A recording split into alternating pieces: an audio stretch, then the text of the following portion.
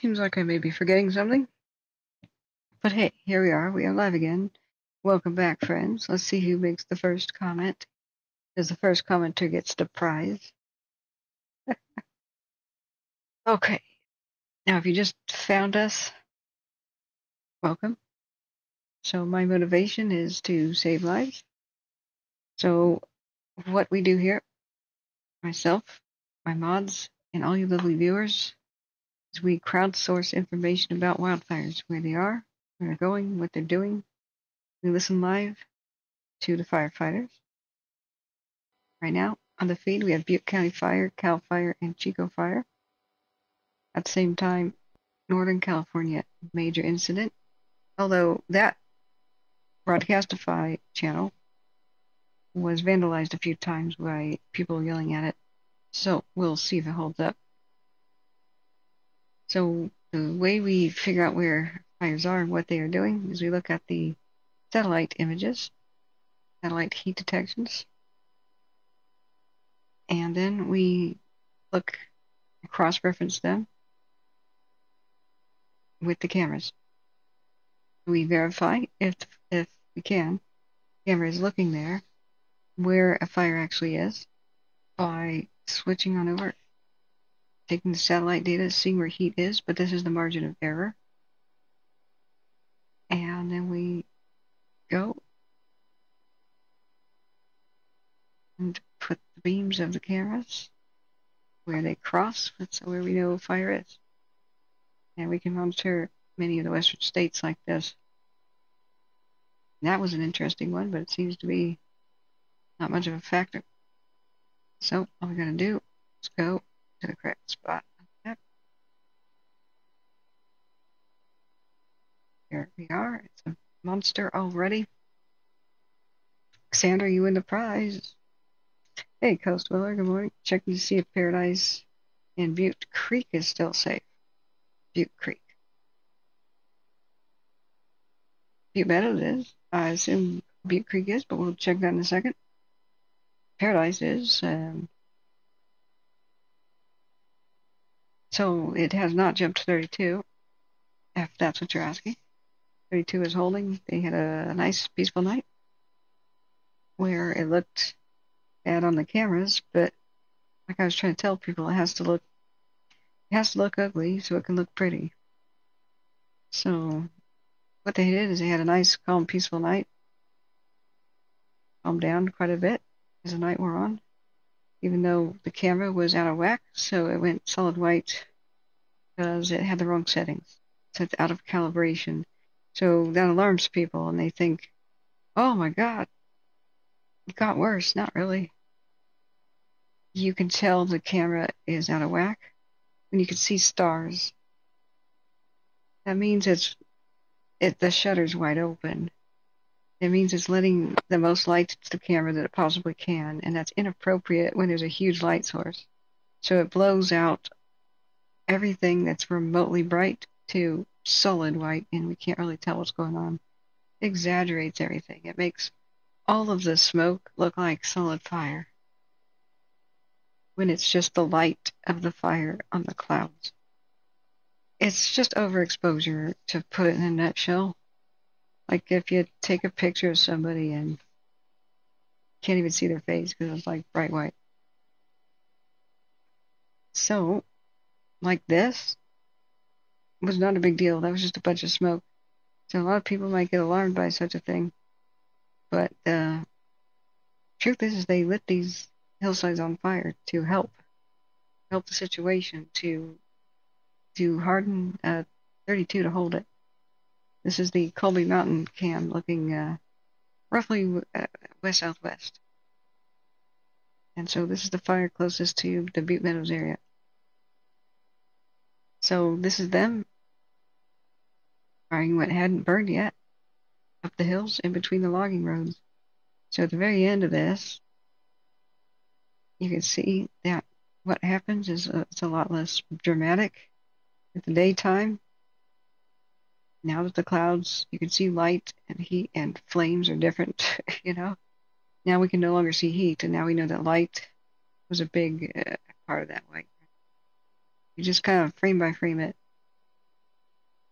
Yeah, it whooshes up, but only in between logging roads. And then once it depletes its fuel there, which is the pine needles on the ground, the pine cones, dead sticks, limbs. I mean, like years of pine needles. It's probably like 6 feet deep. Pine needles in some places where it hasn't really burned before. Not on the logging parcels, but adjacent. But it gets compacted by snow into like just a couple of inches or like 8 foot deep. What it truly is, 3 to 6 in some spots, just depending on where the wind might pile it up and where it gets stuck under things. So I'll thank you, Sandra, for being here, and everybody else too, and everybody who has kindly donated or hit the like button or shared, to help us grow. What we want to do is tell people where a fire is going. We listen intently to the radio, and as soon as they say evacuate such and such place, or the fire hit is heading that way, we get that to the public and we say, pick up your phones, guys, dial everybody you know, let's go. Fire's heading that way. And we're proud to report that in times like the mosquito fire last year, or it was the year before, I can't remember now. Cops rolled up to try to go door to door to notify. People were already packed up and said, "Oh, we're on our way out. Thanks. You already know. We listen to Catherine's channel." So, hey, RJ, thank you for being here. Well, let me give you your prize, Sandra. I'll tell you what you won. You won the coolest trophy thing that has a happy face. There you go, for being first. Remember, guys, hit that like button. So it was a really awesome night. This is how it went over by Butte Meadows and whatnot. As soon as it consumed all of its pine needles and stuff, by the way, don't worry about the trees. Mature trees, when fire is not that intense and it hits them, they'll survive this way. All that ferocity is mostly brush, like just bushes, pine needles, dead stuff. Not every tree will make it, but the older and more healthy, the better. And this protects it from later. If the fire got big and wind driven and hot the heat of the day, this prevents them from being incinerated. So as bad as that looks, this is saving a lot of trees. And this is why people freak out at night. This is what the camera makes it look like when it's not calibrated. That's the reality. Hot smoke at the bad camera setting. Reality. So I tell people, unless you hear a bunch of chatter on the radio like, oh my god, it jumped. If it's quiet on the radio, the fire gets bright. It can be as bright as it wants at night. It just shouldn't move. Or it should move very slowly. That's the best thing you can see. If it doesn't move at all and dies down, chances are that was a firing operation. So, we watched on the other cams too. That's our current view. Now here's East Los Molinos, where they have completed dozer lines from basically Chico to Red Bluff. Looking really good. I am really not concerned for those areas. So the East Los Molinos cam was looking, let's see, which direction again? Yeah, to east-northeast. So what we watched last night is that's a dusty spider web on the lens. Yeah, that's freaky. So here it's coming to the northwest, just slowly and steadily, just kind of inching its way, creeping along the ground. Once again, it's basically just hot smoke. The actual flames, tiny on the ground, and just burning up grass and stuff. So it's just bright to the camera because, once again, bad calibration. So in reality, makes it self-apparent at dawn that, yeah, that's what it was doing. Occasionally it found a dead tree and bush to do, but look behind it, like it's just burnt up grass behind it. Nobody wants fire to approach their community, but if it has to, this is what you want. A creeper. It's pretty much moving at the speed of snail. Somebody in a walker could, an old lady in a walker could probably outpace it. That's awesome. So they kept saying on the radio, even though they did a precautionary evacuation of the Dale station, that was just so you didn't have to worry about getting people out if a very unlikely worst case scenario occurred. It's just mostly to give them space to work. It's important to stay evacuated. Because today, there will be weather, there will be heat, there will be a lot more activity than now. Don't get a false sense of security. Don't think that this is what it's going to be like in the evening. Whether or not the town is safe depends on people staying out of it so they can work. I should say, community. It's not like you have a Walmart over there, right? But this is just a creeper. If fire's going to approach your town, you want it to approach like this. Not the roaring monster it was on day one, right? Now, the other communities were not that fortunate. We have to keep that in mind. So here, these oak trees, still alive, shrugged off the fire, and most of these over there will too. So they worked really hard last night with lots of dozers, helicopters over there, and it's just creeping along. So that's exactly what we wanted to see. Other people doing replays might think, oh my God, it moved quickly. That's 6 hours and it barely gets through this part of the canyon. So that was great. Hey, JCC says back in the fold and found you again this AM. Yeah, good morning. Been live for 12 hours and 12 minutes. I'm about to post an update video, which I kind of flubbed a little bit, but hey, it doesn't have to be perfect. So people can watch a standalone summary about what happened last night. Action News Now has got our back, and in 20 minutes we're gonna tune in with them. I want to share you their link, by the way. This is their Facebook page. They had a morning update, but their morning update was only an evening update, truthfully. So don't need to ever apologize. I'm a perfectionist. You're right, there's no need, but I want to. I would like everything to be as pro as a real live studio. I do.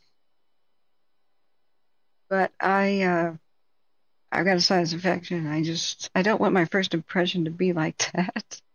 You know what I mean? So what I'm going to do is two things. First, I'm going to tweet that I'm live.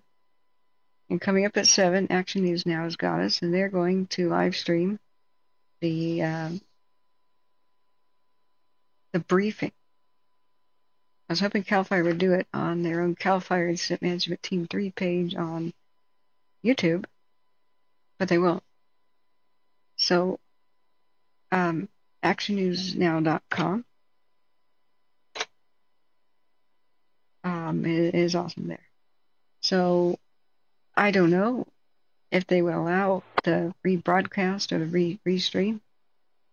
I just hope by sharing them that they won't mind, because I don't think press conferences are supposed to be copyrighted. I think there's a general sense. It's not like I'm a journalist. I've never taken a journalism class in my life.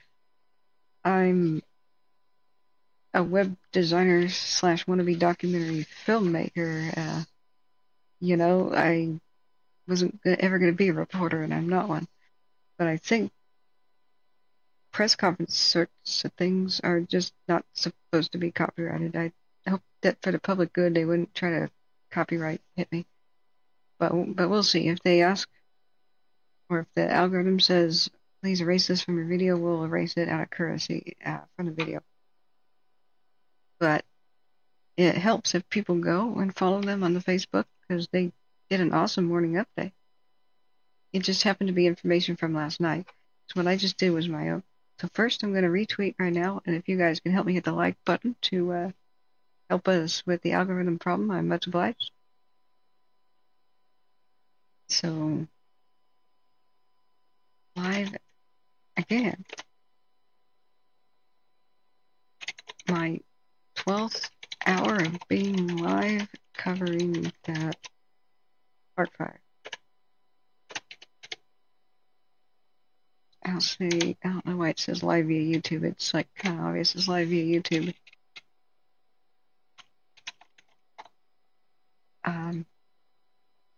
If I nap, my mods will guide people in chat.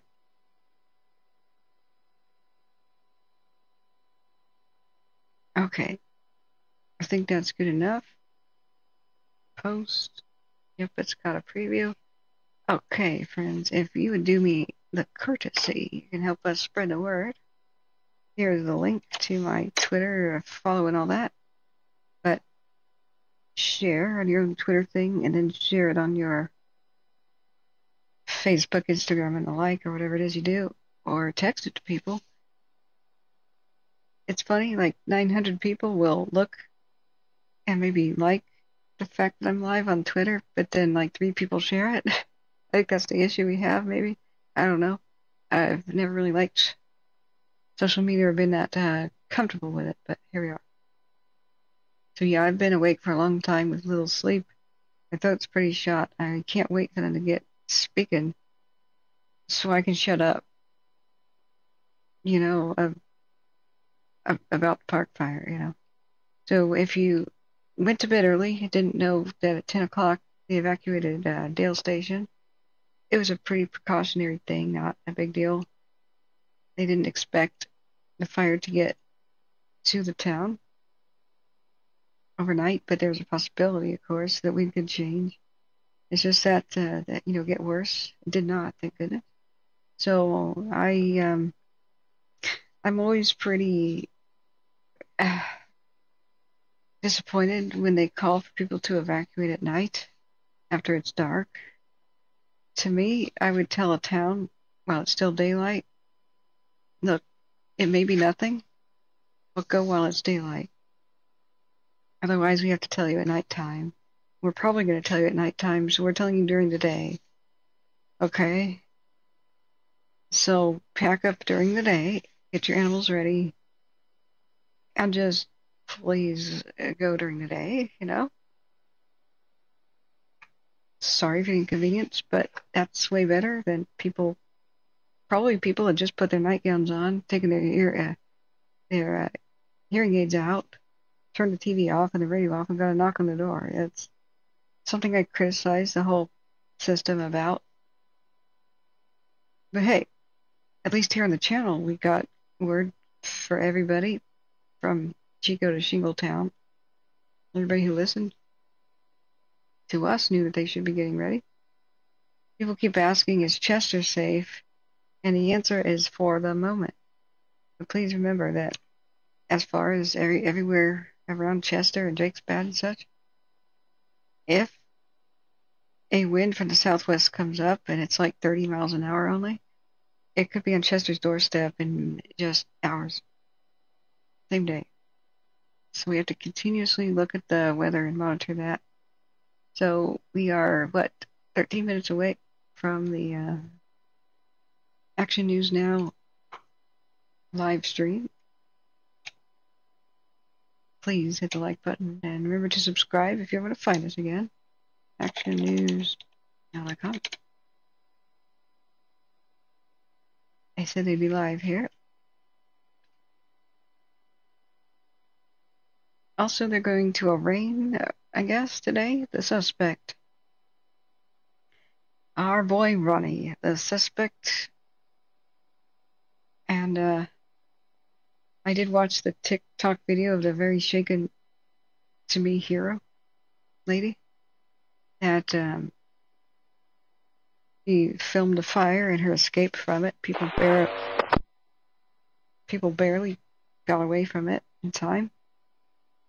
And she took a picture of the suspect just casually strolling away from the fire, and that is exactly what you guys should do. If you see something, say something. You alert the authorities. You take as many pictures as possible.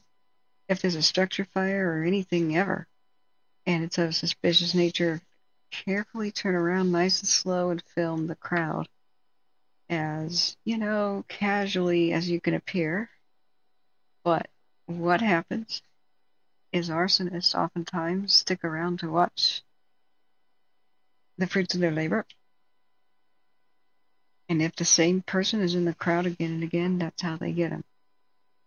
Or just any kind of image helps. License plates, making models of vehicles, even a picture, something in scale, like a pencil or a pen next to somebody's footprint in the dirt or their tire tracks. Just think about it. Just think about it. Let law enforcement do their job, but notify them right away. Anything, any suspicious people, vehicles, or behavior, because they're out there. Arsonists are one of the few people that'll light a fire and not care who perishes or what happens. They're a rare kind of criminal, but they repeat their behavior until caught. And maybe they're just sick and they need help. It doesn't matter the reason, but they repeat their behavior. Most arson crimes are committed by somebody who's already committed an arson crime. They can have quite a huge string of fires that they've started over time before caught. Sometimes we only know about a couple, but they have a lifetime career. So it's not only that you could protect your family, your neighbors, your community for a couple of years, but actually you're protecting the state overall, and maybe other states, and many other people and other families for the rest of that person's lifespan. To stop an arsonist means probably to have prevented hundreds of fires, big and small, of any kind. So, right, the suspect. I have to be fair. We are a place that there's innocence until proven guilt. It's actually pretty bad in the countries that don't have that. There are some countries that are, you're guilty, you have to prove it, you're not. That's pretty bad. There are places like Russia that have something like a 94% conviction rate because virtually everybody charged with a crime ever gets convicted. If you think about that, how much power the state has, how much any cop has over you, oh my God. We are lucky to live in a pretty free country. Don't ever take that for granted. So, but freedom isn't free. You gotta fight for it, and it takes citizens. Don't just be a civilian, be a citizen. But let law enforcement do their job. It has worked this way. Really awesome citizens saw the proof and, pled guilty professor guy whose supposed motivation during the Dixie Fire. Let's see, is there a watch light button? We'll be starting soon. He went behind the firefighters and tried to light fires behind them, so they got trapped and killed in the Dixie. That was his apparent motive that the law enforcement announced. And so, the only reason he was caught, I mean, it's hard to tell with a massive fire like the Dixie whether or not somebody's doing such a thing, or if it's just spotting, right?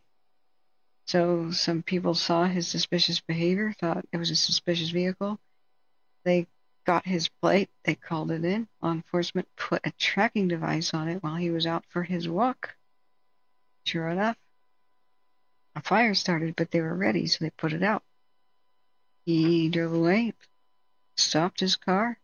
A fire started after his walk, and he drove away, and they put it out. So they caught him starting many. And that usually could lead to quite a long, lengthy stay in prison, excuse me. Don't ask me why he only got 5 years. That's infuriating. But it depends on the judge and the jury. But that's what we want to happen, is concrete evidence. It's really hard to make an arson conviction. Very hard. But if you have any kind of photographic evidence, it gets much easier. It's much easier if they can track them and catch them in the act. If you ever wonder, like during, for example, during the Arrow fire by Copperopolis, we're waiting for the morning briefing, guys. It'll start any minute. During the Arrow fire, we listened live and later read a news article that it said, I see, we're not buffering, I hope, okay. The news article said that, let's put up a cam for a second. We got 5 minutes. I'll just play some cams. The news article said that police caught him stealing mail, and he was going up to loot places near Copperopolis during the Arrow fire, right? He made it past the roadblocks, and he was getting people's mail out and then trying to break and entering, right? Don't be mad at that. That was a sting operation, guys. They watch from a distance with thermal imaging cameras and stuff. Every vehicle creates heat. You can't really hide that. You can't hide your own body heat. And they watch, and they have drones and stuff. They had a drone live on the stream here the other day during the park where they were on a manhunt for somebody at Magalia. And so they said, hey, can we fly a drone on our manhunt? Are we not going to interfere with the firefighting? And they go, oh, okay, go ahead. They are very good at catching people. Please don't stay behind and think you need to protect yourself from looters. Like, they've gotten really good at this. So what they did is they let somebody pass the roadblock, caught him in the act, and boy, did they catch him in the act. These two losers, I think it was a team of brothers with the Arrow fire. Mail theft, that's a federal crime, I think, because mail goes across borders. That's great.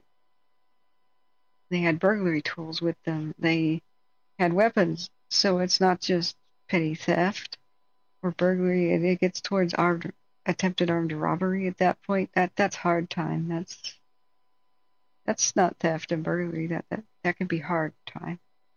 And they also brought a whole bunch of drugs with them, like a huge amount. It was perfect. So they're going away for a long time.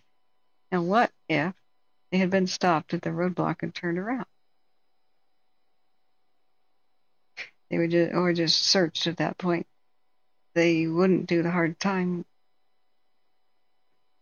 because just having a weapon without a permit is not that bad.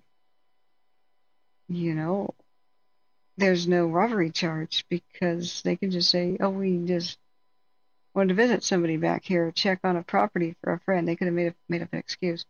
But when they're actually caught in the act, everything sticks. I don't know if this person's going to be convicted, this Ronnie person, for the park fire. I don't know. Because there's no video of the act that I know of. Some of the cameras turned and looked pretty quickly at it. The thermal camera on Chico may have gotten the best view, but it was a little bit after it started. It's unknown. Maybe somebody will come forward. But he could make all kinds of excuses up, come up with excuses with his attorney. Like, I thought there was water down there, so I just tried to roll the car downhill to extinguish it, and it was an accident. I really hope that is not something, that occurs, but you know how attorneys work. At least, while he's in jail, he can't do anything else. At least, until the trial concludes, he can't do anything else. I don't think they'll put him on bail because he'll probably disappear, honestly, with how angry people are. They'll probably not give him bail it to A. His prior rap sheet, which is so disgusting I can't really say it on the air. Sexual assault of a minor. I think it was burglary too. I can't quite recall. Or armed robbery. I don't know. I don't even know why he's out in the public, but I'm sure more will come to light. Okay, 6:59. Let's see if Action News Now has us. You can go watch it there, but I'm going to watch it for myself here. But please do patronize Action News Now. Where the main goal is right now, and where that fire is most active at now here in Tehema County. It's most active in the northeastern direction, kind of in Mineral and Shingletown. That's where the head of the fire is burning, and where a lot of crews are trying to get that containment. I was told that about 4,000 personnel are still out here working, trying to get this fire more contained, as it's at 12%. They're working to get some more progress. And like he told me, they're just trying to go on the offensive attack here, as take advantage of that kind of the less hot weather and the less winds as well. So again, Sorry, the press conference part, the morning briefing hasn't begun. If radio breaks in with something important, we'll mute this. I'm not trying to restream. Look at the forecast. Everything. Just please. That's right, Kelly. As you're heading out the door this morning, 60s in the valley, topping out in the lower to mid 90s in the afternoon. Sunny but hazy out there today. Higher elevations starting out in the 40s to lower 50s, topping out in the mid 70s to mid 80s for the Sierra, 80s to low 90s in the northern mountains today, and heating up for the rest of this week. Mid to upper 90s Tuesday in the valley, 90s to low triple digits Wednesday, and then triple digit heat from Thursday through the weekend. Heating up, but the positive news here is that winds are not expected to pick up as we progress through this week. That's decent news for fire danger. Keep a close eye on it, and log on to Action News Now Facebook page for that CAL FIRE brief. When breaking news happens, you need coverage you can count on Action News Now. Action News Now gives you the weather coverage you need clearly and accurately. You'll miss out if you're not watching for the important news happening where you live. We are following breaking news. Shows us how one Chico couple. We have the most local news and weather for you in Northern California. Online, on air, and on the go. Action News Now, coverage you can count on. What if suddenly the Northwest lost all hydropower? Half of our local energy would immediately disappear. 80% of the renewable energy that we rely on would be gone. And our electric bills would have nowhere to go but... Okay, any moment now, they should be starting their press conference thing. That's what I'm trying to restream, not their channel. So they said it would be on right about 7. Yeah, crematorium temperatures are enough to incinerate bone. So somebody's asking how many people in the Dixie died, and the thing is, we may not know if anybody did. We may never know. And because it was enormous, and the times that it ran, like 16 miles in a single night, past, all the way from Greenville to Drake's Bad. Oh, holy crap. Past a volcano. That was record-breaking. Went past 3 solid black lines. Nobody thought Chester was in danger. Did I say Chico? I meant Chester if I did. So, that was a mega fire, making pyrocumulus clouds, 20,000 to 35,000 feet tall. It was old growth burning that hadn't burned in, 75 years or something in some spots. So, what happens is firefighters have told me that sometimes the only way you can find where a person has died is there are no human remains. When I was going through Paradise,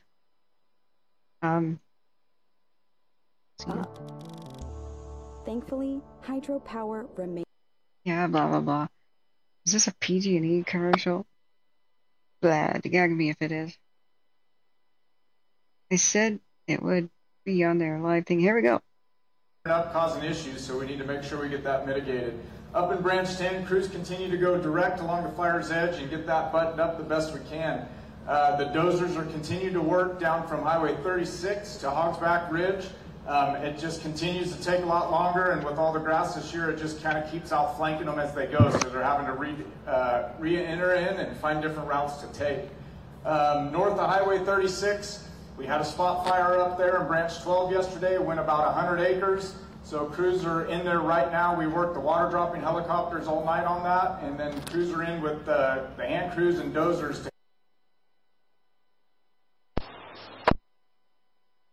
Wait a second, what happened? Hello? Action News?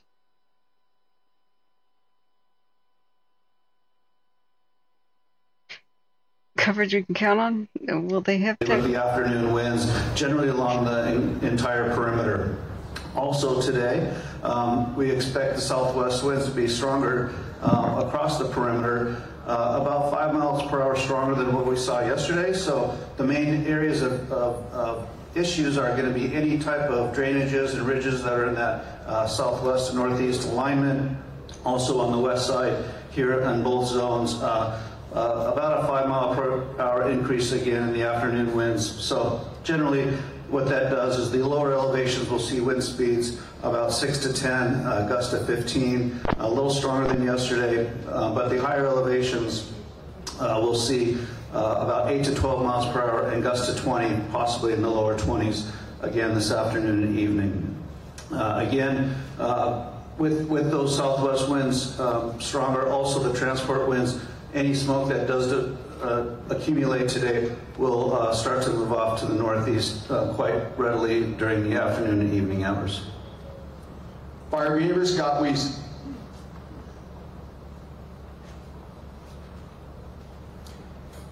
So this is a fuel-driven fire, so I'm going to take some time to talk about fuels this morning.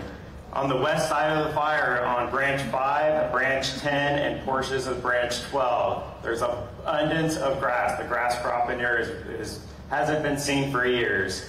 There's lava rock all over the place. The lava rock makes it slow progress for us to get in there and cut line. Moving over the top in branch 12, branch 15, and branch 20, we're getting into more of a brush and timber component. Inside of that timber, there's a ton of dented down. Big piles of logging slash, just a high fuel loading there to help the fire create significant growth. Down into branch 25, we then transition from the timber to the brush and get back into that grass and that abundant grass crop. 2 days ago, people on the fire saw everything subdued from the smoke capping out fire behavior. However, you are not going to see that today. We heard the IMET talk about with the winds and the transport winds moving things to the northeast. So what we're going to see is a longer burn window out there. Things are going to start getting going earlier, probably around 11 o'clock. You're going to start seeing the fire stand up, and it's going to start challenging us. There's a lot of fire open flame out there that you're going to start getting that continuous spotting. You're going to get plume development.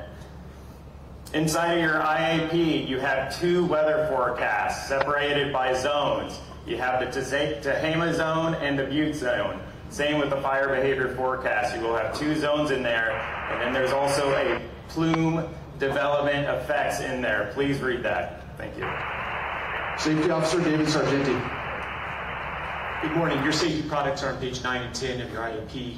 It's the 215A and your safety message. Please utilize those when you brief your crews today and document that on your 214. A couple things we want to talk about this morning. First is maintaining your situational awareness. So how do we do that? We've taken the first step by coming to the briefing this morning. The next step is when you go to your breakouts and listen to the accountability and the plan for the day. And the third is when you brief your own crews on what you learned at this briefing as well as your breakout. So help your crews to understand their situational awareness and pay attention when you're in both this briefing and your breakout briefing. Secondly, driving hazards. You are the leadership on this incident. Some of you have crews that are driving you to your work spot. Make sure you have a conversation with your drivers today. We're maintaining an appropriate speed, which means slow down. And if you don't have a crew and you're driving yourself, check yourself up and make sure you're following the rules of the road and making sure that you're maintaining appropriate speed. Remember, you may be the hazard out there with the size of our equipment and where we're traveling, so recognize that and do that service to the public. And finally, fatigue. Take care of your folks, take care of yourself. What's that mean? Hydration, nutrition, and pace for the day. You're going to be out there for a long shift. Make sure you have the energy and the competence to get through the whole entire shift. You will have 11 safety officers on the line today to support you. We're in the shop right next door. If you need anything, feel free to stop by. Have a great shift. Park Operations, Mark Brunton. Good morning. Past few days we've been dealing with a very large dynamic fire. Proved a lot of challenges for us. Had a lot of good firefighting out there. Met the challenge. The weather the past couple days we've been able to take care of a lot of the issues of the fire, the challenges we've been facing. You heard from night operations, a lot of successes we've been having. You've seen over the past couple days the successes we've been having. The weather's changing. Okay, the conditions are going to get back to more of what we've been seeing the past few days. That's going to throw us more challenges. So today, for our priorities is in the Shasta zone. They're going to continue and finish up their contingency operations they have planned. Tehema in the branch 12 and 15 area, jumping on that, finishing that up so that we aren't constantly chasing the spots and stops there. In branch 20, the priority there in the Butte zone is to complete that firing operation, which will help button that portion up and protect those communities that are at risk.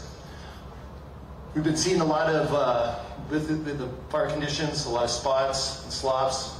Been doing a good job, being aggressive, getting on top of those things, taking care of them from them spreading. Good aggressive firefighting, smart firefighting, and we want to do that. We've been doing a lot of contingencies, placing those. They're making a lot of great progress. We're creating a really good pace model. Today we're going to be assigning a deputy operations that's going to be looking at strategic planning for the overall event, this being a very large, complex incident, so that we can be ahead of it and prepared that if this thing gets up and wants to run like it's been doing in this past week, that we can we'll be ready for that.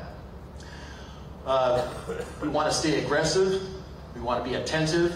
We want to fight fires like champions today. Air Operations, Matt Stanford. Good morning. This morning we'll have the air attack up at 0800, and just be advised we have zoned the fire into the Butte zone and the Tehema zone, so we will have 2 air attacks going up, only one up this morning at 8 o'clock to check the air, and then we'll start 2 air attacks, air operations, so just be aware of that, please. For the Butte zone, we have the Chico helibase with 11 helicopters. 7 of those are water dropping capability, 3 Helco platforms. Also, we have another helibase in the Butte zone, which is the Chester helibase, the Chester tanker base. Has 7 copters, 5 of those water dropping, and 2 Helcos. What's changed in the Tehema zone is we no longer have 2 helibases. We just have the Red Bluff helibase with 14 copters. 12 of those are water dropping, 2 Helcos. The 2 water dropping, night water dropping ships will go wherever they need to go at night. They may be placed here, down here at the Chico Airport, or if there's more action needed, they will be placed up the Red Bluff Airport. We have Copter 606 for daytime hoist. We have Copter 840 for nighttime hoist coming out of Reading, so please plan accordingly. And if you need to look at the 220, it's on page 55 and 56. Have a good day. Communications, Tom Webb. Good morning. Just as you heard from the rest of the group, with a split here between Tehema and Butte counties, we have 2 205s today. It's better than yesterday's only having the 2. So today's command net is command 2, tone 10 or 11, depending on what zone you're in. Tone 10 works the best up in the Tehema zone. Tone 11 works down here in the Butte zone the best. The best is not good. You need to plan accordingly when you're doing your operations.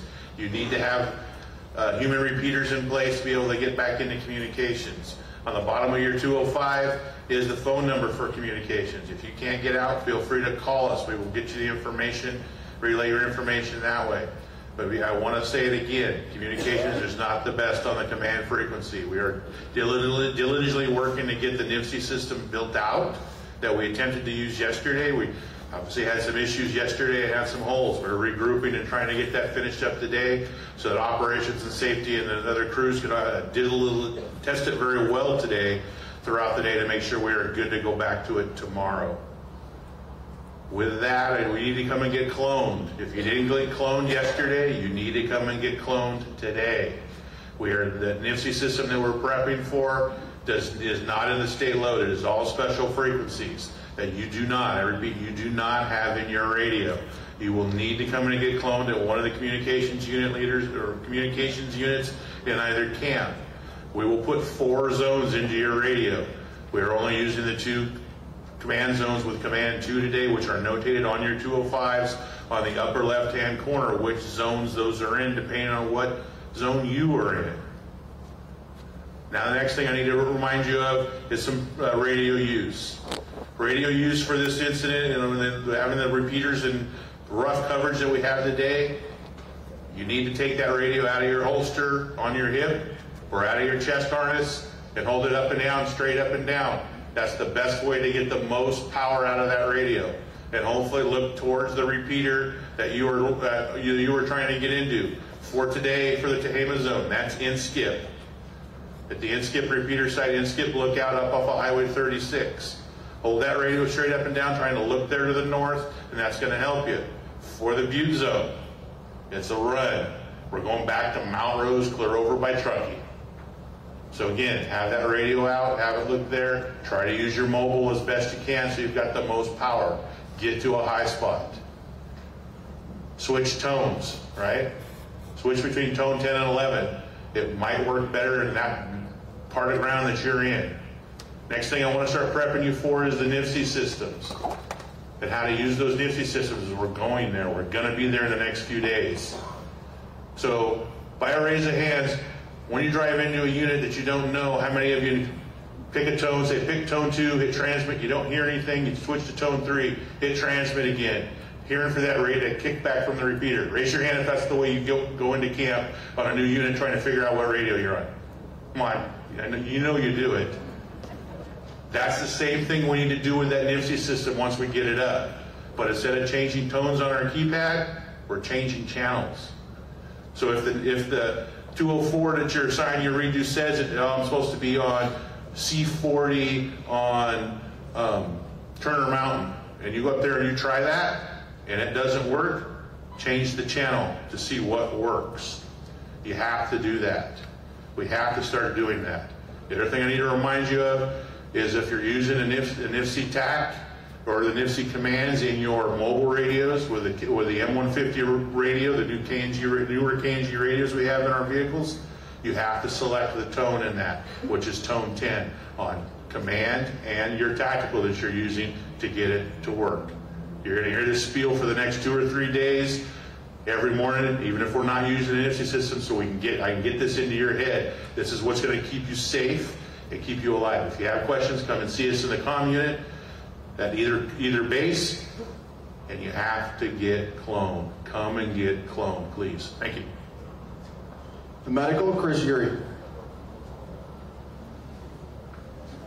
Good morning. Today's medical plan will be on page 59 in your IAP. At the bottom of the 206 is the reporting instructions for any line emergencies. Please brief your crews this morning on those reporting instructions. Go over them with your morning breakouts and your morning briefings. Today we will have fire line medics, EMTs, REMS teams, and the dedicated ALS ambulances out on the line for you today. We do have CalMat in camp if you need any medical supplies or if you have any medical issues. They're located in the air tents toward the feeding area. MERT is also in camp. They're located by the CDCR sleeping area. If you have any issues, you need to come see us. The medical unit's located in the building right next door. Have a safe shift. Logistics, Andy Whitlock.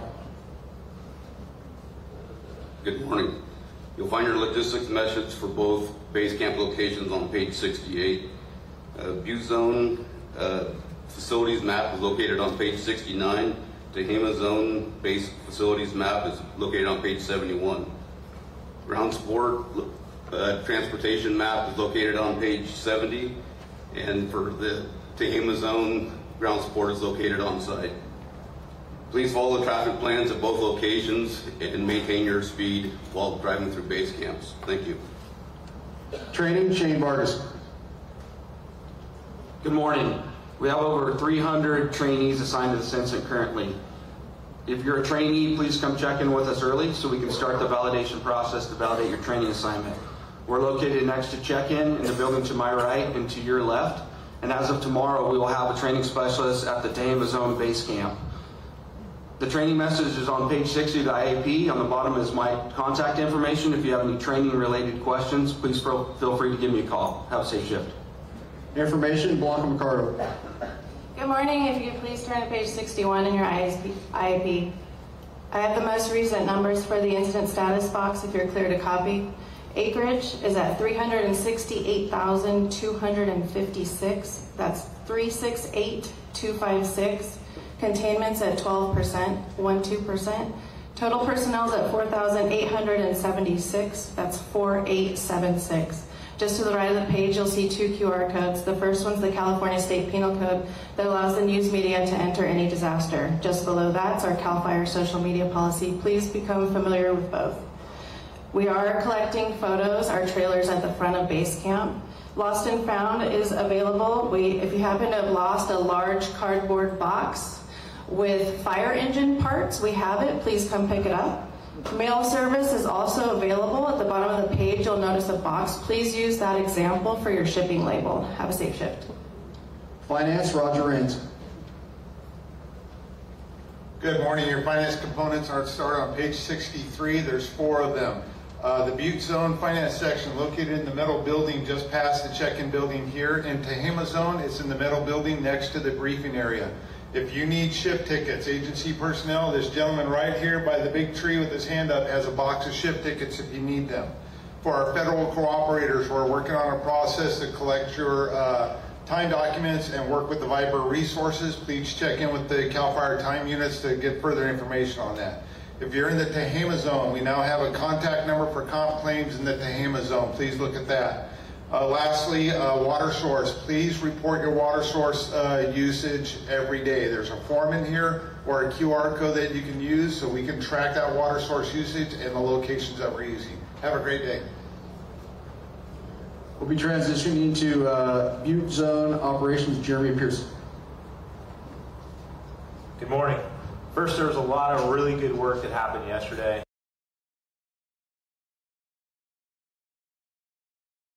Buffering.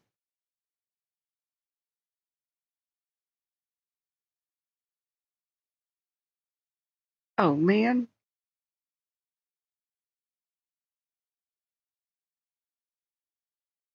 Well.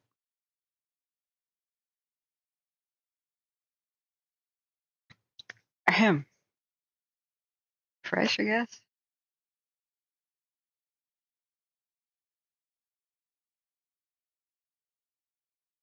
Live newscasting is hard. For our federal cooperators, we're working on a process to collect your time documents and work with the Viper resources. Please check in with the CAL FIRE time units to get further information on that. If you're in the Tehema Zone, we now have a contact number for comp claims in the Tehema Zone. Please look at that. Lastly, water source. Please report your water source usage every day. There's a form in here or a QR code that you can use so we can track that water source usage and the locations that we're using. Have a great day. We'll be transitioning into Butte Zone Operations, Jeremy Pearson. Good morning. First, there was a lot of really good work that happened yesterday. Oh, seriously.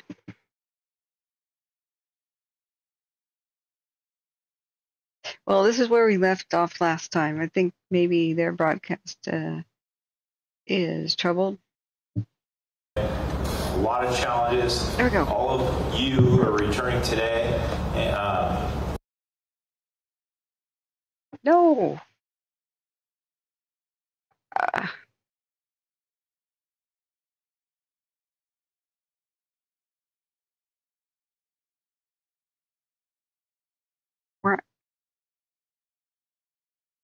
Well, like I said, live video is hard, so I'm sure they'll upload the whole thing to either actionnewsnow.com or their Facebook. I'm curious to see if it's live on Facebook. Maybe it's better here. We've got the dozer line going up that Lassen Trail. So this is a big day to get that done. Please knock it out of the park. Appreciate all of your guys' hard work. Thank you.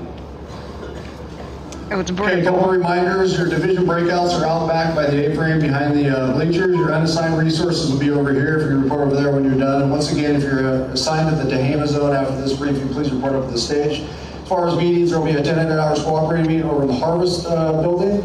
Next planning meeting will be tonight in the same building over there at 1700 hours. Your next operational briefing will be here tomorrow at 0700. And closing comments, Unified ICs, Billy C. and Todd Mack. Morning, good morning. Communication.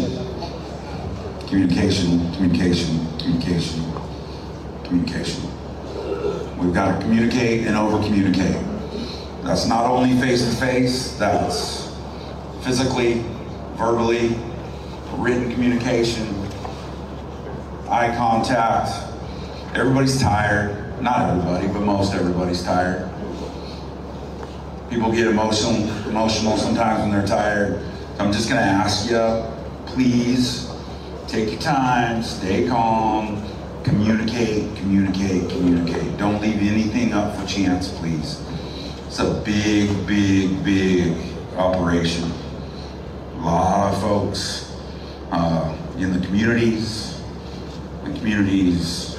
that are not directly affected or are paying attention. Multiple agencies, please take your time and communicate and be respectful. Have a good shift. Thank you. All right, good morning. Obviously, a unified command incident that's adversely affecting 2 counties, 2 sheriff's departments, 2 county fire departments, 2 CAL FIRE units, potentially impacting 3 other counties around us, and multiple towns, city jurisdictions, and multiple residents throughout this entire perimeter. You're looking at 370,000 acres in less than a week. You're looking at nearly 5,000 personnel assigned between the 2 camps now in this incident. There's a lot of moving pieces. Today's theme, obviously, we've got blue skies here at our base camp. The wind is starting to pick up. We're going to have the smoke clear out. The fire is going to gain some energy out there on the line. We need to maintain that rigid flexibility. We'll bend, we won't break. You guys need to stay operationally agile out there today. You got to be able to switch between offensive, defensive, based on the fire conditions and where it's going. Stay aggressive, stay safe. The #1 priority, everyone comes home at the end of the shift. Have a good day. That concludes your operational briefing. Reminder, division breakouts are straight out back. Unassigned resources over here. Thank you.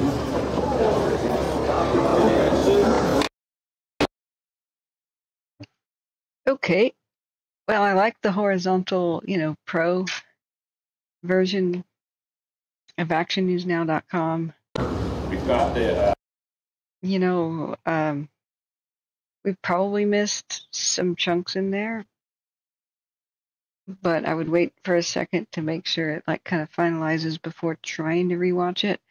I just put in the link to actionnewsnow.com, and do them a favor by, if you have the Facebook, going there and hitting the follow button, and like the video.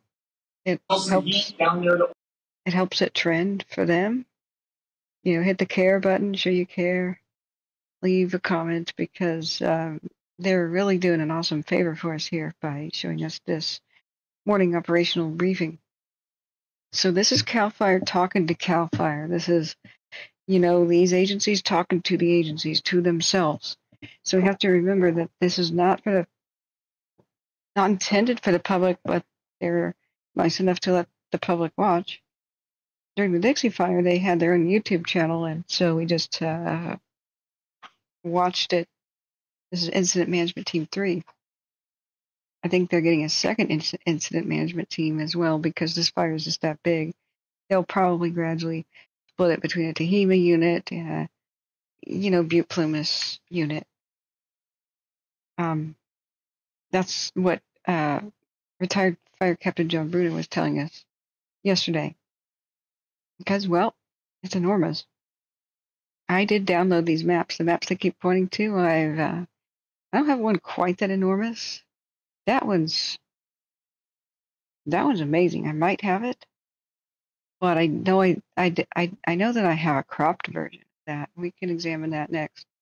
So if you want to know how the night went, it went beautiful. Just regardless of whatever the cameras made it look like, they were doing firing ops during the night. And the big takeaway of this is don't be complacent. And even if you're tired, just take care of yourself, because you've got to be sharp, because today's going to be really, really tough. Tough is, read between the lines on what that means. It means it has potential to be quite bad. So there is good news that the fire just inched closer towards Dale Station during the night. And they kept saying on the northwest portion, and they called for evacuation 10 or 11 o'clock at night, which I don't ever agree with. I think it's better if they want to change their policy and have people evacuate during the daytime, because that's hard to round up your animals and livestock, and we'll do anything at night when it's dark. So unfortunately that occurred, but I do think people should still stay out who are in level 3s and consider getting out if you aren't in level 3, if you have not, because the situation is about to change. It'll pick up early, around 11 in the morning. They're expecting some flare-ups and for it to start to move, or they are expecting the pyrocumulus clouds. So what I'm about to do is upload my 17-ish minute video, which I was trying to do in the background, of my own assessment of what happened last night, like what I'm nutshelling for you right now, because I don't want to have to keep repeating it. I think I'll just keep referring people to watch my 17-minute video, come back and see us live. It looked bad on cameras for people because, once again, they didn't calibrate. Everything looked huge. But as far as the new evacuees, the people of Dale's Station, I'm very, very happy with what they reported as getting their jobs done last night. And the helicopters worked the northwest corner last night. We watched on the cameras. It was just creeping behavior, just moving steadily, but turtle mode towards Dale Station. If a fire is ever going to come towards your community, right here is a 6-hour time lapse.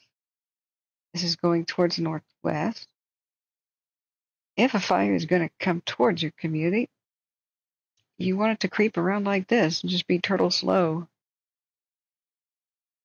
Somebody walking could outpace this fire, or even an old lady with a walker if she got her move on, So it's exaggerated by the light, that's not all flames, it's just light. As soon as daytime breaks, you kind of see that, oh, right, it's not that big of a deal. Fire had already passed over the east Los Molinos camera before. And this is watching it kind of approach, but just nice and slowly and steadily. You see how the oaks and stuff made it? Just, they shrug off fire, This bought our heroes all kinds of time to prep the buildings of Dale Station. I've got every confidence they'll be able to do really good work there, and I'm feeling good about that situation. They'll be challenged by wind later, but look at how much has already just slowly, been burned up. Nice and mild. They were able to just keep looking at it, but keep doing their thing on around 36, because it just decided to take its sweet time heading to 36 this direction. So I'm uploading behind the scenes a video now, and I'm still pressing the buttons. It just uploaded. And YouTube just checked my video for copyright issues and found that there were no issues. So I'm going to hit the next button. Monetization and ads, no thank you. This ad-free experience is brought to you by our our awesome donors, past, present, and future. Please remember to hit the like button, share with your friends and family or anybody who needs to know that we exist. And please hit the subscribe button, and not only helps us reach more people, YouTube promotes the videos that already have a lot of subscribers on that channel. Likes too. They promote videos that trend, so we're going to try to get this going. So I'm hitting the next button. Do I want to add music or anything? No, I don't. Do ad suitability. No, I'm not playing ads, so I don't care about that. So let's just go ahead and put that public and hit the publish button. Probably should have checked it to see if it was messed up or something, but heck. Okay, so it's going to be weird. I always feel weird, but we have to go look at it now to make sure it's not messed up. The video I just posted. Let's see, Ron says, if you want the best info, check out Zeke Lunder, years of experience. The best info. Them's fighting words. I'm throwing down on you, Ron. Meet me at high noon in front of the saloon. Of course, Zeke Lunder is an expert. But he's not live all the time to give people their evacuation information, is he? He's got a day job. He's actually in Missouri, so that's not what we do. We don't teach people about forestry here. We get evacuations information to the public in a timely manner to save lives.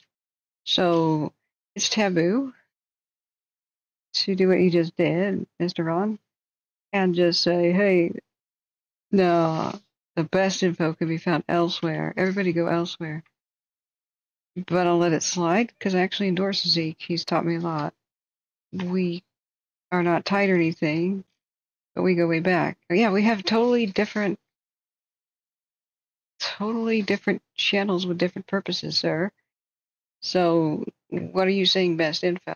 He definitely can give you the best info about forestry and what's burning and what's on fire and what a fire might, where it might go and what it might do. But he does not have a 24-hour information center and tell people their evacuation information long before the officials do.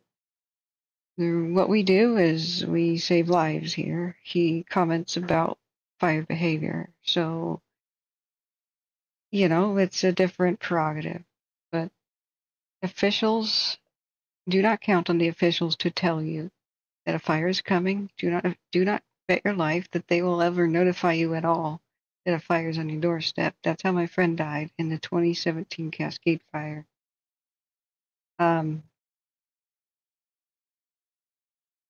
Realistic expectations of firing off. Yeah, do let me know.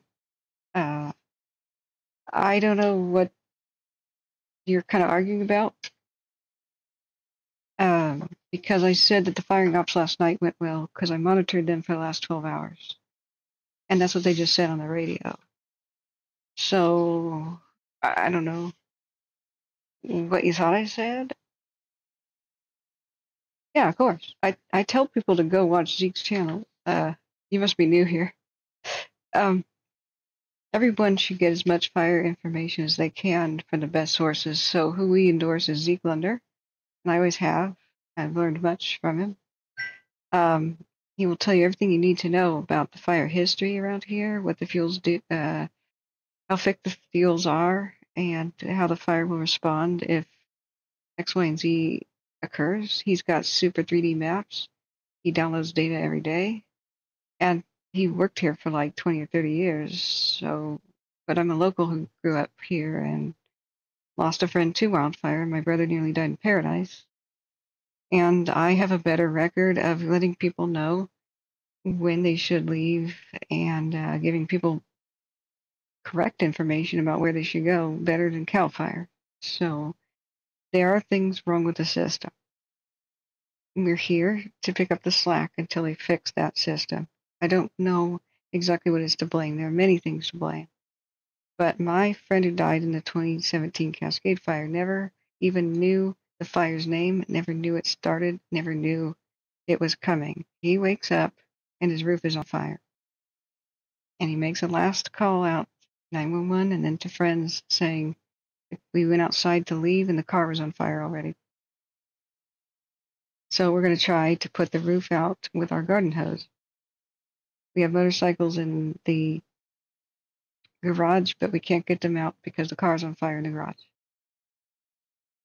So, okay. So if I don't give realistic info, you need to back that up. Tell me what I've said that's not been realistic. From day one, I said this is going to run for Shingletown. Get ready at Shingletown to evacuate. Everyone in between. And everybody at Mineral and Butte Meadows, get ready to evacuate. And also those at Magalia and Paradise. So, was that not correct? Did we not just give people way more time than the officials did to start preparing? What, you can rewind, you go back to my other broadcast. And, no, guys, don't be mean to each other. Don't be mean. I'm accepting a challenge, so I'm just going to see if, see, when people say things like I'm not being accurate, I have to say how. If you can prove it, then I need to learn. I need to learn to be better. If you can't prove it, you're harming my ability to help the public, and I can't just let that go.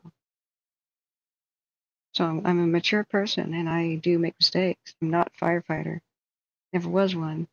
I'm a multimedia fine arts student, which means I have communication skills and visual skills. And when I first started this, I was just providing the official information until I found out that that was getting people killed, that it didn't come fast enough, and there are flaws with the system, flaws that we continue to see happen. Right now, even if members of CAL FIRE or Forest Service want to scream to the public, we think, say, for example, Tahoe needs to be evacuated. They can't or they get fired. They have to pick up the phone and somebody in Sacramento has to approve that based on really old antiquated systems, one of which is called the trigger point system. And the trigger point system says that you can't evacuate this type of population center until the fire is close enough to them. The trigger point is a pin on the map, and where they had happened to put it during the Caldor was where they shouldn't have. They should have told people the moment that the Caldor fire climbed up on Lover's Leap that it was over for South Lake Tahoe. They ran out of time. They did not complete any dozer lines in front to protect South Lake Tahoe from places like high elevation, 6,500 feet of Sierra Tahoe, and the pass up there. I can't think of its name right now because I've been live for over 12 hours. Forgive me, 13. Been live for 13 hours and 13 minutes. Oh man, it's really unlucky. But what we did is we gave people 24 hours notice and said, look, we do things like so. We find their battle maps. And what we did was we saw their incomplete dozer lines, and there was no way that they could possibly complete them before the fire would reach the pass. What is that summit? Highway 50's something summit pass that overlooks Tahoe by a couple thousand feet, Christmas Valley. Yeah, I'll remember that in a second. So, who's calling? I have no idea what you're saying. Anyway, what we did is we called for evacuation of South Lake Tahoe, which was population around 25,000-ish. Once we knew that there would be no way to protect it, that fire would rain down embers all over the town if the wind blew that way, and so you can't trust your life to wind. So we assumed, since it was 3:45 in the morning, that we saw that on the cameras, We studied the battle maps. I consulted with real firefighters. Many of my mods are real firefighters, by the way. On speed dial, I have Captain John Bruno, the retired fire captain of Shasta County, and he so generously said we can call him anytime if we have a question. What we did was we told the people of South Lake Tahoe to leave early because there's nothing in between the fire and them that can stop it now. The last place they could have stopped it was Lover's Leap, a big cliff. And it started to climb it, and they got beyond their lives. So we thought at 7 in the morning that they would call a press conference and they would get on the news and say, South Lake Tahoe, please evacuate. They had only 3 roads out, just like Paradise only had 3 roads out, the best way to go to the south. It was like upside down with South Lake Tahoe. They only have 3 roads out to the north. And so I knew it would be a repeat Paradise, that it would take 20 hours to evacuate that many people in the world's largest traffic jam. And the traffic jam is what killed people in Paradise. And so at 7 in the morning, they did an operational briefing just like this. They didn't say anything about evacuations because their trigger point was closer to Tahoe. So they didn't have permission to even talk about it to the public. And so by the 5 p.m. community meeting happened, it went on for an hour of them congratulating themselves, the Forest Service and CAL FIRE, for working so well together. It took somebody raising their hand saying, are you going to evacuate South Lake Tahoe? And I thought that they would say, yeah, right now, go. And they said, nope, at 5 p.m. that day. We'll let you know if we need to. And I said, holy crap, I don't know what's wrong with the system, but here's another great example. Everybody should go. So we had 30,000 people in the chat at the time. And we got at least somewhere between 3,500 and 7,000 people to leave early. Regardless, at 10 p.m., they called for the evacuation of South Lake Tahoe and tried to go door to door and knock on everybody's door, 25,000 doors, after 10 p.m. when people had already pulled their hearing aids out, gone to bed, turned off the TV, and had the radio off. So that was a mass death event that just didn't happen because the wind didn't blow that way. It took them like 17 hours to evacuate South Lake Tahoe, and that was after we got several thousand people to leave early. I told people to stay out of Greenville, and so did Daniel Kearns during the Dixie, because I used to live there, not in Greenville, but nearby. We had a cabin. Spent a lot of time there, and I knew that they were underestimating what the fire could do. I had seen fires there before. And so they told people to go back to Greenville the same night it burned down. Then CAL FIRE apologized and said, whoops, we made our decision based on computer modeling. There are things very wrong with the system.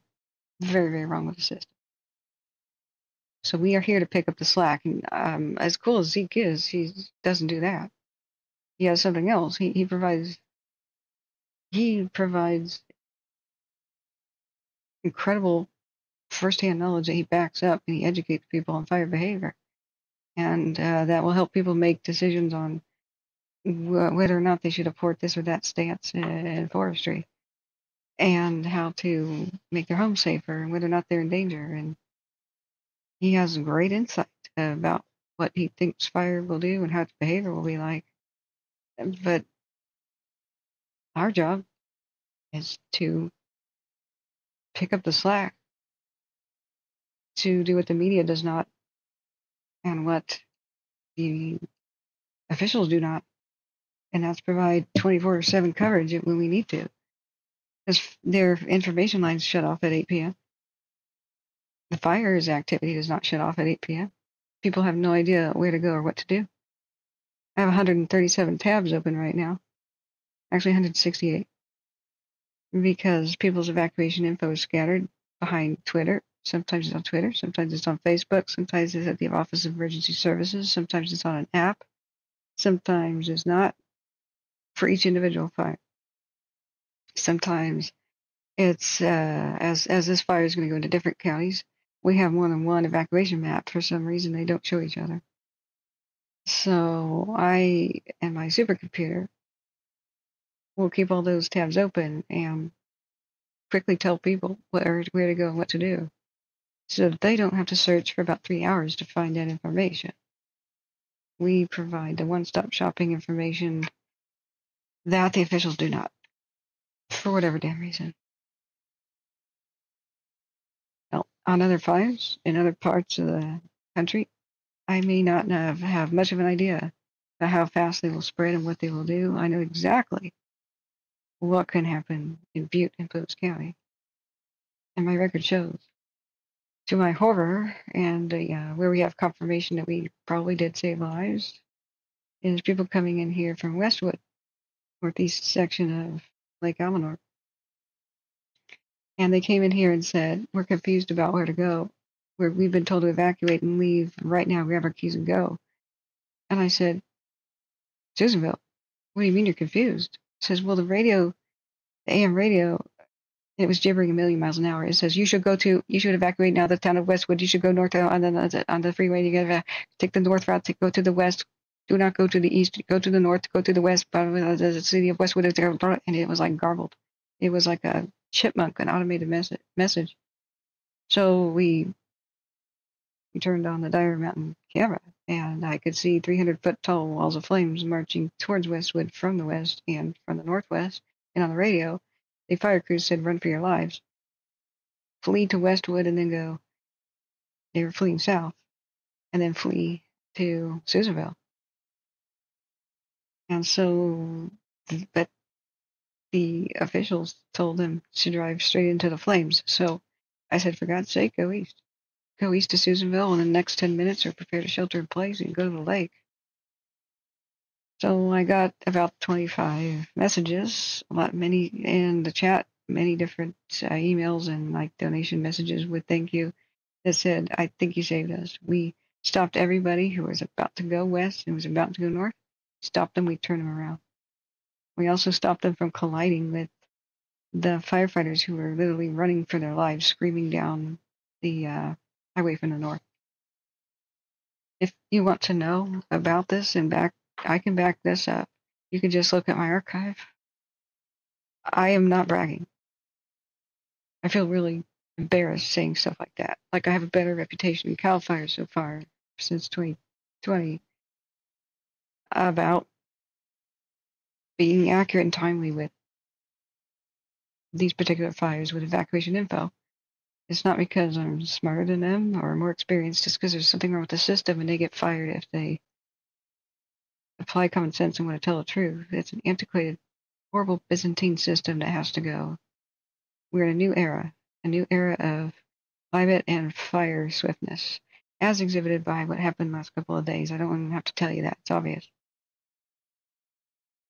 So my reputation is rock solid, and you can't get this information elsewhere.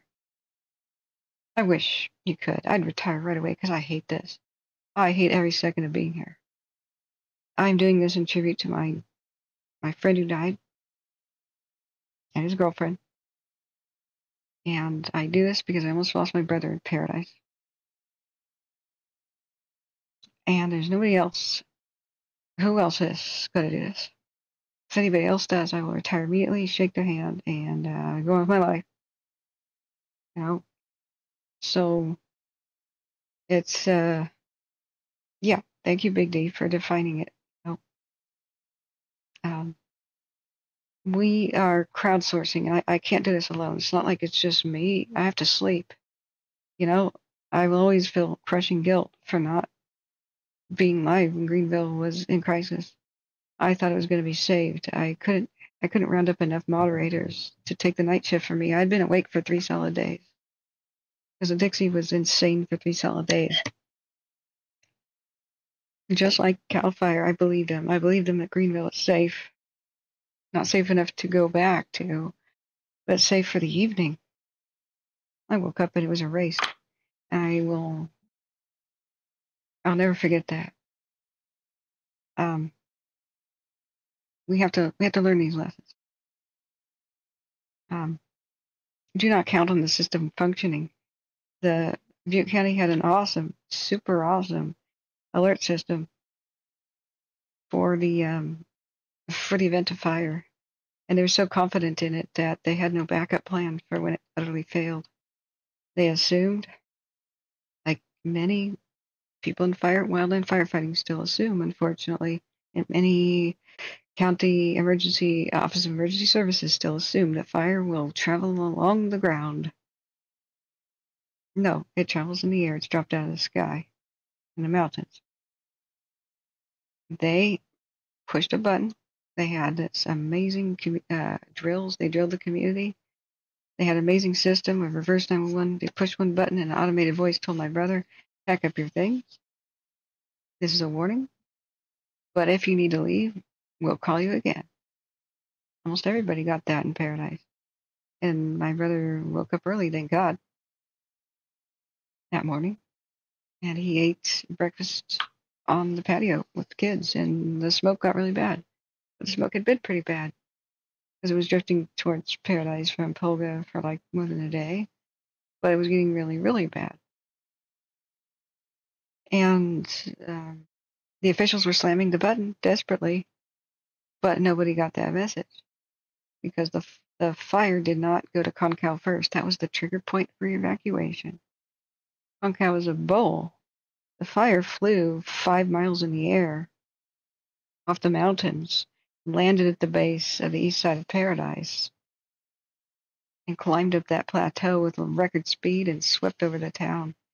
But as it did so, it chewed through all of the telephone lines, destroyed cell phone towers, and chewed the power lines through as well. So by the time the officials hit the button, nobody had cell phone power or a landline service either. Everyone was deaf, dumb, and blind. My brother survived because he did not live on the east side of town. And then, as the smoke got thick, a cop screamed around the corner and yelled, "Run for your life." And neighbors who left a couple minutes behind him did not make it. Butte County had no backup plan. They were so confident in their awesome system that they couldn't imagine a fire jumping this far. Like there is Paradise right there. There is Paradise right there. Here's a line distance. Polga, the fire was approximately there, and the embers landed down there at the base. It's actually 8.13 miles, approximately. It skipped right over Concal.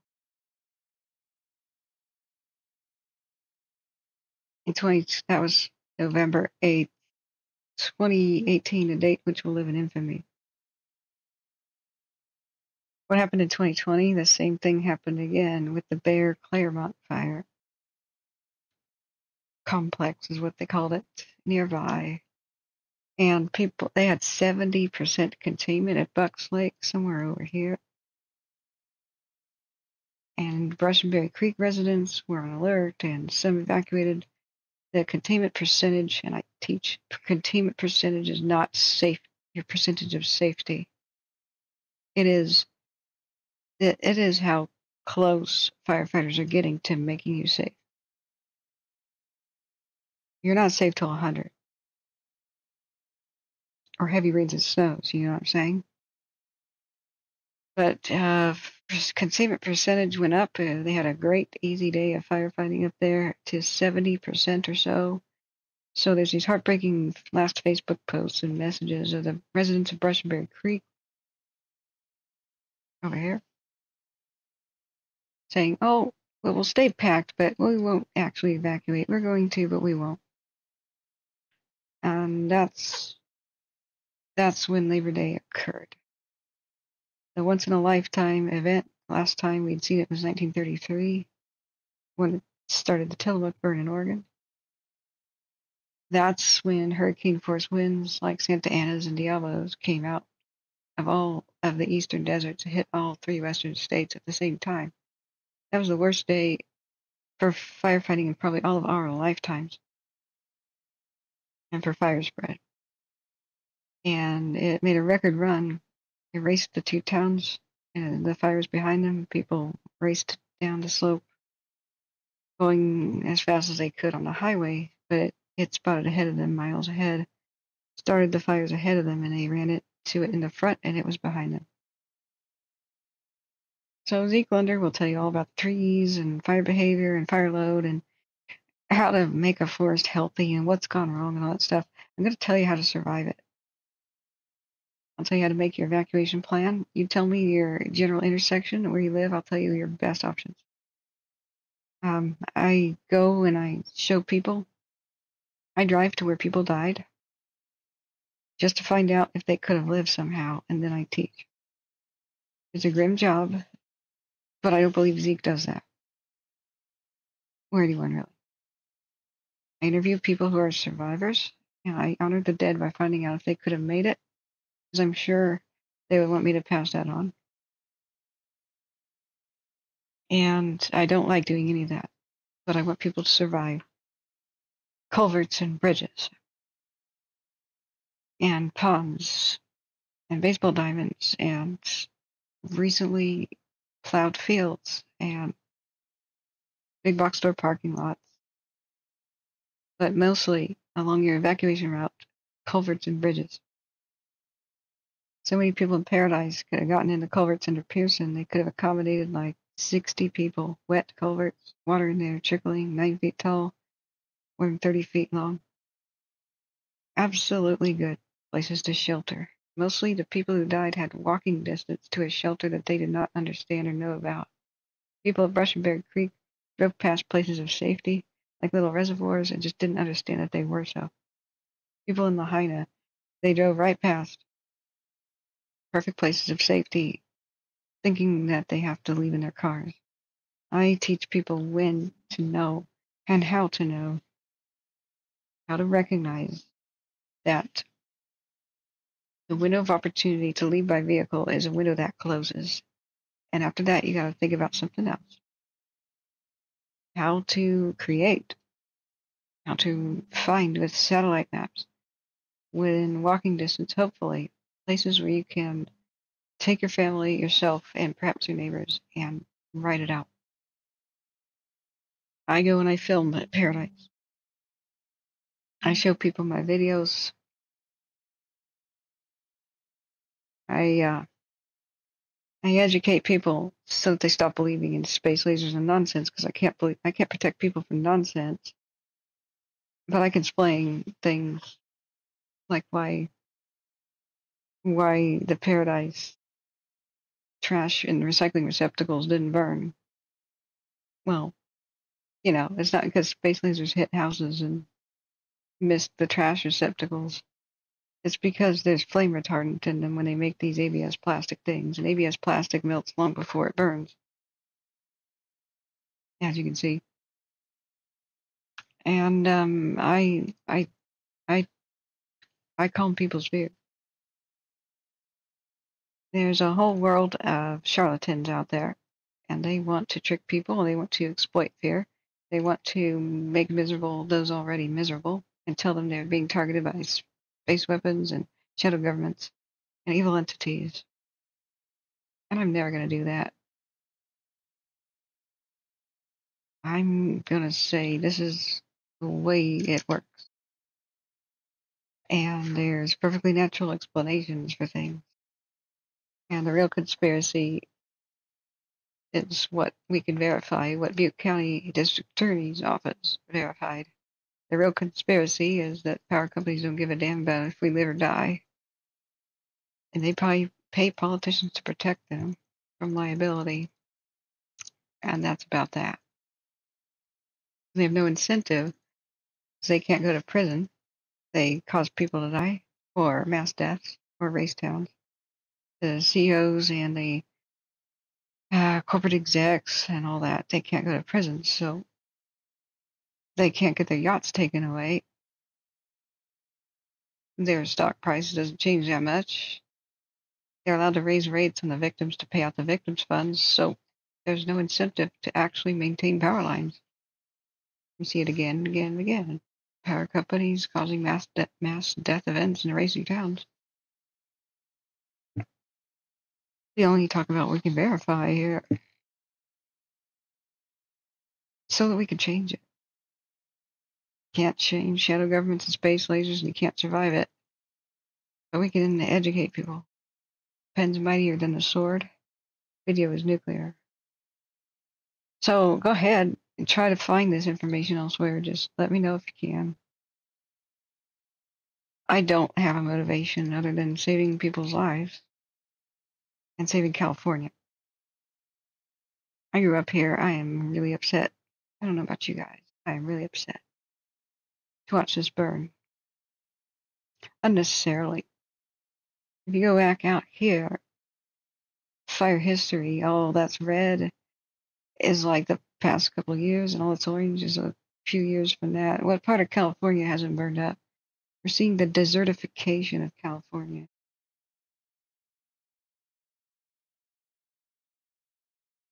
If we don't take action really soon to get policies changed, we're going to look at the California foothills as a new desert with tumbleweeds, because the topsoil is going to wash off, and it will be much harder to ever reestablish.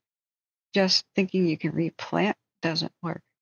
We lost something like 38% of all the sequoias on Earth to wildfire in just a couple of years. Some things have to change right now. In this new climate and new era, we can't have the reckless arson of power companies occurring. We can't have them just not caring, just not turning the power off, even though there's 70+ mile-an-hour winds or 125 mile-an-hour winds. And they know damn well that they failed year after year to repair their lines and to trim vegetation back that's rotting and leaning towards them. Live on my stream in 2020, I said, please, I said a prayer, please, PG&E, turn off the power lines near Shasta County right now. The wind's picking up over there. And the cameras turned, and we had a new fire, and it was called the Zog. And that's when burned people were reported crawling along the road and burned up animals. And a mother and child died in their car trying to flee. PG&E kills kids, kills families, kills communities, kills the elderly, killed my friend. So no, I'm not going to let them off the hook by endorsing space laser or letting anybody talk about that crap. Thank you, TransRZ. So we're going to be the facts-only resource on the fire. Try to find out on the internet, man. It's pretty hard. That's why I respect Zeke so much. He's another one of them. People were joking that myself, Holt Hanley, Zeke Lunder, and a couple of journalists like Craig Philippot and the awesome Daniel Kearns, the retired firefighter or volunteer firefighter of Taylorsville, we were like mech warriors, and if we put our rings of power together, we became one giant mech warrior bot that would fight fire with fire information, and I love that idea, man. So I haven't really personally spoken to the guy. I don't know if he likes me. I don't care. But I'll endorse people because I like what they have to say, whether or not I have personal feelings. You know? I once came into his channel and said hi, and he goes, "Oh, that's Catherine. She has a channel too. Okay, I'm wrapping it up, guys. Have a good day." I was like,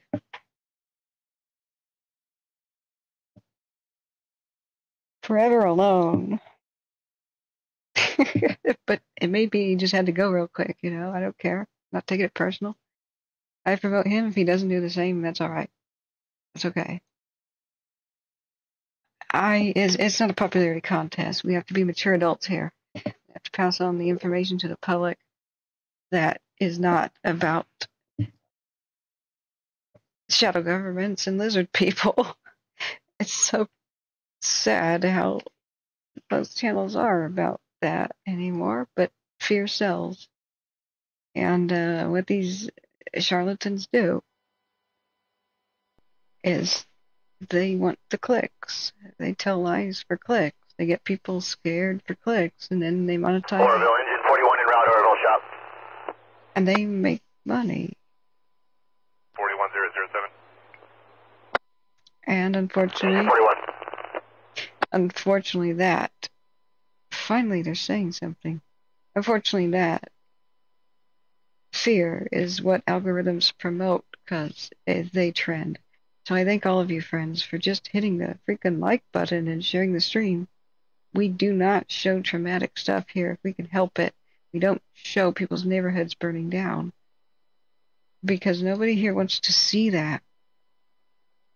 Those who are evacuated, this is your sanctuary. And when 972-0808. the map comes out of damaged and destroyed buildings, I will check them for you. Just tell me, and you don't have to see the pictures. That's what I first did when I first went live at Paradise. And if there's anything I don't understand or don't know, you correct me, please.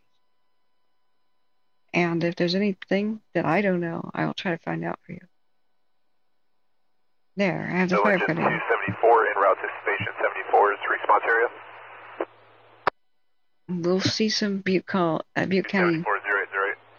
random medical calls. I will try to mute them. Digit 274. For privacy's sake, but you know. We did get some good information. So I hope you understand what the channel's about. I have a reputation I don't have to defend, and it's verifiable. You want to know about us giving the correct evacuation info to Westwood, you just find out the day they called for the evacuation. It was sometime in August 2021. And watch it. I said exactly where this fire had the potential to go. The day this one started, just go watch it. If somebody else did that too, let me know. I'm gonna go shake their hand, but I don't think anybody else did, honestly. I really want to retire. I would love for the government to do this. 24-hour info place. I kind of like those. You know how they fundraise on NPR or for public TV, and there's like a call center. Call in your donations. Our happy agents are standing by, you know, and they have a TV channel. TV would be good. They could simulcast live information center to TV, YouTube, Twitter, everywhere at the same time. Have an official website with one-stop shopping with everything you need to know. But a nice call center for people who are, you know, blind and 104 years old. Who know how to use a telephone but can't be expected to go on the freaking Facebook and make an account, you know? That's what should happen, but it does not exist. Hey, love you guys too. But I do want to please express too that we want to welcome people. Branch 20. Bravo Kilo training. On command. Okay, I think that's two channels talking at once. Let me see. Yeah, it's both of them. Hang on. Which one should we turn off? Which one sounds the best?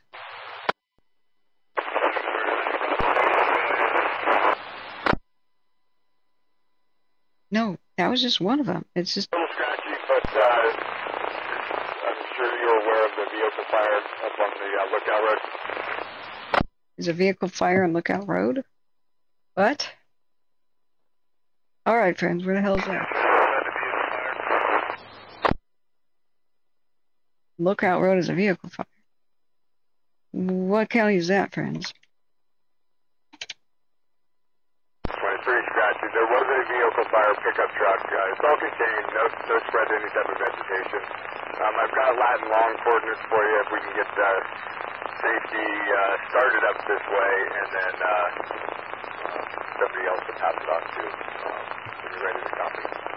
Yeah, Latin long, please. Yeah, go ahead. It's going to be 40.156 by 121.5130. It's going to be on the Lookout Road, and it's going to be near the deer contingency break along that road system. near contingency break. Well, dang. At least they said it wasn't.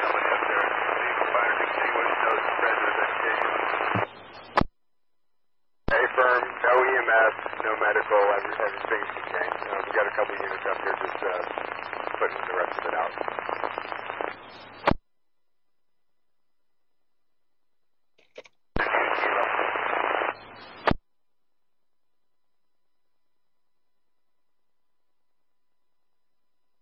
Okay, what I was trying to say and spit out is, please, even if you're mad at somebody who might come in and say, other people know better or whatever, even if it's not really relevant, it's really weird. A lot of people come in and say, I shouldn't teach firefighting. I don't. You know, like, who are you confusing me with somebody? Because I'm not a firefighter. Yeah, well, I don't teach firefighting. Okay. You know, like even if it's kind of weird like that, well, that seems like it was extinguished. He said no spread to vegetation. We'll still plug in these coordinates. Guys, I've been live for coming up onto 14 hours, so bear with me. But when people come in like that, absolutely remain welcoming, even if it's kind of, you know, against your first reaction. Because I'd rather convince people to stay and learn than leave. I'm here to help everyone, even if they don't like me and I don't like them. They're a human being, right? So this isn't a defiant, please don't try to like defend me by attacking anybody else or even having that vibe. You know what I mean? Or challenging them in a way that like they go, oh my God, and like leave. You know, it's it would be. I appreciate you helping me try to convince them, because it seemed like that was a drive-by. I mean, only subscribers can talk here, but some people will sub in and sub just to say something. RJ says Catherine Cal Fire should hire you to set up a system for them. You're damn right. Hey, I'll take that challenge. I'm actually ready to approach somebody about that. I have put up with all this crap for far too long. I have ideas about just creating a new, at least a communications system. I do not know how to. Information showing about 10 Alpha south of Colin. That's correct. For a plane exchange. The live morning briefing is over. Oopsie. It's Butte County Audio. Let's put an hour count. I should get a widget that shows how many hours I've been live so that people cut me some slack. I don't know that I'm going to sleep today. The fire's going to pick up at 11, guys. So if you have to go and get on with your workday 11 o'clock, that should be when the gates of hell start to open. Now, what we were about to do right before that interruption and detour, because remember, I have ADD and lack of sleep here working against me. Even if I do have a nap, my lovely mods are ready to take over for me and connect people with the information they need, and we will go 24/7. It's unless this evening is supposed to be super quiet. I think we should try to round up mods for a 24/7 stream right now. The last 2 days were the rest days. Do not expect the fire to be like the last 2 days. Expect the dragon to roar to life. Okay? Did you watch Game of Thrones last night? Okay, what Vermithor did? Okay, no spoilers. But what Vermithor did was wake up and smell the coffee. He got woken up and he was unhappy about being awoken from his nap. That's what the fire will try to do today. It's an unhappy dragon. It was snoozing for the last 2 days. So it's going to be earlier than normal fire behavior. So it looks like, yeah. Thanks for saying amen, RJ. But I actually do have, I've made my notes and my observations about the flaws of the system, so I have designed a new one. I will start pitching it. I have a few people in mind that in the private sector might develop the system. It is not acceptable for firefighters to ever be out of communication with each other, no matter their location. They need high-speed internet everywhere. The public does it too anyway. It'd be a lot cheaper to put high-speed internet all over everywhere than pay all these crazy search and rescue things and mostly find people dead. I've been taking notes on all the problems.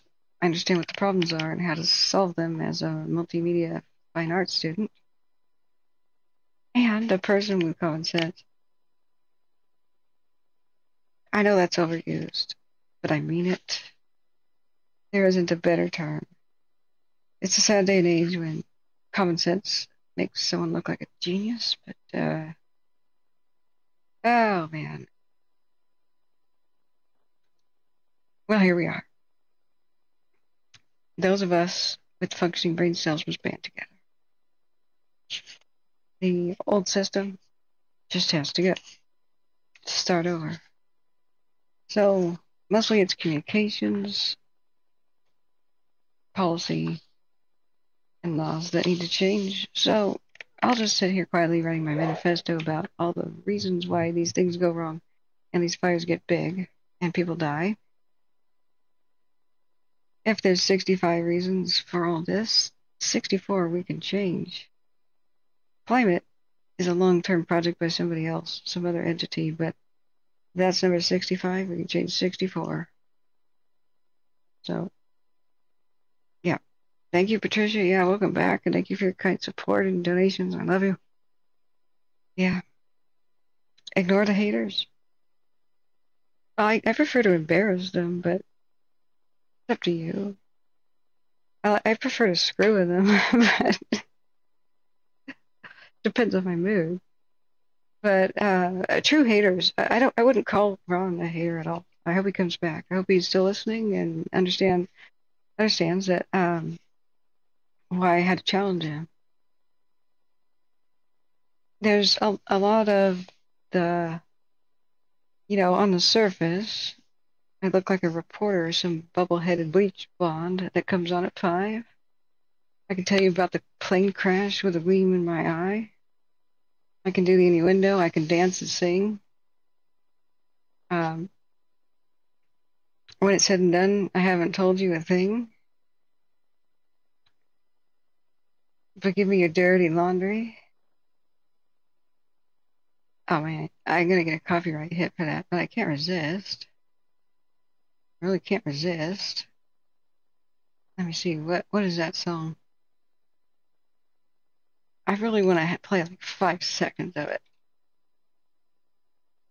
Don Henley's the man, dude. If you don't know about the song, I'm gonna play 5 seconds of it and then link it.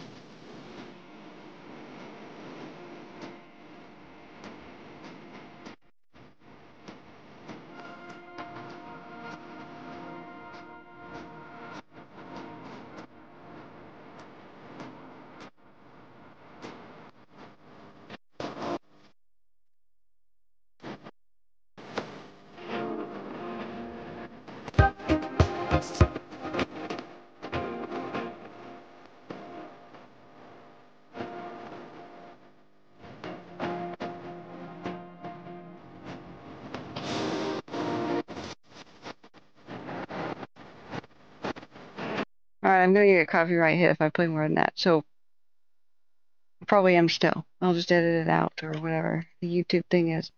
What happens at 11 a.m.? That's a good question. I wanted to explain to people that this was the evening fire behavior, nice and easy. They reported that their firing went awesome on the radio. So I also uploaded a video, and I was about to make sure it was decent and take it down if there was like an audio problem. But we just watched. If you wanted to go back and watch it for yourself, it got troubled actually. The Action News Now, and we're very grateful, went and showed their 7 a.m. Briefing. Anyway, what that song is about criticizing the media, you know. So if somebody confuses me with a reporter, I get it. Like somebody who's a bubble-headed bleach blonde that comes on at 5, and she can tell you about the plane crash with a gleam in her eye. It's interesting when people die. They left dirty laundry. But I can't play the whole thing, of course, so I get a copyright hit. So I understand people might confuse us with that in the beginning, but that's not what we do here. There's nobody else who do what we do here, so I don't know what to compare.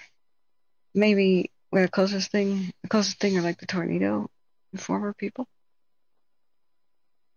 See, I had no idea that those people existed, like Ryan Holyoe and those people who are real weather experts, and they monitor radar and they tell people when a tornado has just touched down or which places should take cover.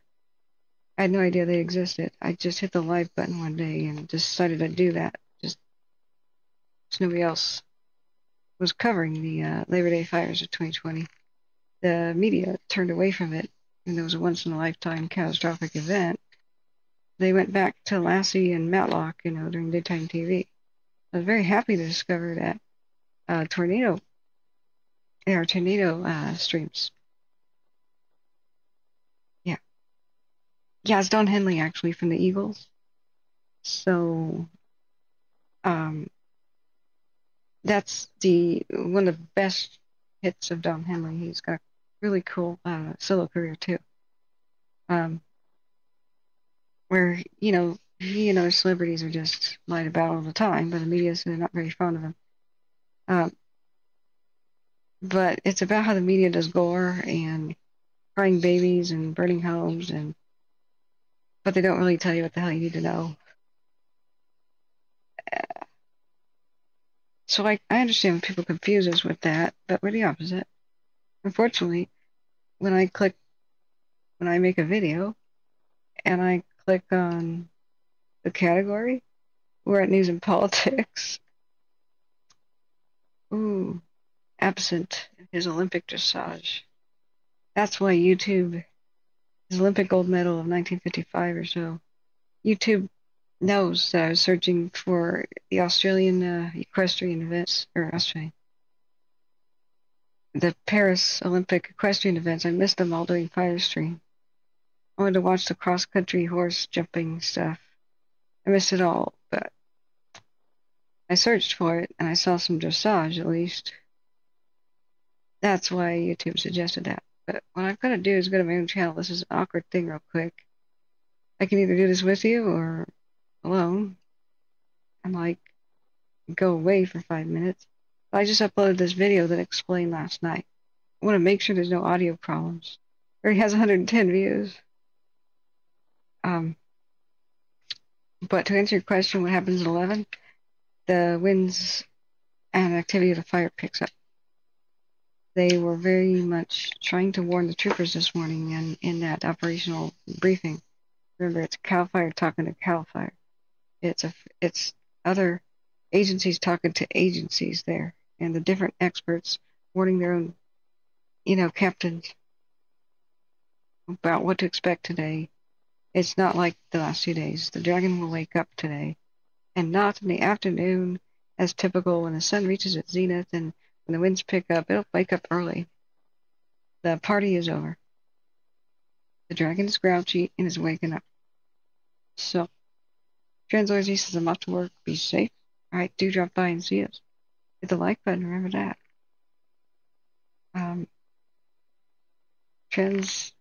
Translator says used to be way better at guessing at the music. Oh, that's okay. ZZ Top's awesome too. I wish I could play them too. Yeah, you're right, Big D. Emergency response agencies are running out of frequencies, and the old school mountaintop towers need to go. But if we move into satellite comms only, quite an issue with that, because there are now weapons in space. We have a space force, if you can believe it.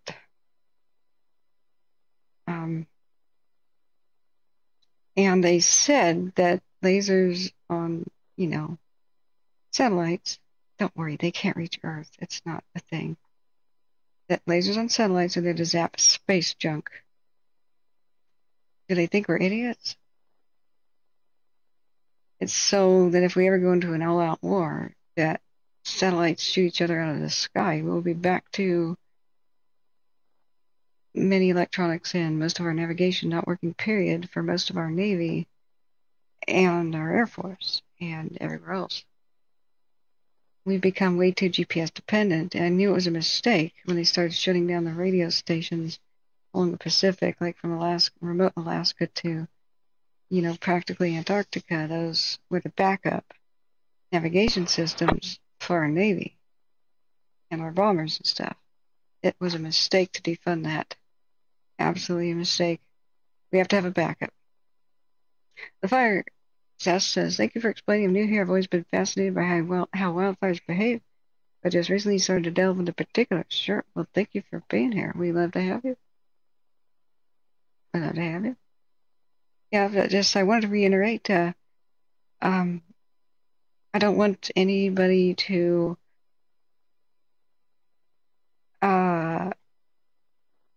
when there's normal people who come in. I mean, we're not talking about true haters, like true obscene, nasty people. We just evict them, But when a person comes in here and is a bit offensive, but not like that's not their purpose, and they'll come in and say, I don't know anything or whatever, gently inform them of their error to try to coax them. I sometimes have lost my cool when people passive-aggressively drive-by comments, and I regret that. I should have been cool. Because I don't get mad that people don't like me. That's okay, don't like me. I probably won't like you either if we met. That's okay. We're both Americans, though. We should help each other in crisis. That's all right. Expecting everyone to like me is that's not rational. I encourage everybody to help their neighbor and fellow man, especially if you don't like them. That's how you define virtue. It's easy to help people you like. God pats on the head those who just do good for the sake of goodness. There's all kinds of inspiring Bible quotes or something that are inspiring no matter what your religion is. Just about, it basically says that it's easy to help those you like, but true virtue is helping everyone. That's the whole point of the Good Samaritan, actually. People really misunderstand that story. But let's try to include and convert. Yeah. Let's try to include and convert the skeptical rather than do anything to chase them away, because everyone needs his knowledge. If you get it anywhere else, I'd tell people to go somewhere else. Yeah. Right. We don't hate anyone. True, A-Squirrel. We simply want awareness of the biochar improvements available today. That's A-Squirrel's thing. Yeah, that's pretty fascinating. I know nothing about plants, but that looked cool. But right now, I need to check on this video. So what I tried was a new thing. This is where we simply want awareness. Wait, now it's a live stream. Oh, where's the new video? Oopsie. Oh. Good morning, friend. Yeah, my audio sucks. I need to fix that. With your kind donations, though, hopefully we can get my audio's problem sorted. I may have to hire a pro, but this is the new video. Go and like it if you want to. I have to make sure there's nothing terribly wrong with it. So,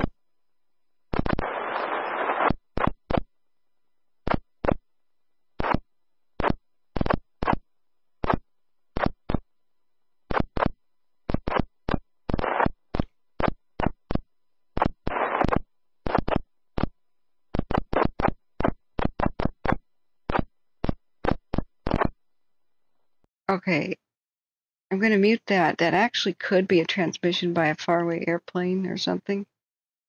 Will advise on status. Engine 41033. But that's... Engine 41. That's nuts. Okay, we're going to mute Northern California Major Incident, and we're going to turn on Butte County Fire, Cal Fire, and Chico Fire. We'll switch between these as necessary. I need to make sure this video isn't messed up, so I can either take a break and watch it myself, or we can just watch it together and you can critique this, you know. This is the, what people need to know is about what happened last night, that things are looking quite good with the amount of progress they've made. It's going to be a tough day, though, so if you are on level 3 and have not left, really consider doing so. It is not going to behave like it did the last 2 days. Some people have already come in and had the mistaken idea that they're going to get this one. I'm sure of it. No, my God, no.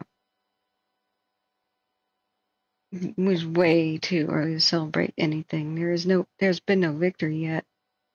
No victory yet. Period.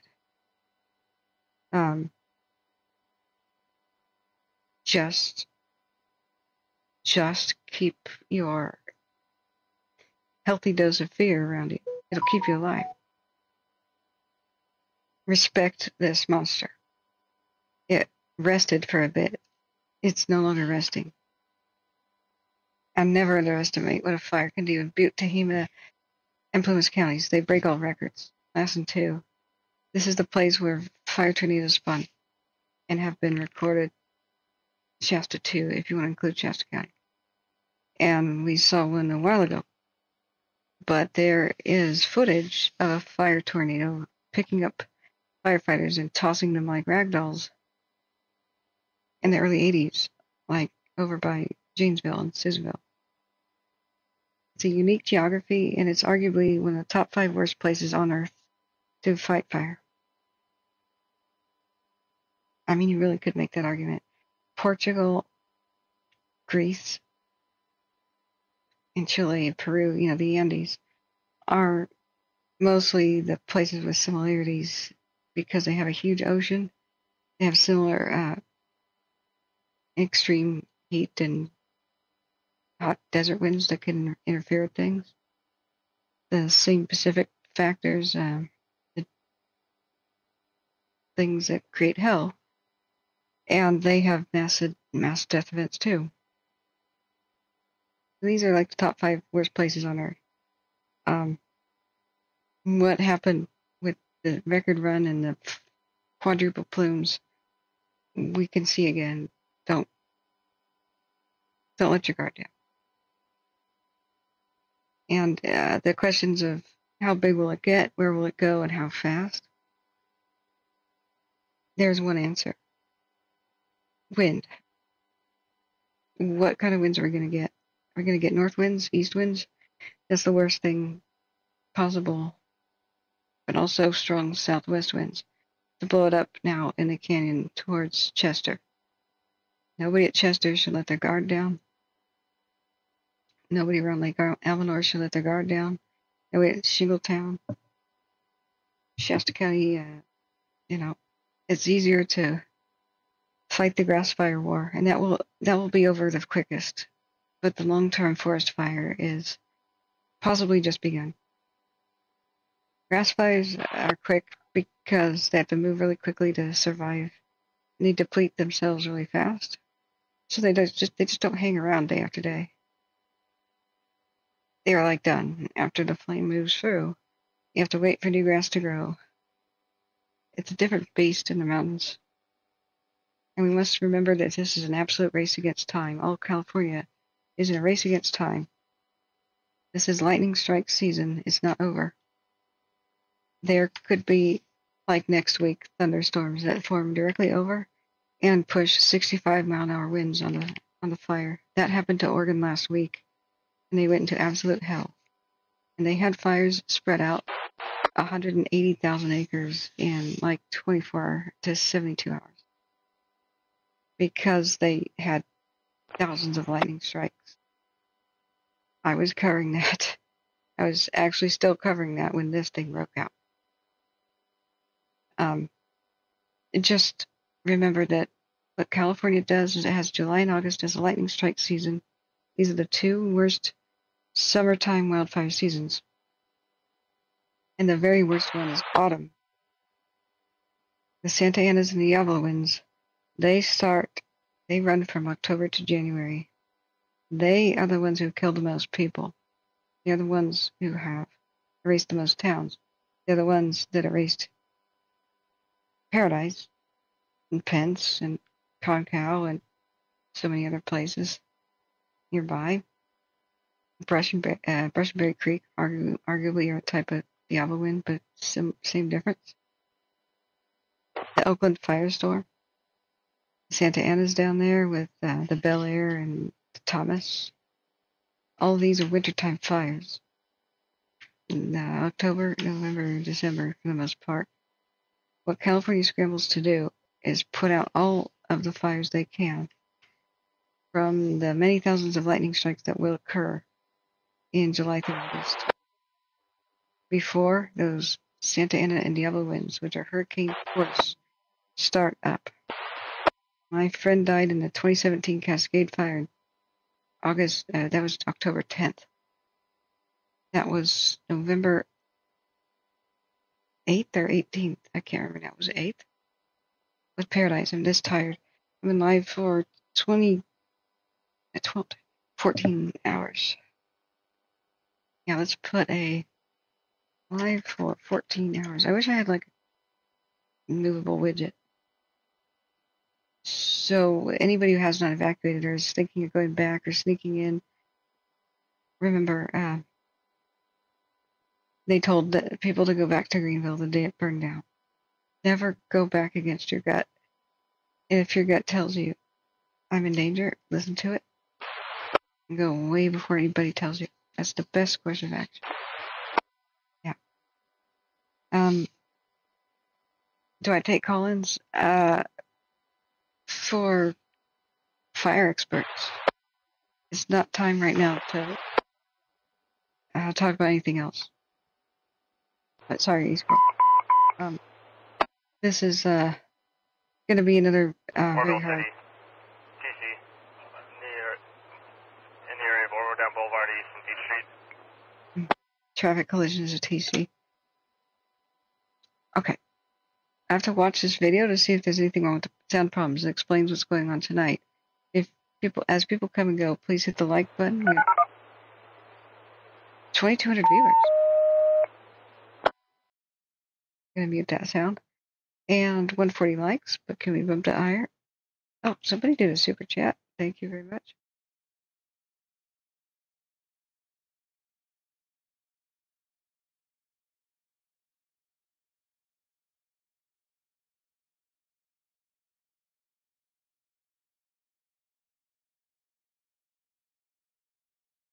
All right, that is a traffic collision at Oro Dam Boulevard down in Orville.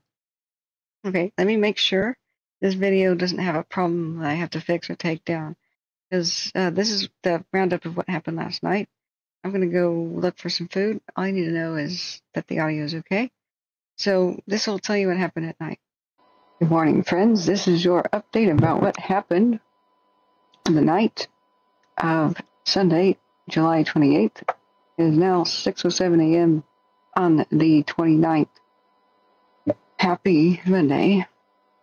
So here is a 1-hour time lapse of the Colby Mountain 2 cam. And I tell people, don't worry. At night, when it's a very calm affair, there's a 12-hour time lapse, and you suddenly start seeing bright flashes and big solid white. Excuse me, it went nuts there. That's probably because they are firing. And that means they put fire in the landscape on purpose. Try to hold 32, which goes up to here, towards the northeast, to the right this way. And this is what you want. You want it to burn while it's calm and peaceful like it was last night. We've been listening to the radio, and they said the firing went well everywhere. Just remember, fire looks exaggerated on these nighttime cams because white is not only fire, but it's heat and smoke that's hot and light itself. So the truth of it makes itself known in the morning. Oh, see all the pink? That's the fire's light reflecting off its own smoke. So that went well everywhere that we heard. We also watched on the cams. Let's see. The fire move closer and closer to Dale's station. And let's do a 12-hour time lapse of Los Molinos East. For a while, it just sort of looked at nothing. And then it went and pivoted. And we saw it slowly but surely going towards the northwest, towards Dale's station, approaching from the southeast. But nice and steady in a very calm and orderly fashion. We saw helicopters working throughout the night. They helped the day shift. Kept making dozer lines all around 36. They had not much to report. They just shuffled their units around, assisted each other, and there were very long periods of silence on the radio because not much really happened. Some of the crews are sleeping at Manton, and they will get up and go back to work in the morning. Another one was reported as being pretty tired and spent. But like I tell people, light exaggerates the white of infrared. It's light and hot smoke. As soon as the morning light hits it, it's the same view. But you can now see the real story. It just crept along the ground. Pretty low-key. Nobody wants fire to approach their town, but if it does, that's what you want. For it to approach in the cool of a calm night. I copy, direct. Or the calm of a cool morning. So the other things that occurred were pretty standard. We got the mapping plane out at after midnight. They came out with their new maps, and now we can see where the dozer lines are and where they are complete and where they are not. So this map, I don't really have much of a zoom control here, but the To Protect, Concal, Centerville, Magalia, Nimshu, Lovelock, and all those places, up to Inskip, there is a dozer line alongside 32, which is here in the red. All the pink is where they have dozer lines under construction, excuse me. So these are complete here and here, all around Momo. Where it says R, completed the road as a line. So these roads that go out to the woods, 32 itself. Got some lines under construction over there. They prepped the road, fired that last night. We got dozer lines protecting the Jonesville area. Layer upon layer of dozer line protecting Butte Meadows, and more under construction. In the pink, these blue letters are drop points for their helicopter drops, and it's a crying shame that apparently the crews around here never got their dinner and worked 48 solid hours at least without food and fresh water. we must do better. We must do better than that. That is a crying shame. We must recognize the sacrifices of our heroes. I don't know if it was any better elsewhere, but that's awful. So right here on 32, as it goes north and curves, they have more desert lines under construction. But this road here, prepped and good. As we go north, there's more desert lines under construction over there. Up here, this is the Lewis-Tehema county line. You can see where 172 meets 36, some desert lines under construction. Contingency group over there. You go to the west, over here at 36. This is the road. It's 36, the red here. And we know that what day before yesterday, it pushed over 36, and they are working really hard to just circle it and keep that little bubble right where it is, over by the, I think that's the ranch area. And they did call around 10 o'clock last night for the evacuation of Dale's Station. And see, I can get to the right spot here. There we go. When I'm not zoomed in, it's hard to orient myself. It's not particularly labeled on the map here, but everything is going well. It just crept over towards it. So you can see they've got lots of dozer lines on top of dozer lines, and line around that little spot, which I think was in skip cameras, if I have to guess. Over there, dozer lines protecting Red Bluff, totally completed all the way down. Tehema, Los Molinos, completed. Road prepped, dozer lines just in case, completed. Everything's looking pretty good down there. Down at Richardson Springs, at Chico, black line from the, what was that, big Chico Creek area, all the way back up to due east of, I think that's Vena. Try to guess that's Vena. They should label more things, but this is your general idea. Now, they are really going out of their way to protect places like Mineral and Chester. They are going up deep into the forest to put desert lanes over by the intersection of 36 and 172. But this has been the brightest active spot. You watch it on the Colby cams. Don't worry too much about the brightness during the night if you do your replays.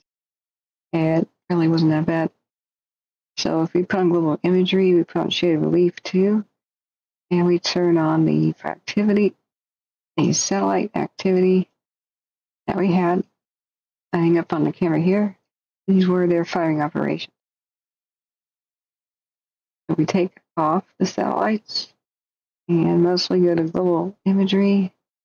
Let's see, I put in, there was Butte Meadows, California, which is right here. A little bit difficult to see the words. We could kind of zoom in there. Gives you an idea where we're at. Shade relief, that gives you a better idea. Now, over here, there's 32. It's up here up on these ridges. So you can see that they have a lot of what's wonderful. They have a lot of access roads and the logging roads and such. So what the safest way to do things is you go up to the next road up on the hill. Yeah, it's kind of dangerous to put fire at the base of the hill like a highway. You don't want it to run all the way to the top of a mountain. That could get out of hand. But if you have other roads, they go up towards the top of the hill. We just look at shaded relief and you can kind of see. You see how there's terrain there. Then that gives them opportunity. So they can go up here, for example, and just walk maybe 20 feet or yards, meters, whatever, down the hill and light the grass or vegetation up to the road. Have a lot of units there. catch it. Now they say, whoop, okay, Fred, time for you to go. And down here, they light it, and the fire will race up the hill. And you see those big flashes up on the cams. And it'll say, oh, great, I packed my bags. I'm going to Canada. I got my visa. Dang it. I guess I'm not going to Canada. I'm stopping right here because there's a road here with firefighters, and everything to burn is already burned off 20 meters down the road already. Oh, man. So once they do one section, they go to the next, and they light the next section, and they do the next. And you can confirm what they do by doing the different time lapses. One section here, one there, one there, one there, and all went smooth like clockwork as far as we could tell on the Colby cam. So it was super calm and nice, a perfect opportunity to do it. They hit it with retardant the night before. That was what all those red splashes were. And just in one section at a time. Did it really flare up? Excuse me, I turned on the wrong Colby cam there. Colby Mountain 1, please. Thank you. Relay 6 hour, for example. One bit at a time, flared up. Don't be scared, because they have to make it look ugly at night so it looks pretty during the day. And look at it fizzle and peter out. See how the column lays down after they did that operation? It's because it hit that road and it stopped. The new run stopped. Perfect. They'll probably do more of that throughout the morning. If that had been a runaway fire or something had jumped, the radio would have been all abuzz with it. It was crickets, crickets, crickets. And really calm activity. We saw them load a dozer onto the back of a pickup. That was really impressive. I want to know what kind of pickup that is, actually. Whoops, I didn't mean to go hit that back button. But one of the dozers threw a skid. So they got somebody on top of that. I guess we have to do the 12 hour to showcase that. It's on this cam. Yep. It may have skipped too many frames, but that was interesting. So they have really prepped the Colby cam. Everything looked good. We saw it slowly march towards, I don't know what that is. Let's go back to Los Molinos cam. Just slowly. This is it going to the northwest towards Daly Station. And that's your morning update at 7 o'clock. Action News Now. We'll try to be there for it. Action News Now is going to record the morning operational update for CAL FIRE, and that is, and the other agencies, just talking to each other to plan things. And it's not really meant for the public, but it sure will give us.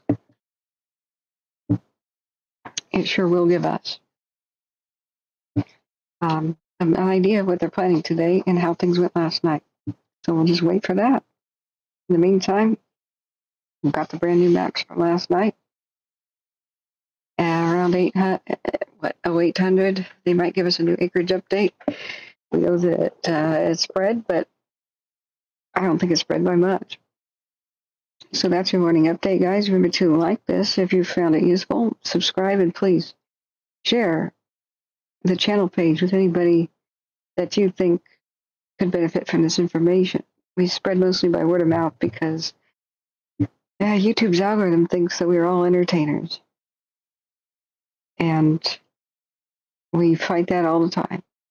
If we don't show really dramatic footage, we don't, like homes burning down, then, well, we're at the bottom of the search results.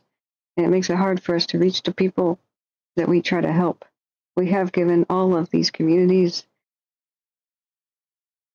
many extra hours and days of notification, of notice that we have alerted them and said, you'll probably have to evacuate. The fire will probably reach Shingletown.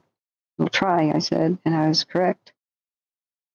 It'll probably go up for Get Meadows. Get ready for it, and I was correct. People said, "Is Magalia in danger?" I said, "Yes." So get ready. And unfortunately, I was correct, but that's because I'm a local. I lost a family friend to wildfire in 2017. A year later, I nearly lost my brother in Paradise. So what we do here is we are hero helpers. We try to get all the official information out to the public that we can ASAP, especially evacuation information. We track the fire. We try to see where it's going. We use all manners of tracking. We listen to them live. We use the maps. We use satellites. We track fire history. We look at the time lapse of the cameras. And we have on speed dial former firefighters and especially Captain John Bruno, the retired fire captain of Shasta County, calls us with his 2 cents, and we can ask a real firefighter any kind of question. I am very honored and grateful. Thank you, everybody, for the kind donations that allow us to be ad-free and on the air. And we go 24/7 whenever there is a crisis. So thank you, mods, thank you, donors, and thank you, viewers. Please hit the like button, share the stream with anybody you find could use this information. You're on social media, or just text them. And we will be Butte strong. We'll get through this together. And also Plume is strong, Tehema is strong, Shasta is strong too. California is strong. Thank you, friends. Let's go live.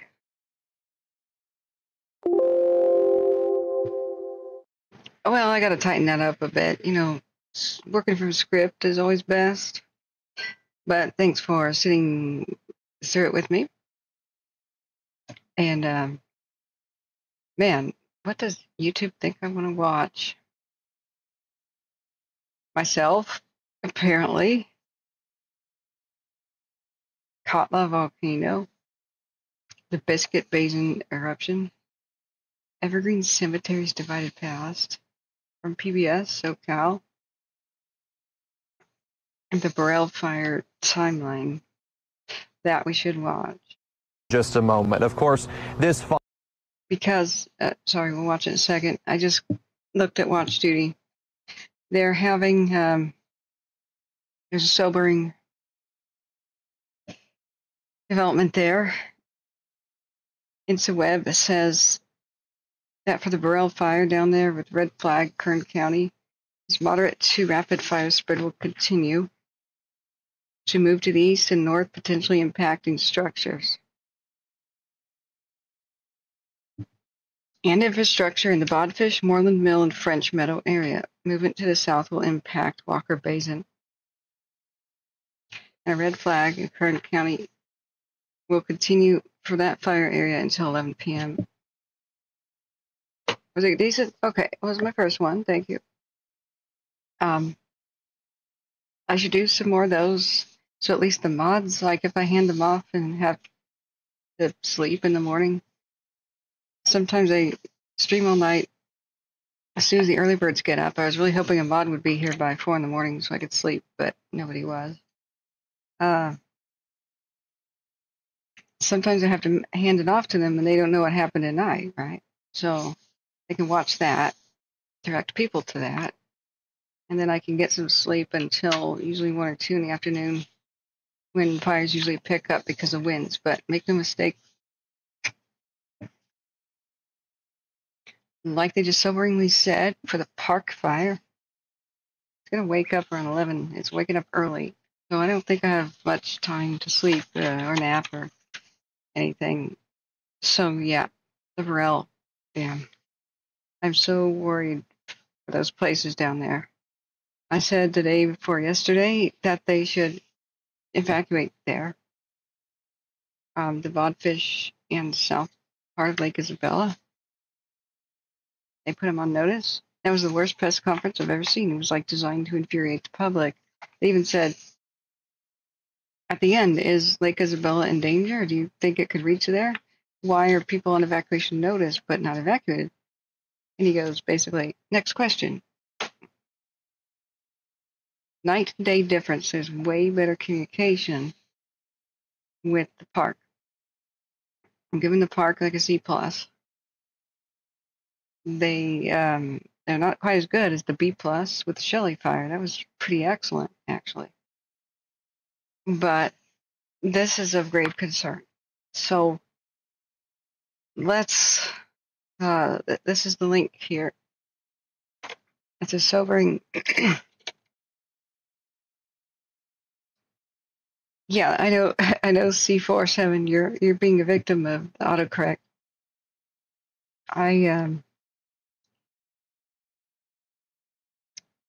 Yeah, we'll learn about biochar and the date where my brain is functional and there's not a dual crisis.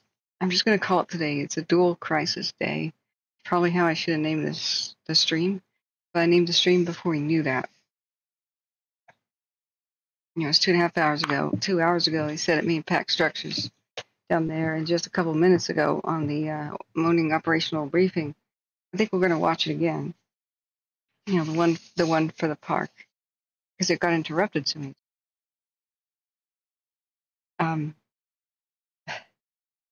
I think we'll. I love messing with you. Hi, good morning, Express. By the way, good to have you here. Yeah. Oh, thank you. Remember, hit the like button. Encourage your friends to share the stream. We have 2,500 views, so you guys are. I really appreciate it. This is going to be a bad day. Now, trigger warning. This says 2 minutes and 18 seconds. So probably best to just close your eyes. And those who are sensitive to fire destruction, I don't know where the news media is going to go with this. So I'll let you know when you can open it. So this is called Burrell Fire, how it started and how it progressed. As far as I know, it was a drunk driver who died at the scene. There was no lightning in the sky. We kind of saw it either live on stream occur or we tuned in soon to see that on the cams. This is down there in Kern County, where they already lost a town. They lost Tehema, or Havilah, excuse me.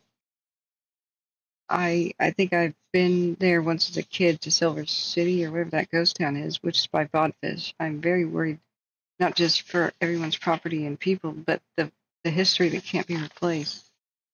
And the tourist draw that is, the important tourist draw.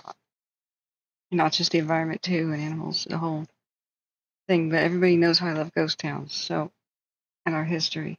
So, trigger warning, I'm pressing play in 3, 2, 1. Just a moment. Of course, this fire is about 80 square miles. It is very large. It's one of the largest wildfires in Kern County history. And it all started from just one spark. So 17's Kaylee Soren joins us now to talk more about how we even got here. Kaylee? Yes, Alex, the Burrell fire began Wednesday after a crash on Highway 178 that killed a 46-year-old driver.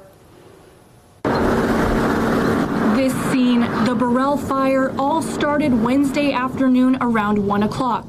Kern County Fire says a car careened over the side of the canyon, killing the driver and catching fire. The fire on Highway 178 near Burrell Road began to rapidly spread, and Highway 178 was closed. By Wednesday night, the Burrell fire had scorched more than 1,600 acres. Thursday around noon, the first evacuation warning was issued. A few hours later, that warning was upgraded to an order.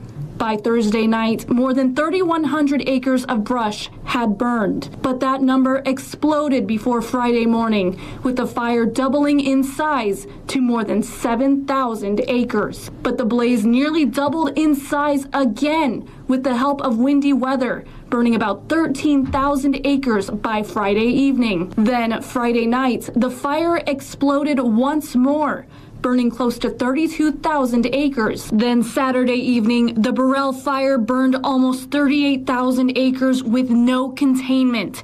Evacuation orders were issued for nearly the entire town of Bodfish and areas near Thompson Canyon, Bodfish Canyon, Walker Basin, Shadow Mountain, and Rankin Ranch. And on Sunday, the blaze surpassed 50,000 acres, leaving nothing but destruction in its wake. And as of news time, the fire has burned more than 50,100 acres, and it continues to spread unchecked. Highway 178 remains closed through the Kern River Canyon this morning with no word on when it will reopen. I'm Kaylee Soren for 17 News. Our coverage of the Burrell fire will continue when we come back. Okay, that really wasn't that triggering, thank goodness. And they're not calling it a drunk driver, but that's word on the street. I guess I should say alleged, but that is word on the street. So if true, then both of the fires, the Burrell in Kern County, which has a race to town and may be on its way to doing similar today, or at least trying to do similar today. If that's true, then both the Burrell and the park were both started by criminals and with vehicles. Drunk driving is a crime. So it's unclear, but about the other one, and I have to say alleged in both cases, I suppose, but who knows?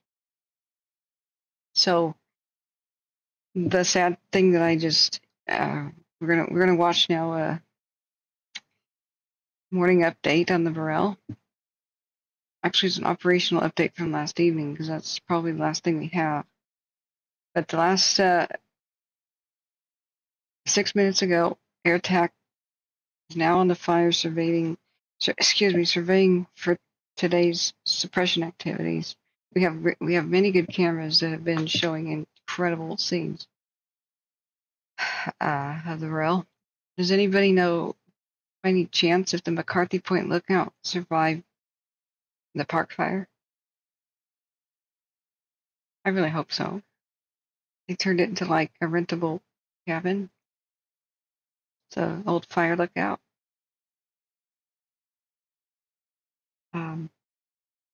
Please let me know about that. Yeah. Jan Johann Smith is the guy who was seen driving erratically, like he suicided with alcohol in the vehicle. God. Oh my God. And Joker says, wait, what happened to a guy who was mad at his car? No, both of them. Both fires were caused by a vehicle. That's what's ironic. And so if the alleged, who's going to be arraigned today, I guess, in Chico or something,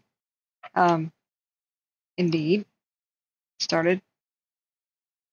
allegedly started the park fire, then he is a previously convicted criminal, so that's criminal with a car. And since drunk driving is a crime, if the person was driving intoxicated,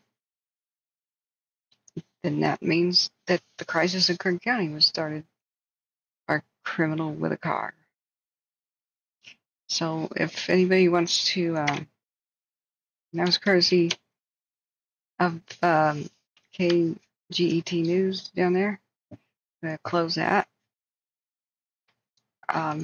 The live stream was troubled for the park fire. I'm going to go back and watch that, but I think we really need to get a handle on an idea of what's going on in Kern County right now. This is that's dire. The update from InsoWeb down there where they have red flag is moderate to rapid fire spread will continue to move to the east and the north, potentially impacting structures and infrastructure in the Bodfish, Moreland Mill, and French Meadow area.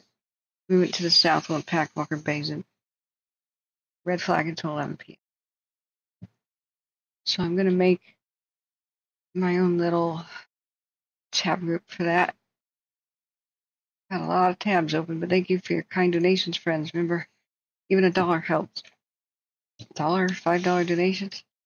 If 20% of all the viewers do that, we'll survive. But this is something I do exclusively for income. You can't have a day job and do this. So this ad-free experience, we don't want to run ads on top of life-saving information. It's brought to you by my kind donors. We have many expenses, and if I get a laptop soon, I can go to California ASAP. But it has to be a really robust laptop. Not every computer can do this. Eternally grateful. Holistic says these tweakers have been dumping gas on dry grass and robbing the homes of the evacuated. We want to try to stick with what we can verify so that the people who are evacuated don't have any extra stress. Like if you know what fire that happened on, where there was an arrest, or have like an article, we try to keep it to what we can verify. Just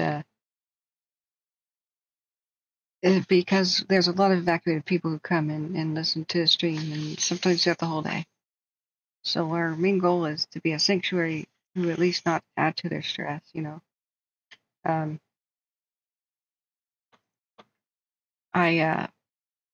don't think that tweakers need to start fires in order to try to rob anybody. I think their decision-making process is just sort of like kind of glitching, and they just rob people when they need a fix. I mean, even if you do drugs, that doesn't mean that you're an arsonist. It's a very rare person who will commit that particular crime. And for the most part, those who commit arson, they repeat their behavior until caught. Either mentally ill, insurance fraudsters, people wanting revenge, or those who have committed a crime and try to cover it up like a murder. Those are the main reasons, or just straight up. True firebugs are rare, but they're out there. So, and a psychopath is capable of anything at all. So I've been live for almost 15 hours. Just let me know when the 15th hour occurs, and I'll change the thing on the screen. So bear with me, guys. I could potentially take a nap, but it's probably around 11 that the park fire will start really getting active, not like 1 or 2 in the afternoon like normal. And I just need to repeat one last time. Please get out now if you've been asked to. If you're in a level 3 zone, this may be your last chance. The last 2 days the dragon was sleeping is going to roar to life. And anybody down there by the lake fire where they have abysmal communication, get out way before you're told. Just do it now.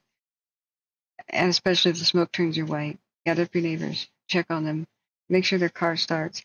You cannot rely on that team to give you any sort of timely, pertinent information. That press conference was a peep show. Yeah, it was utterly abysmal. It was worse than nothing. It was just designed to make everybody mad. It was pretty much a 15 or 20-minute press conference with 18 minutes of it full of the officials praising each other. And then when someone asks, is Lake Isabella in danger? Why did you put us under evacuation warning? And when might it affect us and how? He's like, next question. Wow. So save yourselves down there, like with your own brain. Don't rely on those communicators. Not all of them were bad, but the main one was, and he seemed to be in charge. So there you go. Now let's get my cameras situated. I want to be soothed. Hey, Petition, thank you so much for kind donation. You're awesome. I'm warning about the YouTube donations like Super Chat. They do take 30%, and it takes an entire month later for me to get it. So that'll help out. But maybe it will be too late for the laptop itself, but it'll help out for like gas money and expenses in California. The everything that we raised in June, you typically get a check from YouTube on the 21st. So everything from June, I got July 21st. That was only $430, even though we had $903 in donations on YouTube total. The other 702 happened in July. So I got that on July 21st, and Amazon Prime Day ended on the 19th. So I was like, oh man. Yeah, Joe Cutter 34. That was one of the worst press conferences I've ever seen. Like the sheriff and stuff is okay. He urged people to get out. You know, that's good. But oh man, like it's not an attempt to crucify the speaker. I don't want to name him or whatever. In fact, we don't even know his name. His name was cut off at the beginning. Let's see. Let's get alert cow cams down to Kern Valley or Kern County. Bear with me. Bear with me. It's either I take caffeine right now to wake up or I go to sleep. I can't make that decision. Breckenridge was part of my overnight cams for whenever I was sleeping. We had some amazing close-up shots. This is a 12-hour where C-37s and C-130, excuse me, C-37, C-130 Hercules were like flying right in front of the cam. And they were trying to save the cam here and put retardant. This is not that exciting. Not nearly like it was the other day. I should probably do the 24-hour lapses. It would be a hell of a lot more impactful.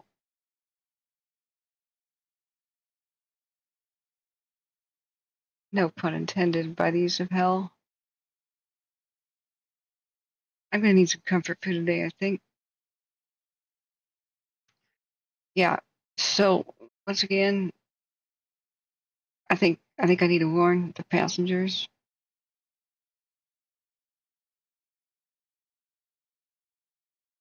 Let's see, where's my warning for passengers? Where's that sound effect?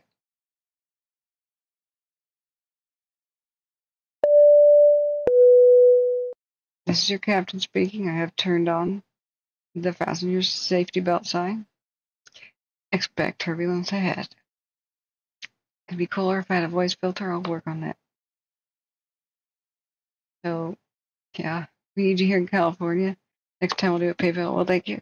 Thank you. You don't have to have a PayPal account, by the way. So, did I totally forget that? I didn't do it. I didn't put the pinned message about how to donate. It helps if I actually do that, right? So I'm going to pin the message. Pinned message is how to donate with the Cash App and PayPal and Venmo options. You don't need PayPal. It should accept a debit card or something. And if you want my email, that's in the description of the video. Email me and I'll give you my post office box. I accept all kinds of non-cash things. In fact, if anybody's got sort of an old iPhone, I don't care if it's cracked or anything, I can use an iPhone so I can learn how to use the apps on it and tell people how to put Fire apps on their phone. And it seems like Android just, at least Samsung's, may have a limitation on how many watch duty notifications I can get. It caps out at 24 and it goes silent. So I may need like an iPhone sitting here. I don't need to activate it, just put it on the Wi-Fi, but that would be totally awesome. If you have old gift cards, gas cards, food cards, whatever, even if there's like $4.99 on a Target gift card or something, you can just email the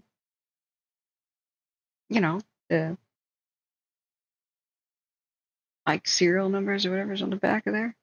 All right, Chili Peak, this will be a good one for the insane last 24 hours.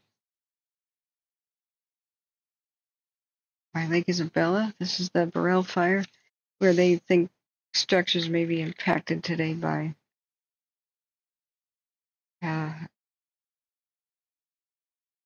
was it God? I already thought. Yeah, we should definitely we should all meet together at, we toss them their awesome pizza factory somewhere. We should totally have meetups, guys. I know it's time for rest, but RJ says I live there with a hog farm members in a Grateful Dead house. What's a hog farm?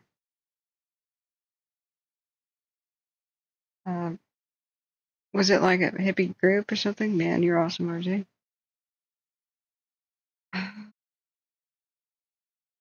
Okay. Post on my community tab. Post what? That I'm live? Shouldn't people have been notified? Or what bothers me like greatly in front of all these, this is a dead forest here. This is a tinderbox. This is for the other fires. This is criminal to have not wood chippered these down into mulch to start the regrowth process or save the wood. This is a 5-alarm forest fire ready to happen right here.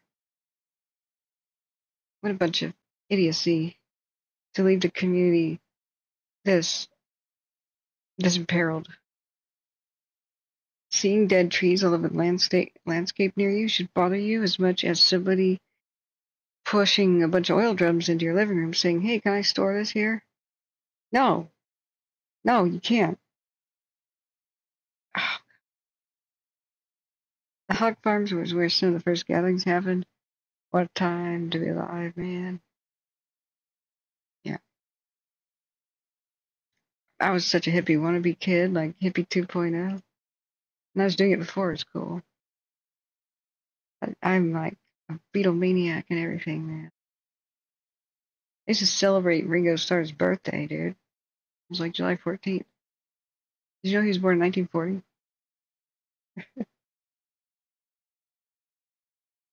Okay. Let's create a second camera. We're going to want Alert California as well. It didn't quite have the mushroom clouds that I thought it would show. I haven't even looked at the trout fire after that for a while. It's just been that. What a wasteland. I'm so bothered by what should be lush forest being a wasteland.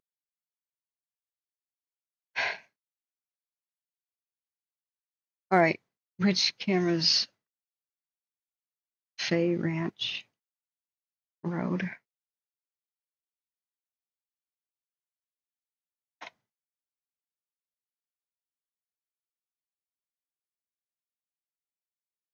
Idyllic. It's not looking the correct way. Are they both looking north?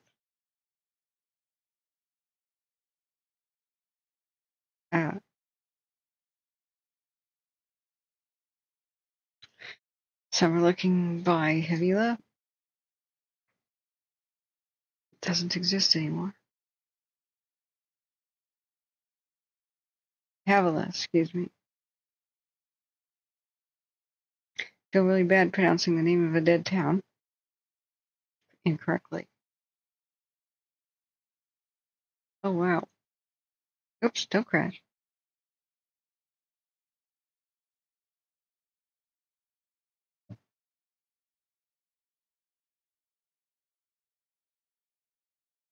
Okay, don't crash.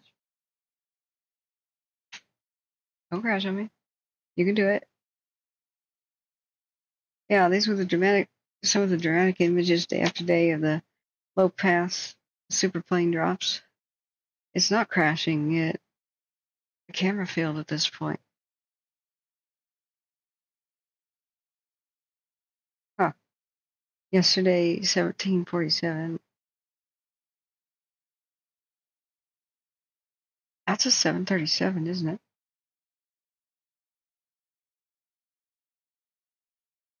Can't move cursor over there. Okay. And that was a cool screenshot that I wanted to nab. Okay. We saw really dramatic images of the past couple of days of them trying to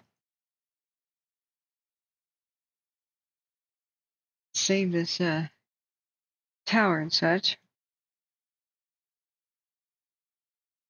Let's make a new screenshot folder for Burrell.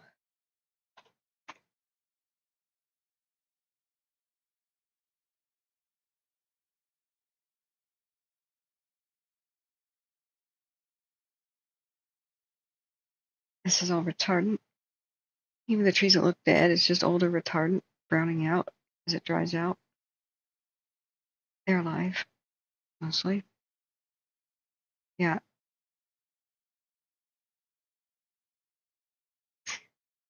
There we go. No. Is it a 737? Or, no, it's a C-130? Would that be a C-130? Hercules? Yeah, it kind of looks droopy. The wings are up high. Yeah. Yeah, there was a message posted by a member of Manton Volunteer Fire Department and Community Board. Oh, cool. Where's that? The truth says in Montana they are not allowed to cut down dead standing wood due to fire for firewood. Yeah, there's a bunch of nutcases that take over and hijack otherwise well-meaning environmental groups. And they try to say it hurts the environment to cut down the dead trees. No, it saves the environment. Shut up. My God. You want a couple of snags around for eagle nests and woodpeckers to do their peck, you know, but whenever lightning strikes a dead tree, it usually starts a fire. That tree will burn up. When it strikes a living tree, usually nothing happens, but the tree gets a wicked scar or it's dead. But you have a dead forest, what do you think's going to happen when a lightning storm goes by? Just, this is lunacy. Maybe that's why we hear about so many horrible wildfires in Montana, too. Pollution and aerosol pollution, super greenhouse gases, but oh so pretty. Brought to you by wildfires.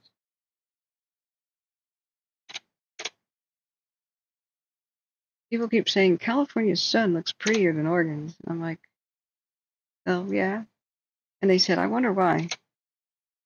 Some tourists, you know, from like Europe somewhere. I said, what do you mean you wonder why? Yeah, is it the latitude? Does the sun just get uglier the further you go north in the sunset? It's kind of dull here. It's like lemon yellow or something. And I said, what? No, California's polluted. Just wherever there's pollution, the particles, the microparticles reflect sun, so it sparkles and looks pretty. And aerosol pollution makes colors. California collects pollution like a little sink because it's a big bowl and there's no main passes, easy passes for the majority of the wind to go up and over the Sierras and drift over the rest of the country. It just collects and collects and collects pretty unnaturally. It never disperses. It never, you know, gets carried away. So California doesn't really make more pollution than anywhere else. It just collects.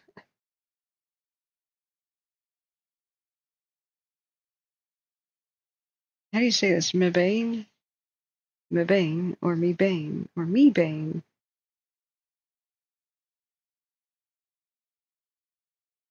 I have a bad feeling about today.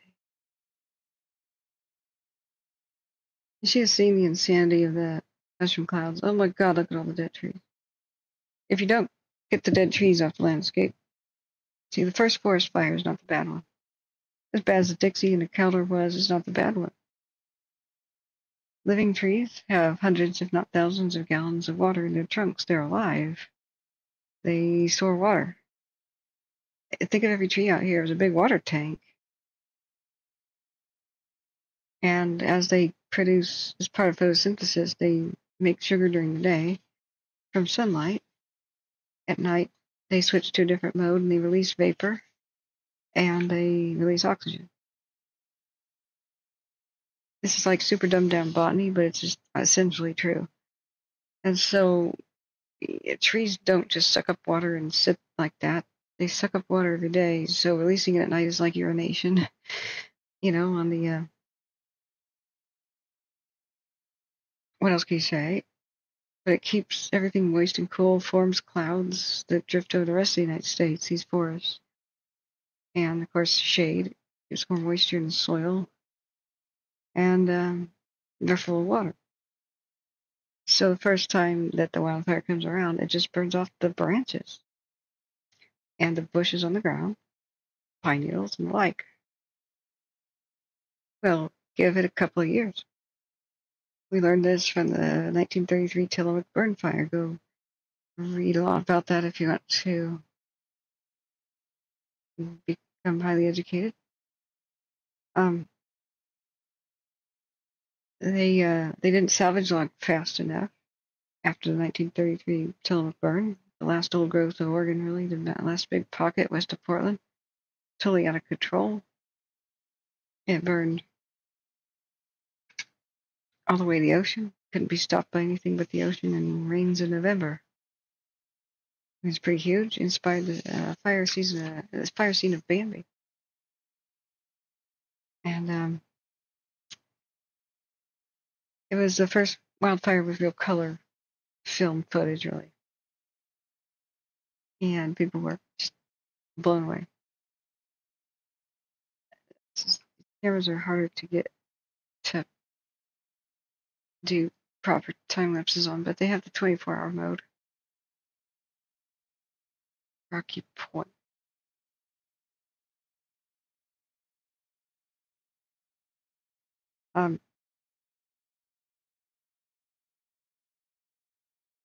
Yeah, see, I was like seeing this and said I think they should evacuate. Gave those people down there as much time as possible, as much notice as possible if anybody was watching. Oh, Orville Cam's back in operations. Thanks, Spider-Man. Yeah. So anyway, the second fire is worse because it takes about 3 years, maybe 2 or 3, for enough brush to grow up at the base of the dead trees, the dead forest. And then what you have the ability to light the trunks on fire, which is a much bigger fire load. It just doesn't take a rocket science to realize that the trunks of trees, that logs, once they get going, are a lot bigger, more intense fire than the branches. So it's a race against time. We learned that in 1933's Tillamook burn, they did not salvage log fast enough, even though every single logging company had been obliterated, like their equipment mostly destroyed, all their camps, all their towns, all their mills was mostly completely and utterly destroyed. They, since it was the 30s, they couldn't handle that kind of logging. Was one of the few jobs that still existed. The government, I guess, organized them all into one logging company called Consolidated Logging. And they pooled together all the existing resources that survived, but logging was done by steam train back then because the old growth was too massive to fit on trucks. Like, you have no idea how huge it was. It's astounding. Unfortunately, they clear cut that stuff back in the day. But just to be factual here, stick to that. The wooden trestles had burned up, so you could make a road out of an old railroad, but they couldn't really complete things. It was mostly railroad logging, And so the tracks were okay, but the wooden trestle bridges were burned up. So they had difficulty reaching things, even though they wanted to recover the wood as a ticking clock until it rots and it has no value. And it's too dangerous to really cut down unless you're like a half suicidal, because it'll shatter as a logger is trying to do that. And so this is some of the finest hardwood on earth. The fire was enormous and burned billions of board feet of timber. Just like the Dixie and stuff. As far as you can see from horizon to horizon in an airplane, you can't see the end of it. So they tried to make the best of that situation. But every 3 years, after enough brush had grown up at the base, a second Tehema burn fire occurred. And it was way more intense than the first one. And broke all the records again. And they called it the 3-year jinx, and you can look that up. Hey, the regulator, good morning for Truckee. How is Truckee? Is it smoky? We've got some bad news today. Kern County's still red flag until 11 p.m. So, fish, right, may be impacted in other places. Just going to put a pink K here for Kern County in my tab group. So we're going to look at, we're going to have a hard day in both places. At 11 or so, the wind will pick up the park. And anybody who hasn't left a evacuation notice area should do that fast. Just my own personal advice. It will not behave like it has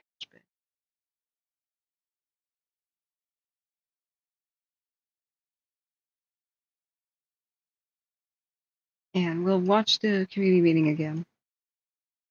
I want to get a breakfast together. Maybe CPRO will do that. He just said good morning.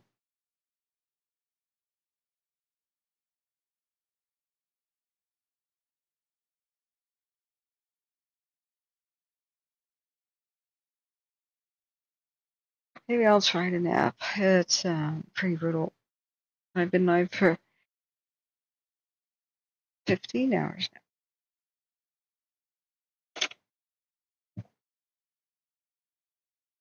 No smoke and Truckee, just blue sky and wind.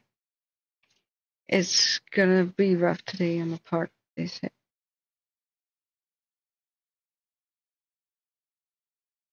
You have 33% containment on these Sequoia National Forest. And the trout. Better than nothing, I suppose. So here's the current evacuation status. They finally did tell some people to evacuate down there. But I do think, like Isabella, the south area, everybody should go now. It's on your doorstep, one little change in the wind, and it's a massive traffic jam with 2 ways out here. And you're one person making a mistake or a panic person with a car crash, and that's reduced to 1 way out with the traffic jam, and you can't even turn around. I am unhappy that this is not all level 3 and giving people a hell of a lot more notice and time. We tried, though. All their cam shows clear skies. Yeah, on the park. Alice took a look at the wind direction. Now, the meeting we're going to go back and watch because it was troubled. It got interrupted with Action News Now, trying to be live with it.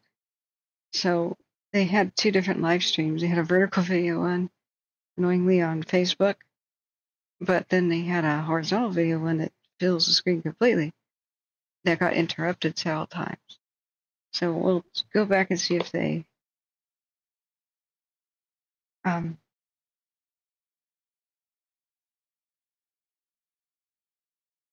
damn it.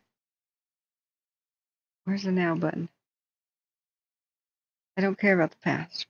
Where's the just go to now? Right now.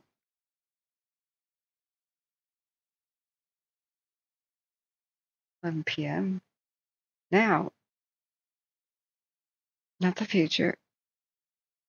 This is what I don't like about Windy either. It's how do you just go to now? I don't care about your timeline weirdo stuff.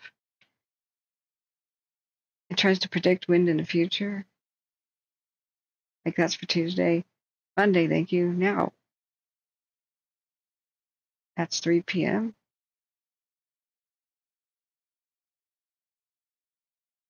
Okay. How about now? Not 1 a.m. This is a prediction for now, or is it really now?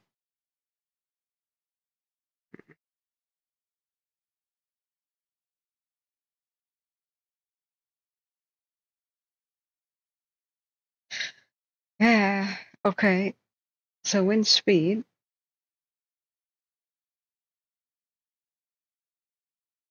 Okay, just freaked out. Why are we in Antarctica? Speaking of troubled websites. All right. Yeah, latest update for watch due to the Monkey Creek fire. Your monument is 167,850 acres and 8% containment. Well, it merged with the two others. Is that what they're calling it these days? Didn't it merge with the falls and Snake? The falls is where they had a pilot death in a crop duster. That was quite sad. So here you can kind of see the whole Delta Breeze effect thing.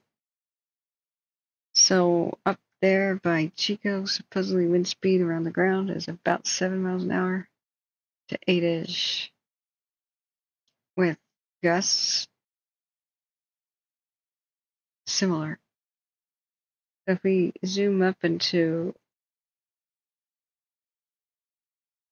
noon, 13, 15 mile an hour wind gusts, but closer to Redding and closer to Shingletown, 18-ish. By 2 p.m., gusting, I see a couple of 25s and stuff up there. So there's a way to make it bigger. Sort of.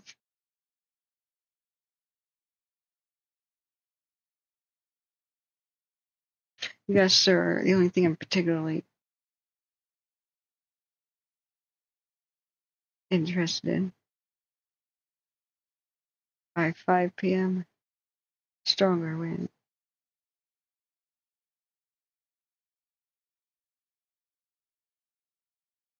So it's a south and a southwest wind.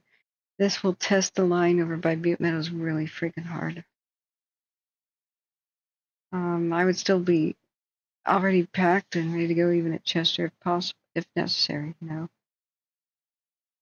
I'm not saying like Chester the town's in super danger. I'm saying they might tell you to leave. You might get all the smoke right there too. That the fire will try to head that way. Okay, I really need to try to fix my mouse. It sometimes goes the opposite direction with that scroll wheel. Sorry. I just get... Okay, yeah, I'm taking a nap. Any mods around to allow me to take a nap here? Oh, thank you so much, Graham, for your kind $10 donation. Very, very, very grateful. Yeah, this is called ventusky.com. I love it better than Windy. It's just put it in HRRR mode and set it and forget it. Windy is like you have to go to medical school. I prefer the simplicity. Very true, Gary Myers. And remember how every canyon is a wind tunnel. So regardless of the prevailing wind, that means like wind a little bit higher. You know, the stuff like you see animated here. Every canyon is a wind tunnel, and it'll have wind rushing through it the way the canyon is aimed. So with the Caldor, people, conspiracy minded especially, came in here and said the Caldor is being expanded by lasers or unnatural means, or arson or something. It's spreading too fast against the wind. And I went, what? Yeah, Ventus Sky is awesome. Let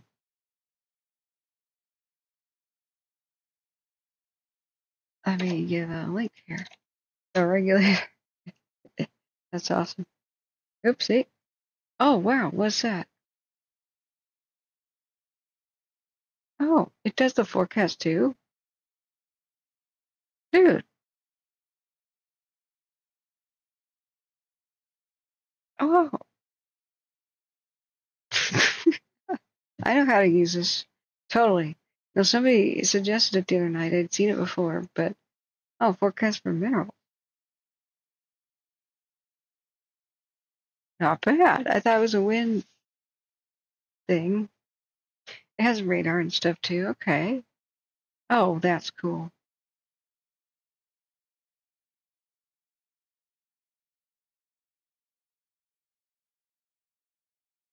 Yeah. Southwest winds.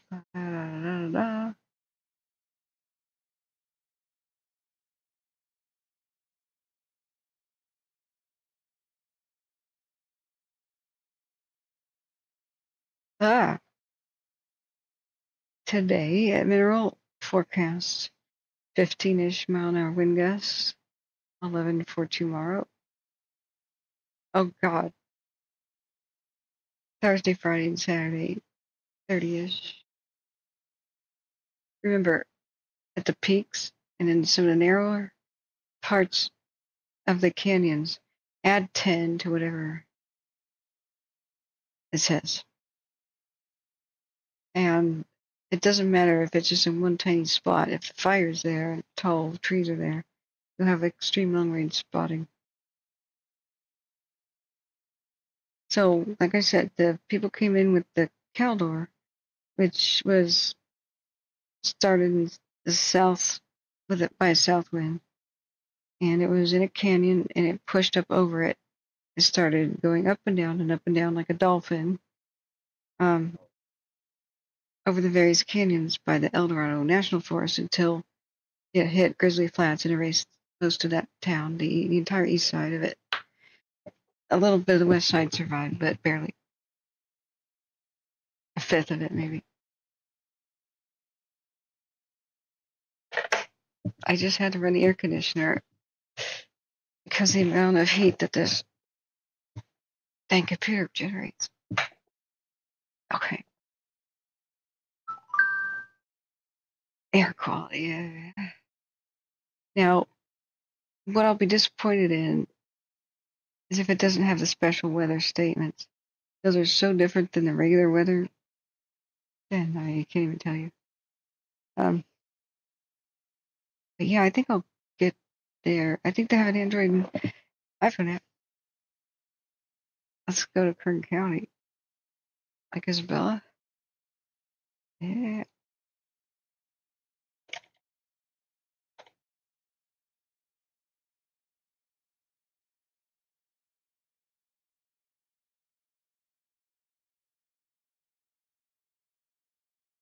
Mind you, I have it on 5 p.m. How do I just go to now?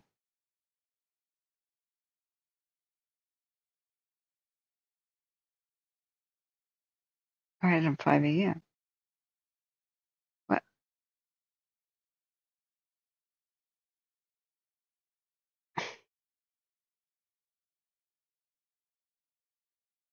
I don't want no Bakersfield. I want like Isabella. Save on the map.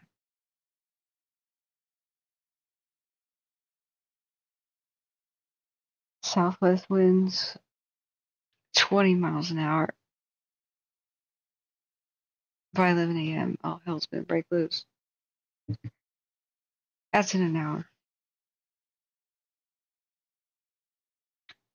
Maybe I don't get a nap.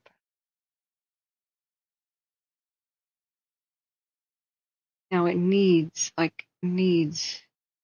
to have a special weather statement because that tells you the real truth about the dangers, about what the real potential for wind gust is. I don't know why regular forecasts are totally freaking different. So, like Isabella, National Weather Service forecast. When you read the red flag stuff, that's the truth. That's why I'm so upset. Like even National Weather Service will look really mild, 74 degrees, humidity 28%, and it'll say areas of smoke. High with near 93. Winds southwest 5 to 10 miles an hour, increasing to 15 miles an hour in the afternoon. Could gust as high as 25 miles per hour. Look how freaking mild that sounds. And many phones and many apps just do that part. And then you click on the red flag. This is urgent fire weather message. Weather apps that don't have this, just screw them because the regular one is lying. The regular forecast is lying. Here's the real truth. Upsloping winds, gusts up to from 25 to 35 miles an hour. Humidity, 15%. Impacts, any fires that develop will likely spread rapidly. Dry fuels, low humidity, and elevated winds are favorable conditions for rapid fire spread. You know, this will tell you the truth.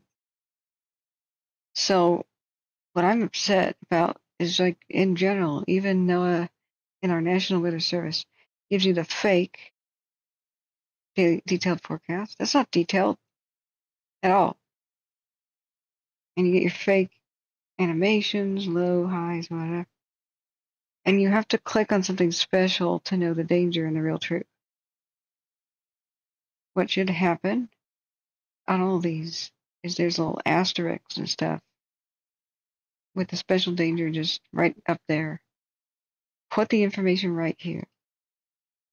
See the red flag warning for extra special dangers. Humidity, critically, it's not areas of smoke. Smoky, it will be the sixth circle of hell with smoke.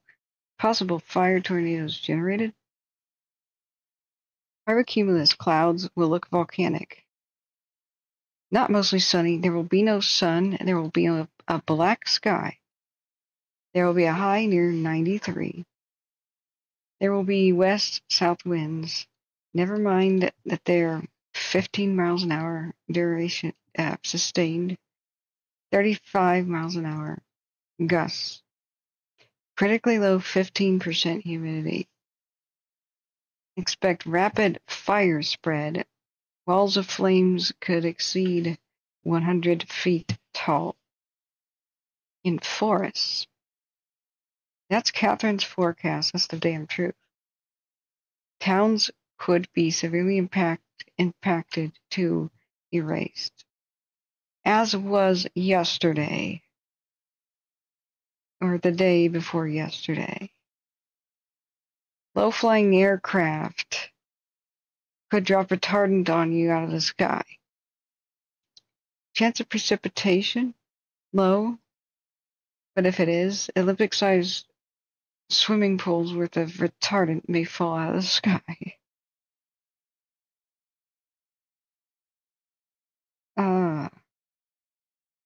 Drifting smoke could make driving hazardous. Visibility may reduce to 0 or perhaps 5 feet in front of your bumper. Walls of flames may be hidden by walls of smoke first. By the time one sees flames, it is too late to escape by car. Today's mega fire could generate its own winds. They could be tornadic in nature. Trees could be uprooted and or shattered in half. Power lines could go down. They could be electrified. They could start other fires.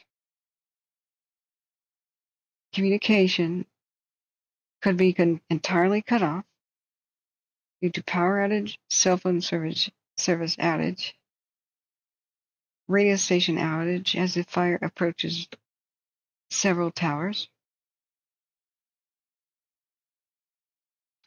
Roads could become impassable by flaming debris and/or downed power lines and/or downed trees. Emergency services may not be able to reach you. That's Catherine's forecast for the area. I think they should be a little more detailed than that, but here we are.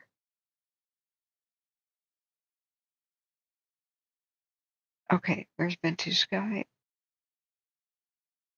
Now this is pretty, but it doesn't have the red flag warning, so that's something I'd write them about and say, would you please include that? Because you ain't telling any of that story here now.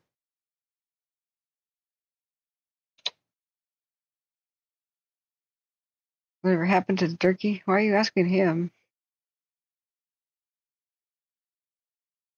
You could ask me, but okay. Kathleen says I get my warning red flag emailed to me directly. Heads up ding. I don't light a match, don't barbecue, no target practice. Yeah. In a red flag condition such as this, dropping pruning shears or your horse stumbling, if he has shoes on, over a rock could throw a spark and create a wildfire. Pulling over to dry grass could create a wildfire. So you can see how the bodfish is directly in danger. It could run right over Cook Peak into Squirrel Mountain Valley. Gotta help him. So these are watch duties, heat detections.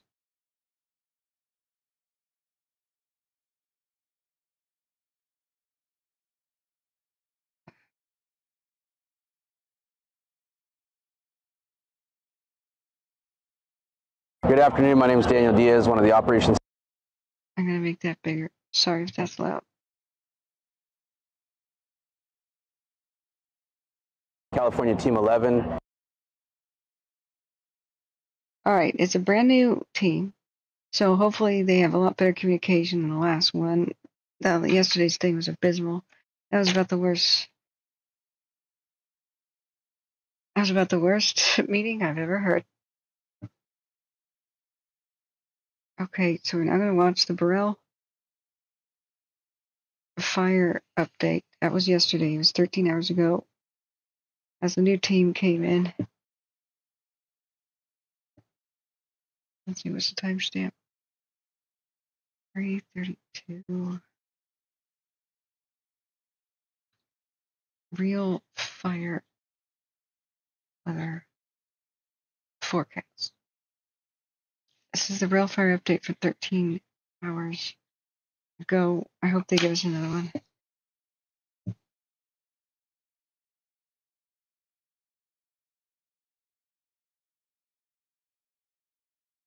Good afternoon. My name is Daniel Diaz, one of the operations section chiefs with California Team 11 here on the Burrell fire and the Sequoia Lightning Complex, and give you an operational update with what's going on the fire. We'll start out here to the west along the Highway 178 corridor and the Kern River Canyon Road. All of that's holding really nicely, looking really good. We've secured that and continue to move along towards the north and east where it runs in past Democrat area and then continuing on up over the ridge towards the Cal Bodfish Road as well as the Saddle Springs area. Up in the north on the Saddle Springs area, the fire has made it to a dozer line that we had coming across the ridge in Saddle Springs, where it's going to hold, and fire is held there. We've been working aircraft and crews to continue to support that and hold the fire from continuing to the north.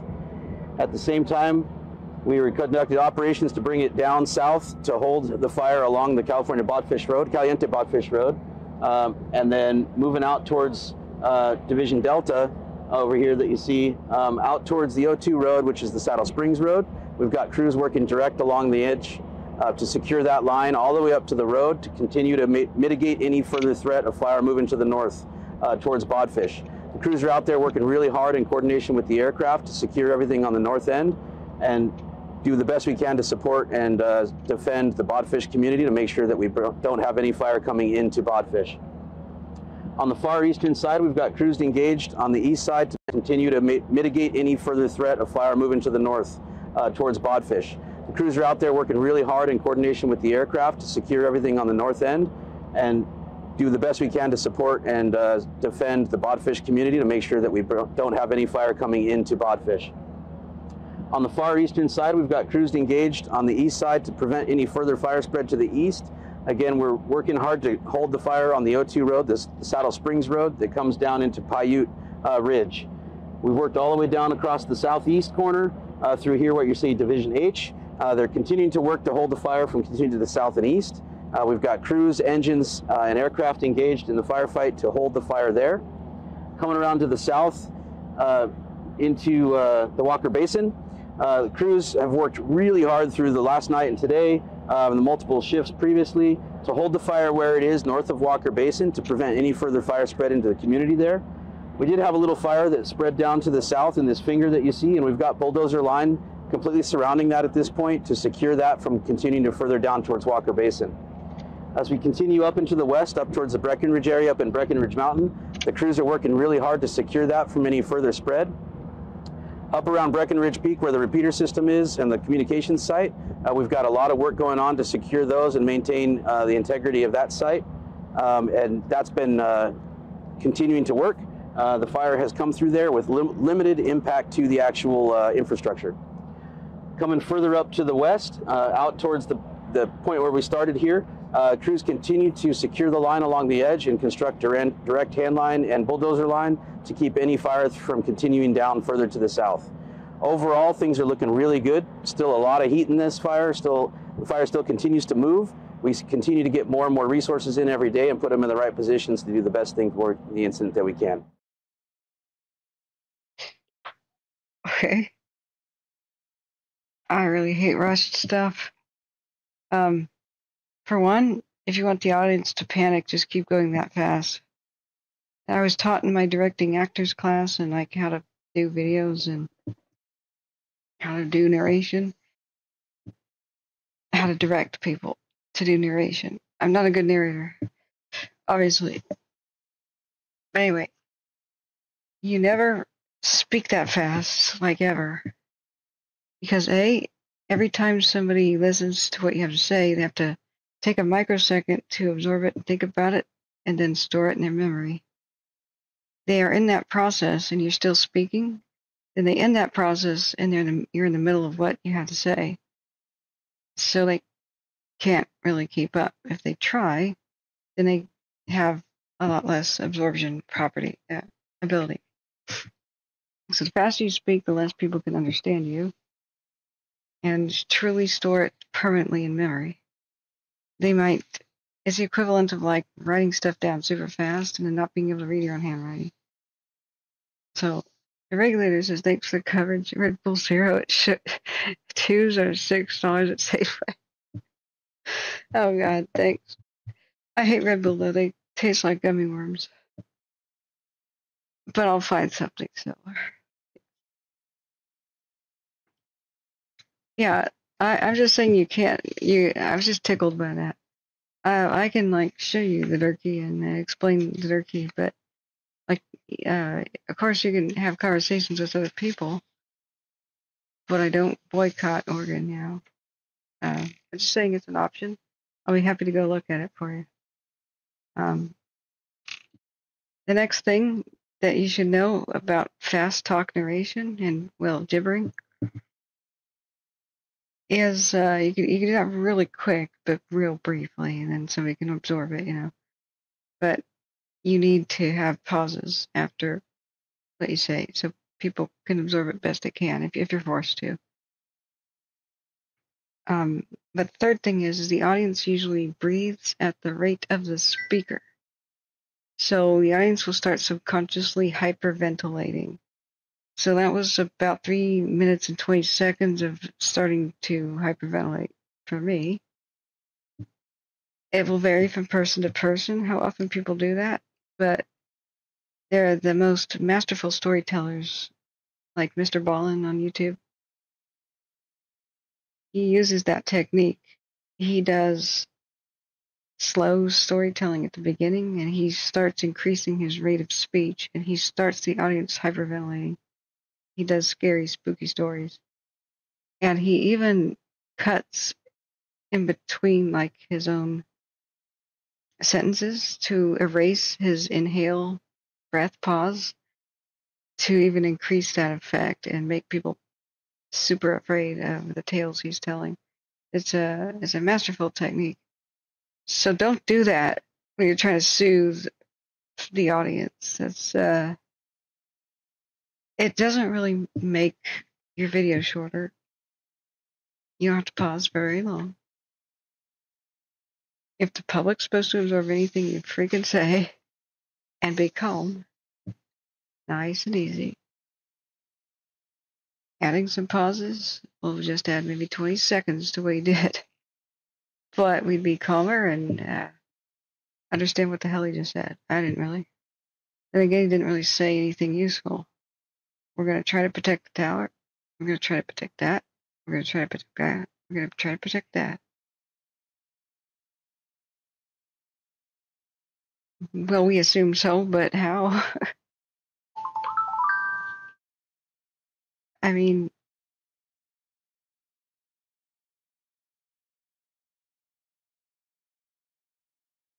C-Probe, I need eggs. I don't think he's seeing this. Okay. I want eggs, many eggs.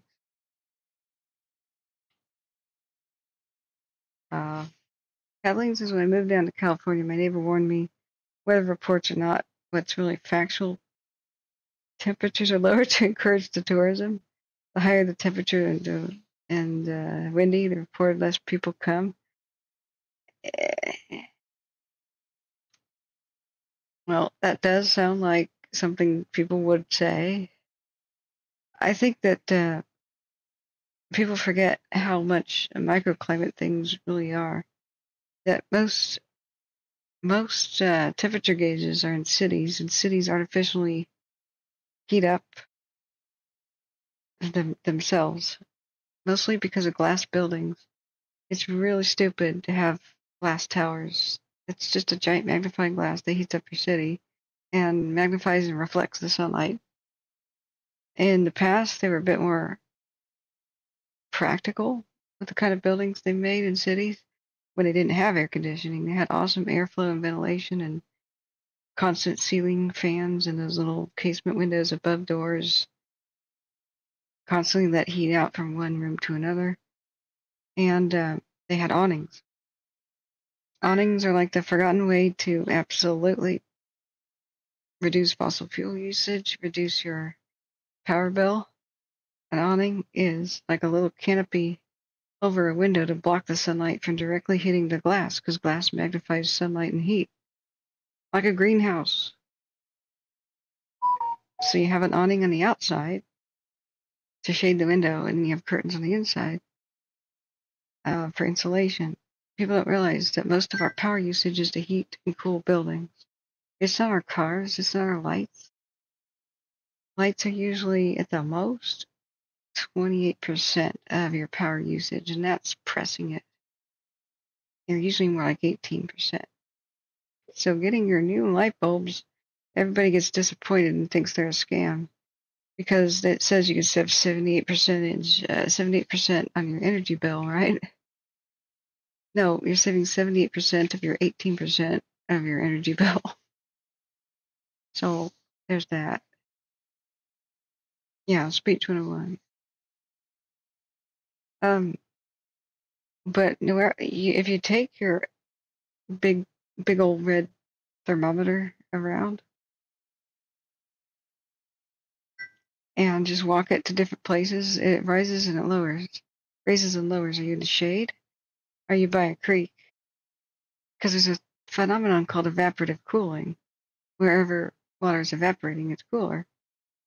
So under the shade of the creek, it's much cooler. So if you put your temperature gauge there, you got one reading.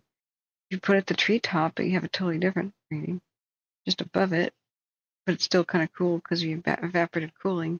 If you walk the temperature gauge up the hill, away from the creek, put on top of the ridge, it's a totally different reading. You know, in the canyon, it's a different reading. It's around a boulder, it's hotter because the boulder absorbed the sun's heat. So, what JB was saying last night, John Bruto, Fire Captain John Bruto, who's retired, he said that one thing that's interesting about, I have to turn that off and mute that app real quick, sorry. Okay, mute for how long? At least an hour. Let's do that. Okay, my friends. So he said the lava rock that's out there by Shingletown and Dales and all those places, Manton, he said the lava rock absorbs the heat of the sun and it superheats the grass already. So it's like super primed with fast moving grass fires. So they're not that bad during the nighttime. During the daytime, off to the races.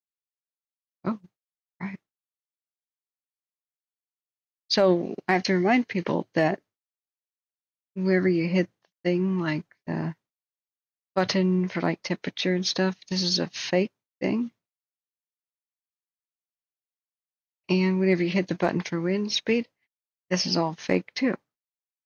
It's a helpful animation that helps you get an idea of what's going on, but it only is actually recording where there's wind and temperature gauges at those for the rural areas where they've located the automated weather systems. Everywhere in between is a big question mark, but that doesn't look pretty on your animation. Bunch of question marks where they have no idea. So they guess. The algorithm just guesses what the temperature and wind speed is in between them. So it's more like a checkerboard with the big chunks missing. That's what reality is. Hi, Terry. The park fire will probably take off today, and so will, but not quite as bad as what's expected. Down there in Kern County where they already lost a town, it's really threatening towns here. And it's, I have to take care of it now. I've got to take a break. I've been live for 12, 13, 14, 15, coming up on 16 hours, so it's time to take a break. Mods, are you able to hold the fort? I keep asking and they're not replying.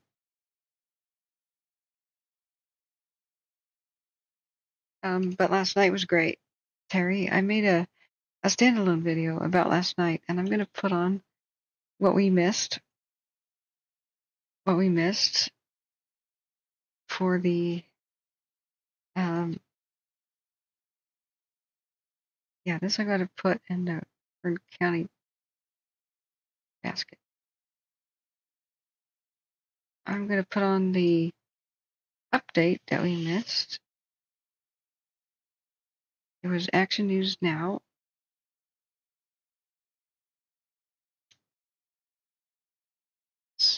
Hang on.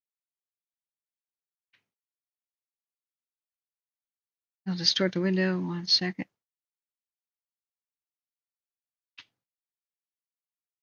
There we go.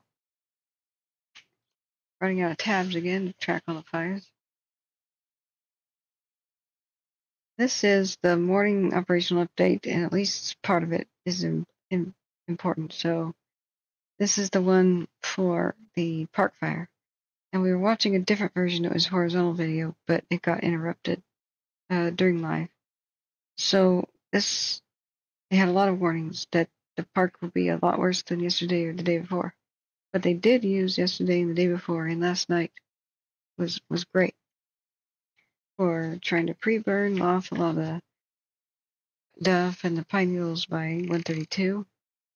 Excuse me, 132, Highway 32 by Mineral and Butte Meadows. Husky, you're here, thank God. I know, Terry, I know. So, thank you for the reminders to take a break from my throat. The more they talk, the more I don't have to. So,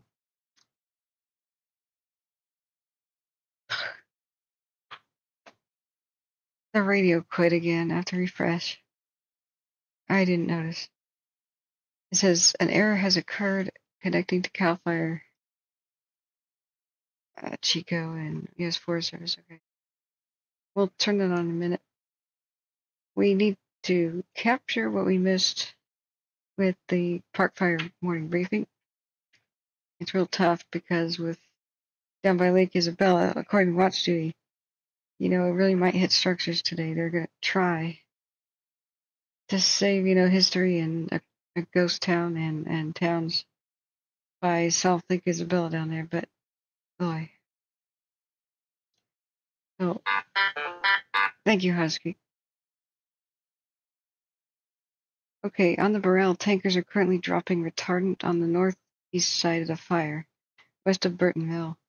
Update from Sequoia National Forest: the fire advanced rapidly through sections of vegetation. Excuse me. The Burrell, mind you. The fire advanced rapidly through sections of dry vegetation and hot, humid, windy conditions, spreading northeast and south. Fire continues to spread east down the ridgeline of Libel Peak, excuse me. I can barely see. The ice train. Okay. The southeastern edge is north of Walker Basin, where dozers constructed line to hold it in its current footprint. The northern section, crews use both indirect and direct tactics to establish a contingency line off of Kern Canyon Road. Aerial resources, including helicopters and tankers, are supporting ground crews in slowing the fire's progression. Firefighters are focusing on protecting the structures, establishing containment lines around the most active fire fronts. Today, the behavior is expected to be severe again due to long-term red flag warning conditions. Well, just till 11 p.m. tonight. Extreme fire behavior expected. 35-mile-an-hour wind gusts, and that's when the fires are making it so. Westerly winds will remain elevated on ridge types through Sunday night. Daily smoke outlook is produced for communities affected by the wildfire smoke. My advice is get out of it. It can cause dementia, asthma, horrible lung problems down the line. It's like smoking 3 packs a day. So if they try to tell you to go to evacuation center downwind, do whatever you can to not be there. That's something that really bothers me.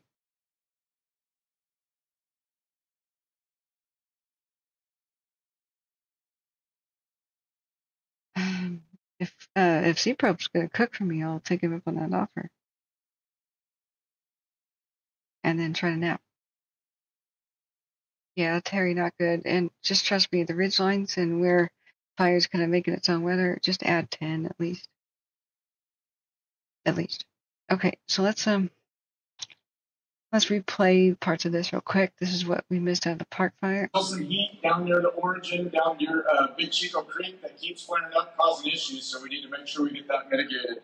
Up in Branch 10, crews Is the audio this bad? continue to go direct along the fire's edge and get that buttoned up the best we can. The dozers are longer, and with all the grass this year, it just kind of keeps outflanking them as they go, so they're having to re-enter in and find different routes to take. Well, where? This is the morning briefing for the fire crews, not for the public, for the park. So we need to make sure we get that mitigated.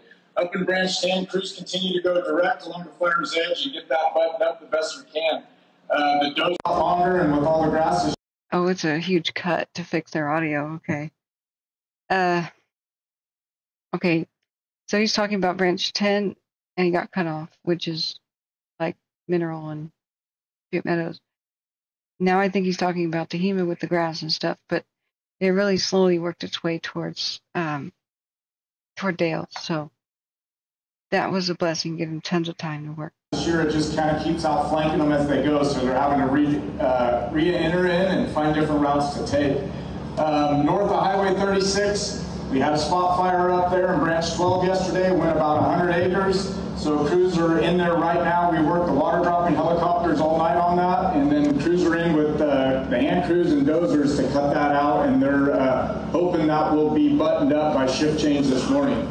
The rest of branch 12 is looking pretty good. They continue to fire an operation in branch 12 down Little Giant Road and got that buttoned up to the main road. So Highway 36, Little Giant's all buttoned up on that side. Branch 15 continues to work and find areas where we can start going indirect and get some line in there and where we're going to cut this thing off to branch 20. Down in branch 20, we had another spot fire over there in branch 20 yesterday off of Highway 32 in the Butte Mountain Cutoff Road. Went about 100 acres over there, so it ran into our control line that we had in place. And we do have dozer line and hand line around that, back down to Highway 32 with hose around it. We continue to fire an operation down from drop point 40 to 45 last night. We were unable to get that all the way completed. We have about 1.5 miles left to finish today. We worked the PSD machine up higher in there to get some better depth on the line that we did put in from the shift before, so we have that. It's looking real good. They also brought fire out the K-line road towards Deer Creek, and to get that kind of cut off to buy us a little time till we can get the rest of our contingency line put in. Down in branch 25, continue to get another spot over there. Went about 1 acre yesterday afternoon. They picked that up real quick. That is plumbed, line around it, and it's all mopped up. They continue to clean up around the structures and cool down any hot spots in and around there. We started some indirect line down on Doe Mill Road. We got about 3 blades wide over there as some contingency. All right, just spaced out. Where? Continue to get another spot over creek and up higher in there to get some better depth on the line that we did put in from the shift before, so we have that. It's looking real good. They also brought fire out the K-line road towards Deer Creek, and to get that kind of cut off to buy us a little time so we can get the rest of our contingency line put in. Down in branch 25, continue to get another spot over there. Went about 1 acre yesterday afternoon. They picked that up real quick. That is plumbed, line around it, and it's all mopped up. They continue to clean up around the structures and cool down any hot spots in and around there. We started some indirect line down on Doe Mill Road. We got about 3 blades wide over there as some contingency line moving north. Butte Meadows contingency continues to put in good line. They're moving north and south out of Butte Meadows, and they're also putting indirect line in and around all the structures in Butte Meadows and getting a good contingency line put in place over there. Have a good day. Weather, Jeff Tonkin. Good morning. So if you look up in the sky, you can see there's a significantly less smoke this morning compared to yesterday morning. And looking at visible satellite imagery this morning, the Butte zone really has very little smoke at all. And as we go northward, it's a little bit cooling up here. They did a lot of burn operations last night, so there's quite a bit of smoke on that northeast side, but really on the west side, not nearly as much as yesterday either. So what that means is we're going to have a much earlier start today with regard to sunshine hitting the fuels, and more mixing earlier in the day. And so you need to be a heads up, because what that'll result in is a stronger gust associated with the afternoon winds, generally along the entire perimeter. Also today, we expect the southwest winds to be stronger across the perimeter, about 5 miles per hour stronger than what we saw yesterday. So the main areas of issues are going to be any type of drainages and ridges that are in that southwest and northeast alignment. Also on the west side here in both zones, about a 5 mile per hour increase again in the afternoon winds. So generally what that does is the lower elevations will see wind speeds about 6 to 10, gusts to 15, a little stronger than yesterday, but the higher elevations we'll see about 8 to 12 miles per hour and gusts to 20, possibly in the lower 20s, again this afternoon and evening. With those southwest winds stronger, also the transport winds, any smoke that does accumulate today will start to move off to the north.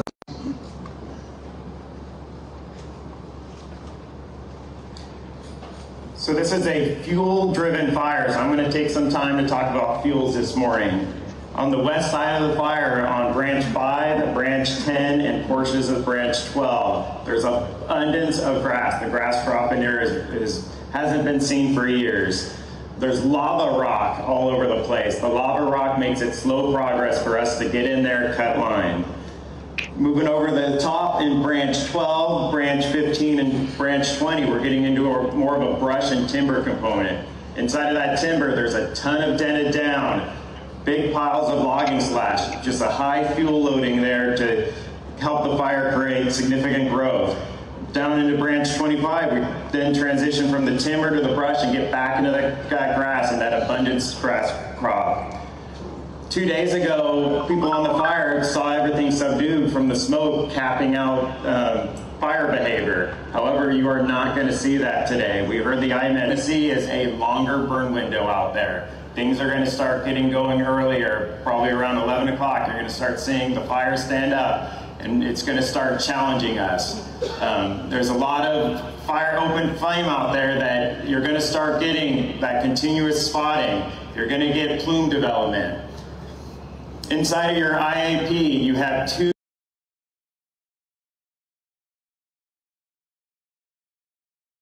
Okay, this one buffered too.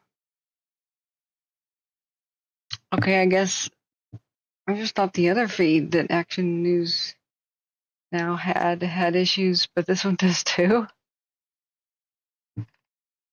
Okay.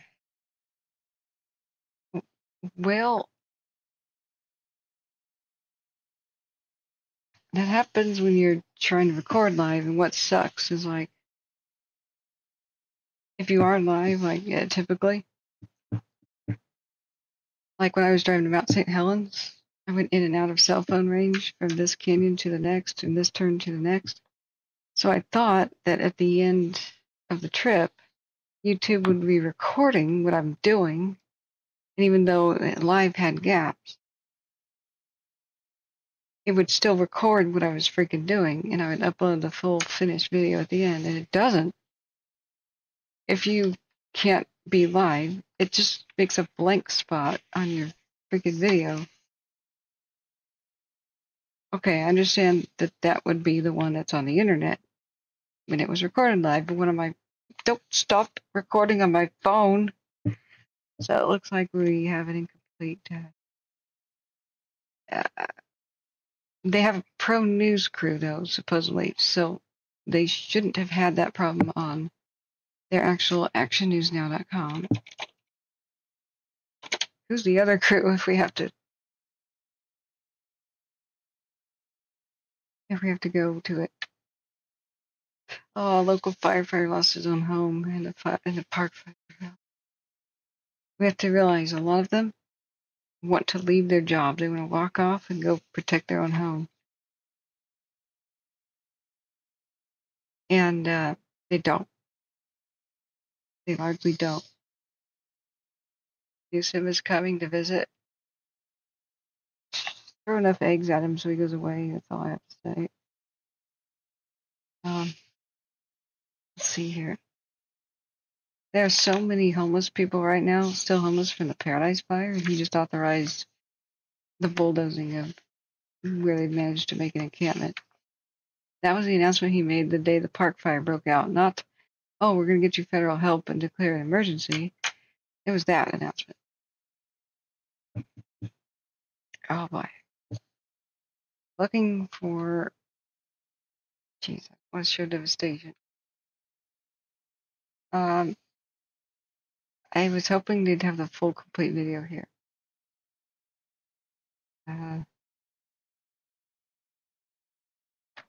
Well,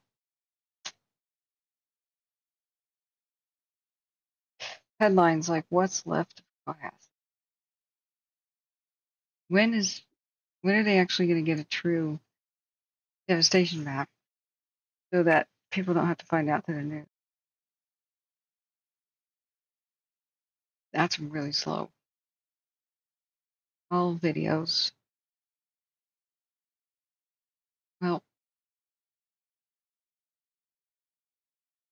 Well, I'm glad they tried to stream it live, but I was hoping the way you work around this, which I totally forgot when I was driving to Mount St. Helens, at least I have a dash cam, is you record your own screen so that even though YouTube is dumb, what is bacon? Bacon and eggs. It's the connoisseur's breakfast, bacon.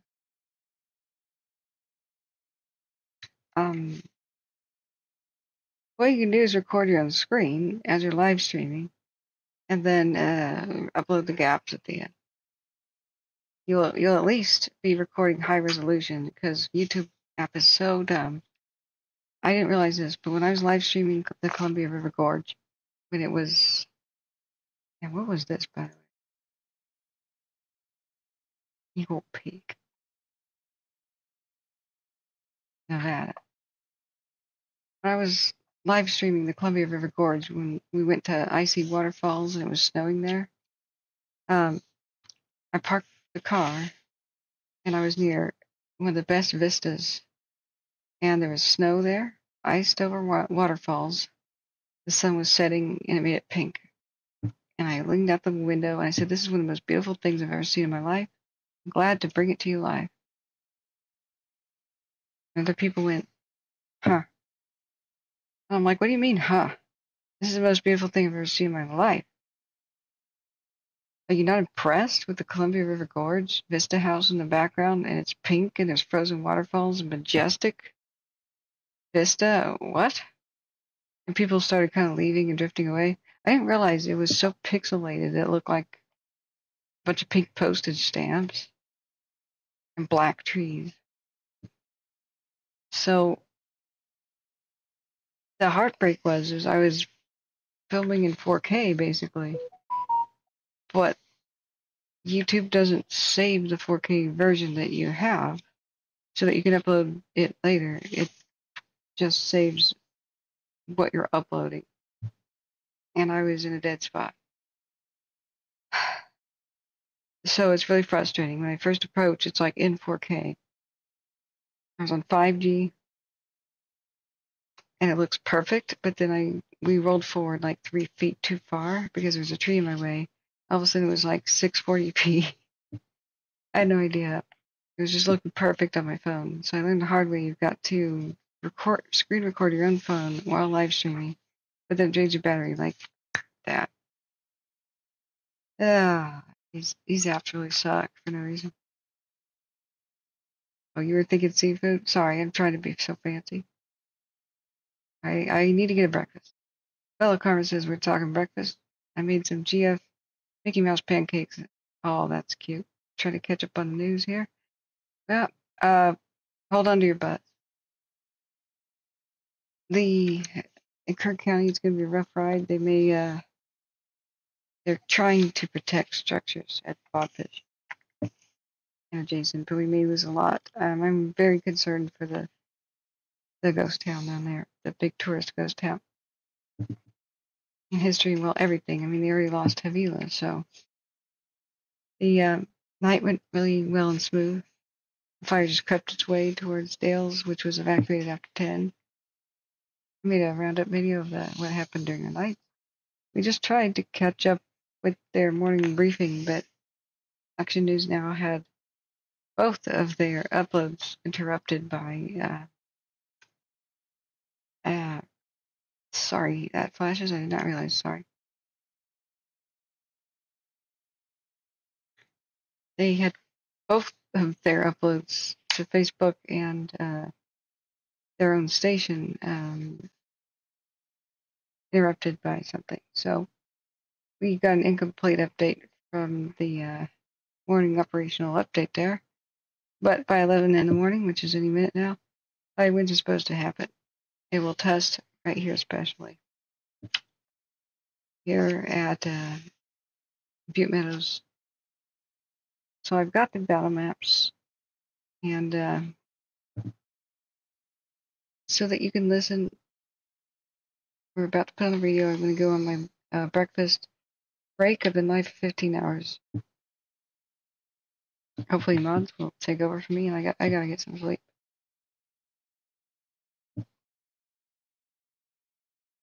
So when they say branch this, branch that, you know, these are their battle maps.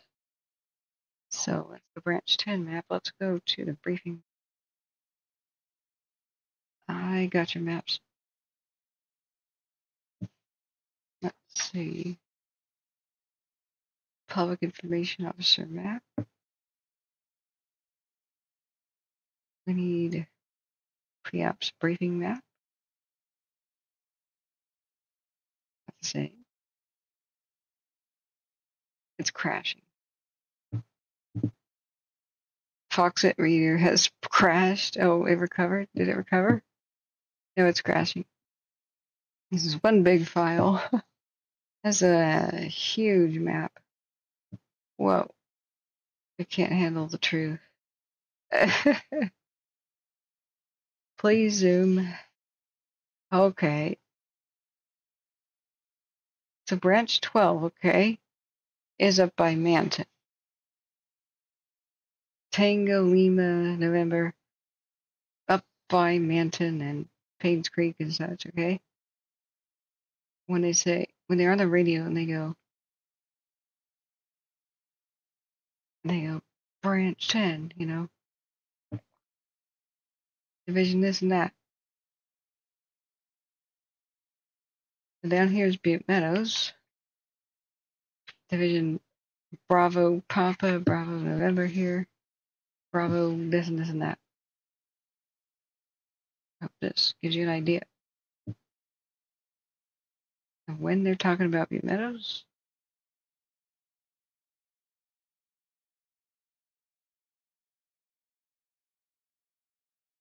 You know, Bravo, whatever. Branch 20. Oops. See it's lagging out.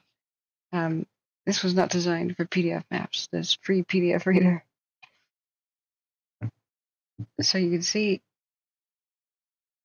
they've got a lot of dozer work completed. They fired all around here to make 32 stronger. This is going to be tested hard today and anytime now. So when they're talking Skyway, here's Skyway. The green stuff is pre-made Sierra Pacific. Pre-made brakes, fuel brakes. So that's why Butte Meadows and Mineral is still standing. They built the city walls before they needed them. So now they're just fixing them up. And they're adding extras, of course, where the dozer lines are. Everywhere you see black X's, they are complete. They're complete into Jonesville. They got 2 of them in front of Butte Meadows by Thatcher Ridge Road, Humboldt Road, etc. So Springs Road. They got tested last night. They took care of it. And they did great with their firing ops. R is where they made roads lines. Let me check in with C-Pro. Is he going to make me the bacon?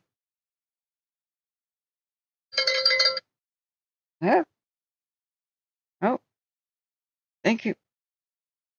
Thank you, David, for your kind donation of $10. Really appreciate it. If everybody even gives $1, at least 20% of the viewers give $1. We will get that laptop in no time. We will take the show on the road to California. Thank you, everybody who even hits the like button. That helps us too. It helps us find people who may sub. We have a 10,000 subscriber goal. I believe we can have a merchandise store or something like that. And that would be cool. Don't you want a coffee cup that says Hero Helper of Captain's World? With the cool K? Or Phoenix or something swag like that? We can have coffee cups that say From the Ashes with great white phoenixes triumphantly rising above, you know, swag. Something nice and uplifting for every morning of stress. Yeah. So, this will be tested today, Division 20, or Branch 20, excuse me, Division Bravo. B is Bravo. Can you hear that on the radio? That's what that is. Yeah, this is chunky. This has so much detail. It's crashed the PDF reader twice. But I'm pretty upset that they don't have the structure loss map yet. I know it takes some time for the teams, but this is torturous wait for everybody involved. When they say branch 10 on command 10, X is the far west side. 20 is the east side, right? And he says branch 10, division Tango, west side stuff. Now, let me minimize that part crashing again. Radio's going on. It's time to put on some cameras. Thank you for holding down the fort. Time to eat, and now pass out and come back in the afternoon. Big D says, Pond Storm. Talk to your code enforcement or local fire marshal about the violation. Oh, what? Yeah. Mind you, a lot of homeless are the victims of arson. They're not the ones creating it. They don't want to have a fire where they lose everything what little they have. I think when I done a different stream that I was watching in Bakersfield in June, it seemed like it was pretty obvious arson, and it seemed like somebody was trying to light the homeless, with their homes on fire. Any cameras of Shingletown? Yeah, we could set that back up. So we have Inskip, Cohasset, Baldwin Butte. This is the Breckenridge is down there in Cook County. East Los Molinos, Colby Mountain, Baldwin Butte. Let's look at Shingletown right now and see if it's looking at the correct spot. See if we should add it to our mix.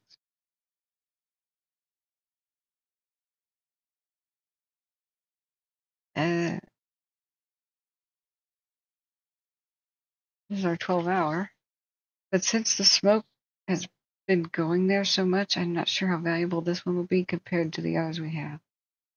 I could ditch one of the Cohassets.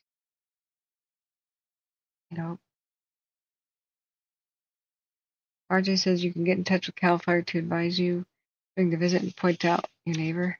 That's a great idea. Hey there, Smitty. Good morning. Joan Mode says, where are you from? Hoop. I grew up in Sutter County. Took writing lessons and spent a lot of time in Butte County.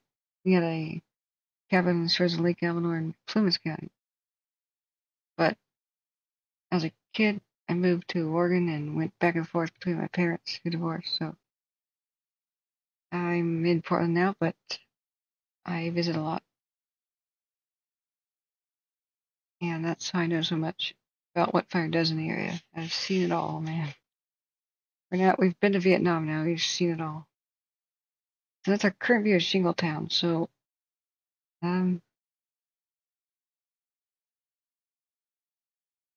people were assuming the arsonist was a homeless guy. Turns out he has one, albeit a crappy one.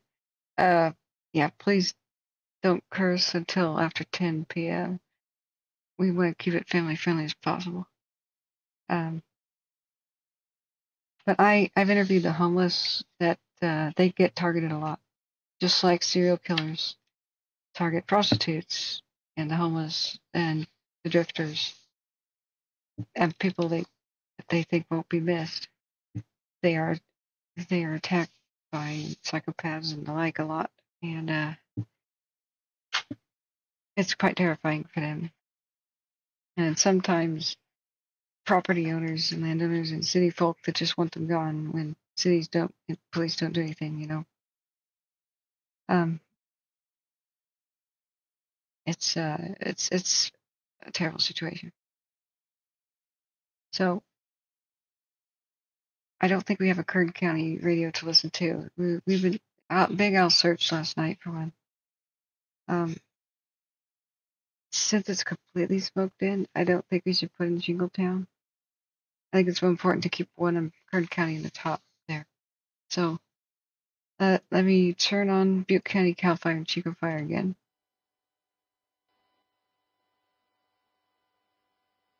I was hoping to verify their volume before I left.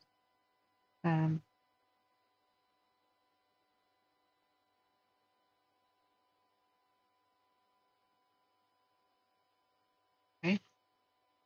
We don't really have great views of Kern County, I don't think.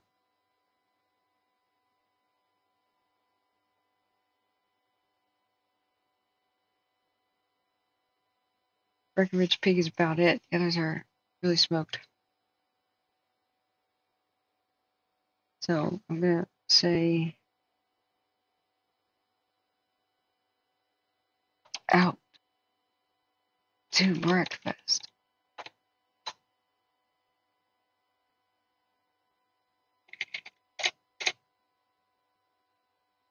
Okay. So ask the mods for info. Okay. When I come back, I'm going to check on things and pass out for a bit. Kathleen says I plan to rake as much as I can and been ordered to do mowing. I'm not sure the you know what this accused arsonist, you know what his home should have been? Prison. He should have stayed in prison for doing what he did to a 14-year-old girl and what other crimes he committed. I don't know why he's seemed like. I don't know why he was out. Yeah. Yeah.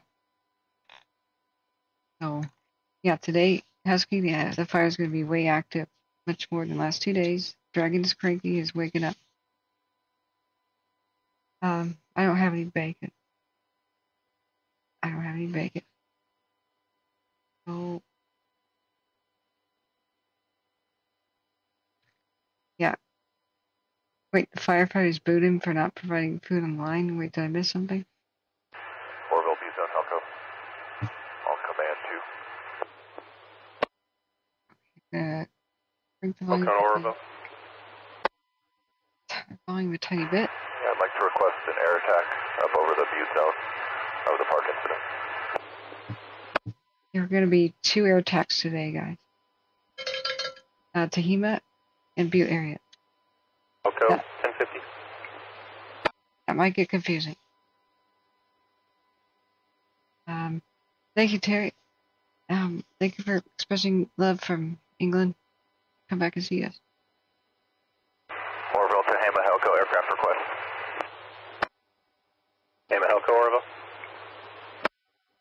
Yeah, don't mow dead grass ever. Never. Just don't. You can't. Especially in a riding mower. Orville, stand by. I'll get back with you in a second. 1051.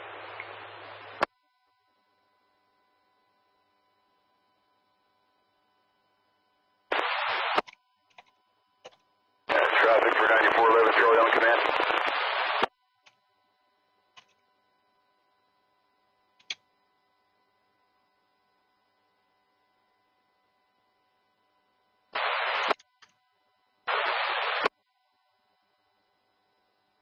Okay, I'm going for my breakfast, friends. I think the volume is good. I've been talking, I'm awake 15 hours. I'll come back and check in with you again and then take a nap and be back in the evening or afternoon. So I'll try to sleep as much as I can. But my mods will get C-Probe to try to wake me if we have to. Resetting the stream or something, you know.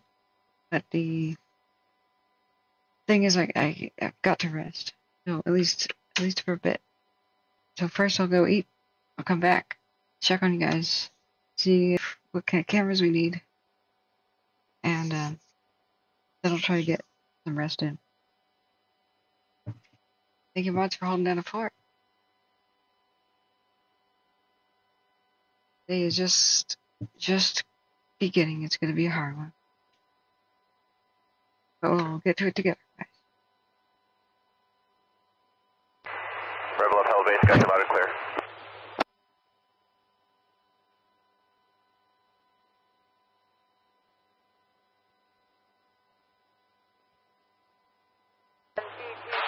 Communication, command 2, tone 11.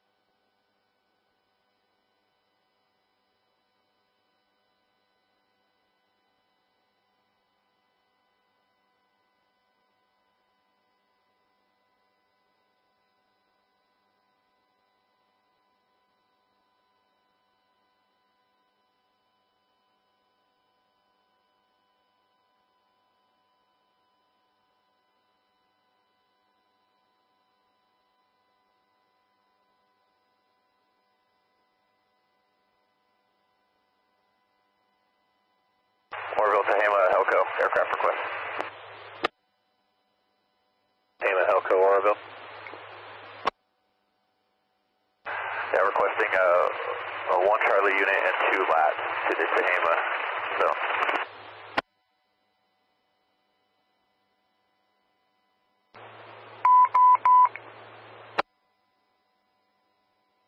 Engine 274, medical 2182, Shasta Stroke. Additionally, reporting location will be Division 10.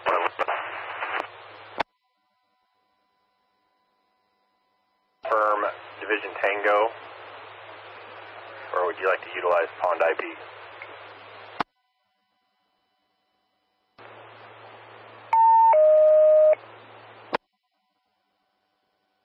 That gets overhead, we'll utilize the 4,000 foot insertion point.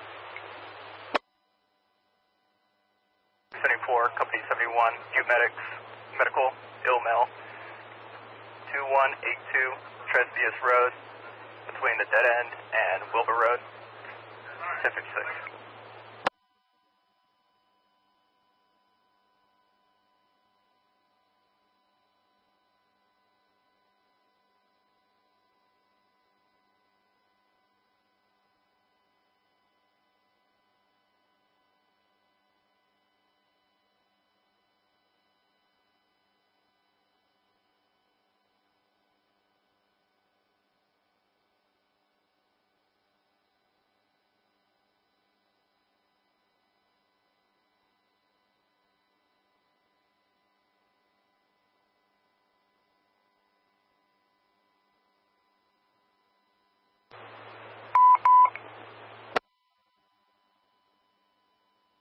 responding Tresbius Road, Reeves Club 2, 1057.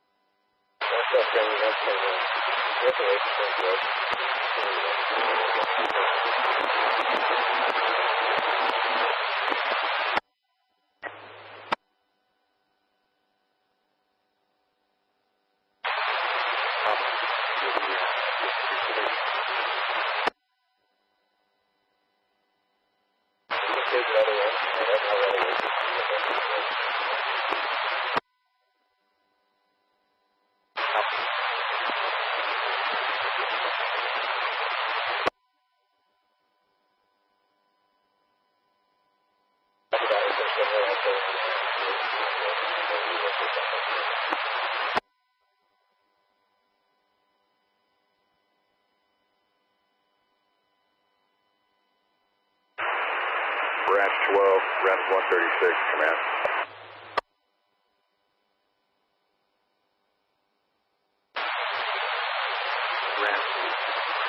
Branch 12, command, go ahead. Hey, moving into branch 15, the comms are poor, so I'm just checking in with you. We're spotted at drop point 30, and just kind of a fast stop. We have comms, so we'll stage here, and we'll be available for both branches. Break.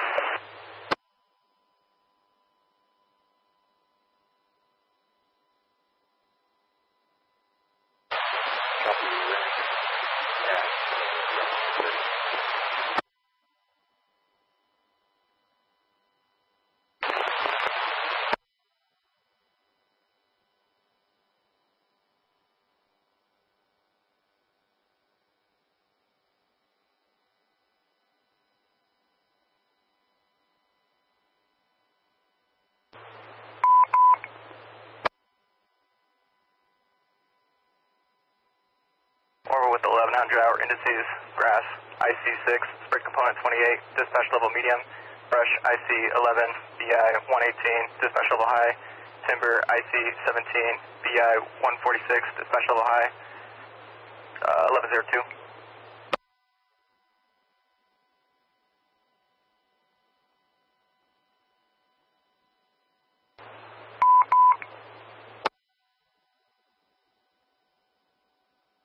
weather discussion. Below average temperatures along with moderate humidity through midweek. Hot and dry weather returns for the second half of the week into the weekday. Locally breezy and times mainly in the afternoon and evening today. Mostly sunny, hazy, max temperature 90 to 95 degrees, minimum humidity 20 to 30%, winds southeast, winds 5 to 11 miles per hour, LAL of 1.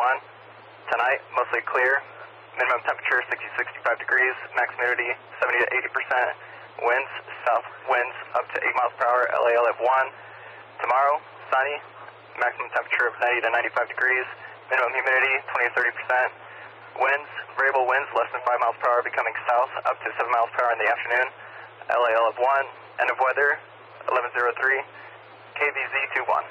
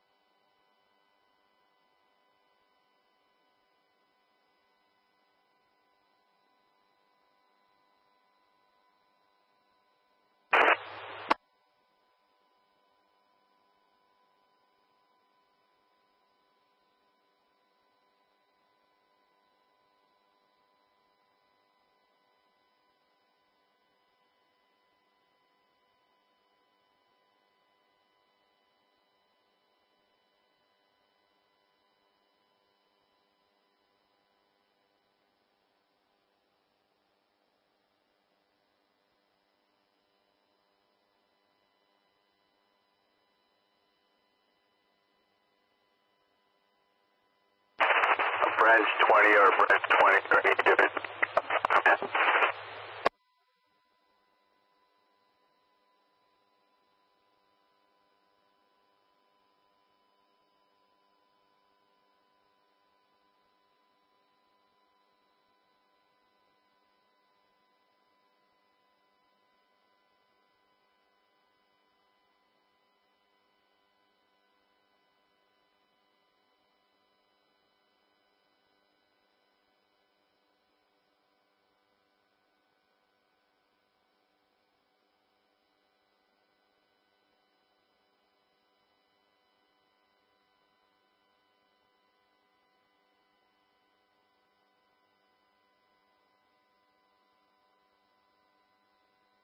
Red Lots, Brian, Division Foxtrot on command.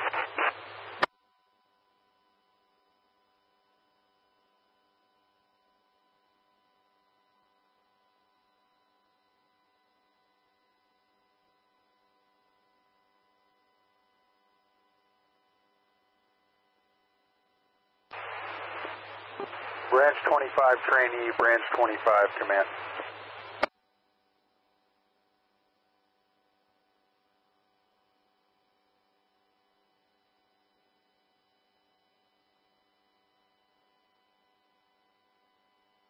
Foxtrot, Delta Brian, command.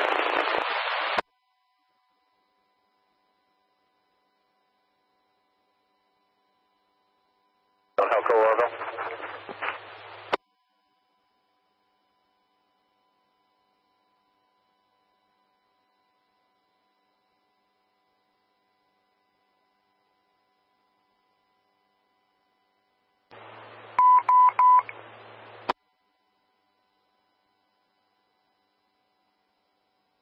Engine 33, medical, 76 Tuscan Villa Drive.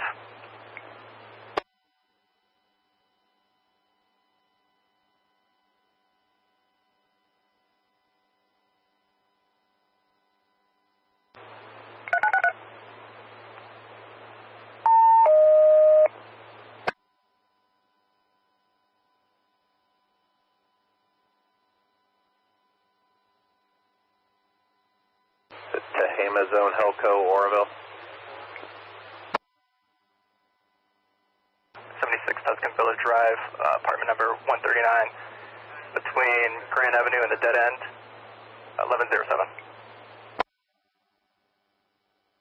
And the air attacks, they want to hold the tankers on the ground until the air attack and the Charlie units are overhead the fire. Okay, copy that. We'll take the air attack no lead.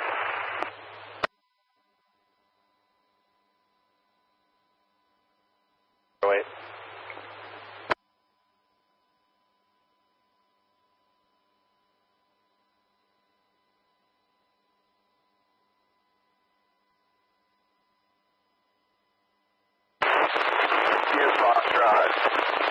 Those are Box Brian on command. The Butte Foxtrot. Trying to reach me. Yeah, for me that's in trail. That's going to be closer to Highway 32 and 89.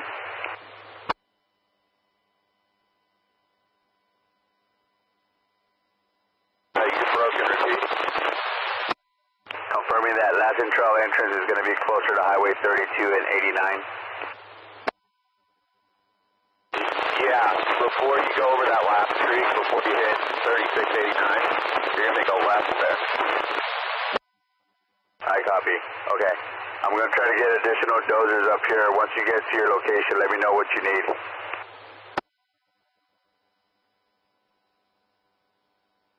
I'm just getting to our kind of starting point here. I'll let you know here in a minute. So, Foxtrot.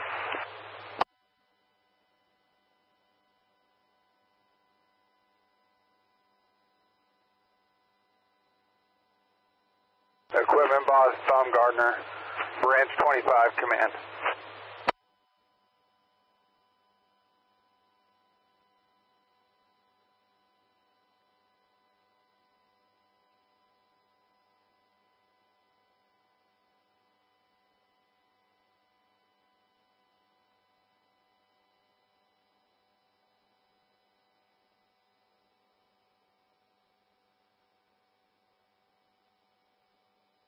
Equipment boss, Baumgartner, Branch 25, command.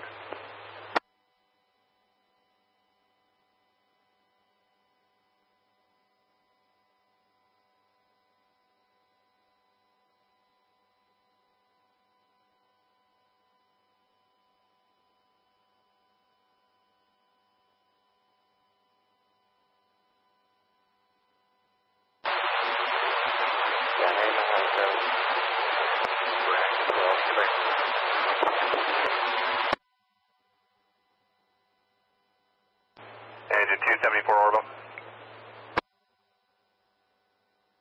Engine 274, we're at the location. It's a different address. We'll get back to you on the location address.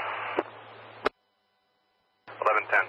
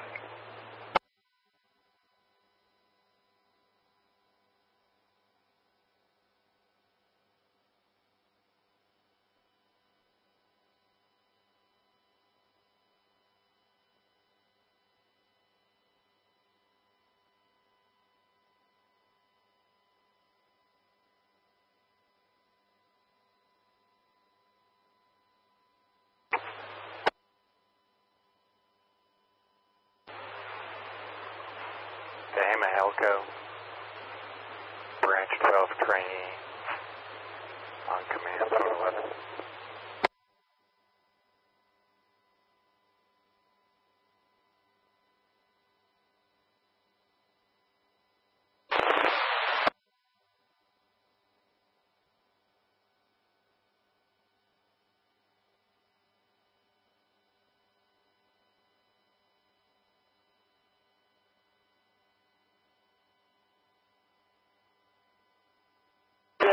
236, bump up pressure.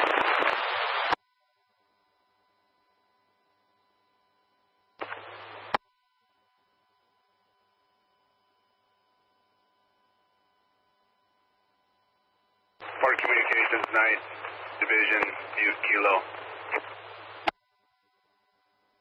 Division Butte Kilo, Park Communications. All 9th Division Butte Kilo resources are off the line. Park Communications.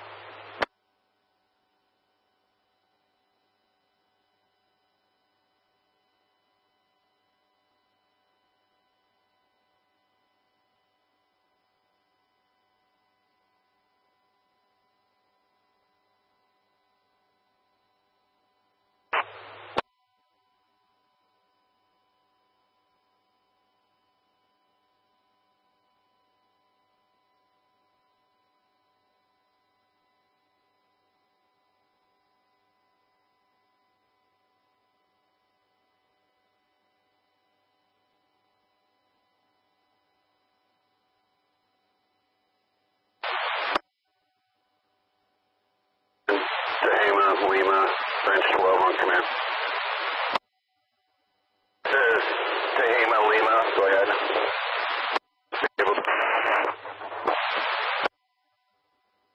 I'll have to get to a cell spot. Give me a few. I'm coming down.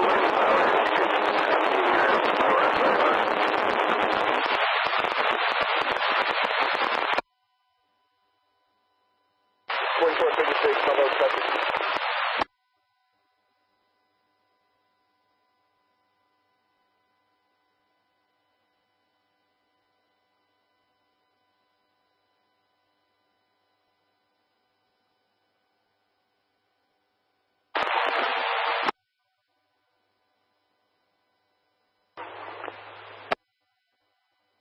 Branch 12.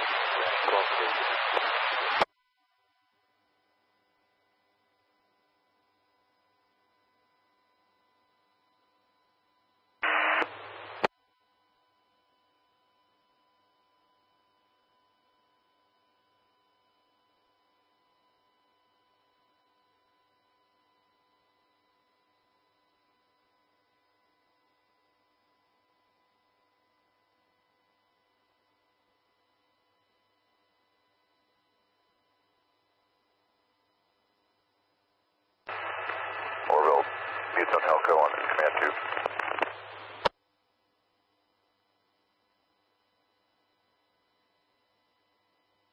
Orville. ETA for air attack over the Butte zone.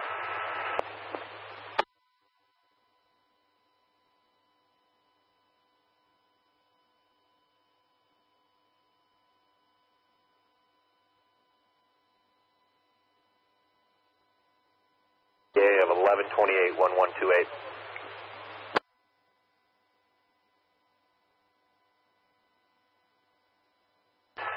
I copy 1128.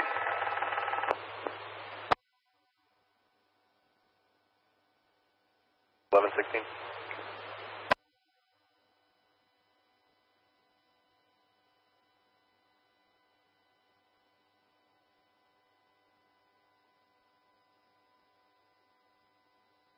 And Orville be zone Helco on the command 2 back. Do you have an identifier? Affirmative, Air Attack 230 off Grass Valley.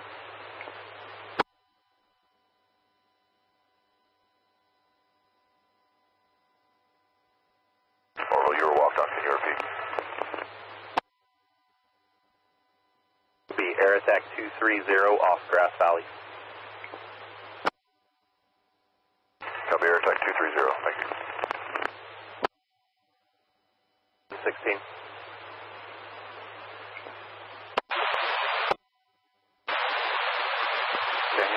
Helco, Branch 12 training on command. Branch 12 trainee Helco on command, go ahead. I have a, over in Tehema, Lima. They were looking for water dropping down the Skip lookout. ground contact is 9221 Charlie. And we think there's a mix-up on the air-to-ground command. We think they're flopped between Tehema and Butte. And we'd like to try to work through that with you up here. Well. Affirmative, it's going to be CDF air-to-ground 6 for the Tehema zone, and I've been in contact with 21 Charlie. You've got copters coming out. Copy through it. Thank you.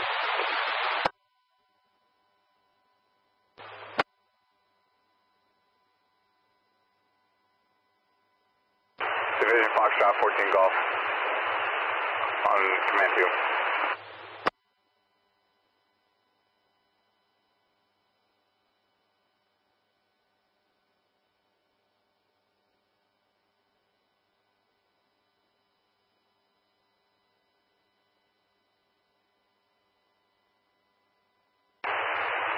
Division Foxtrot on command 2, 14 Golf.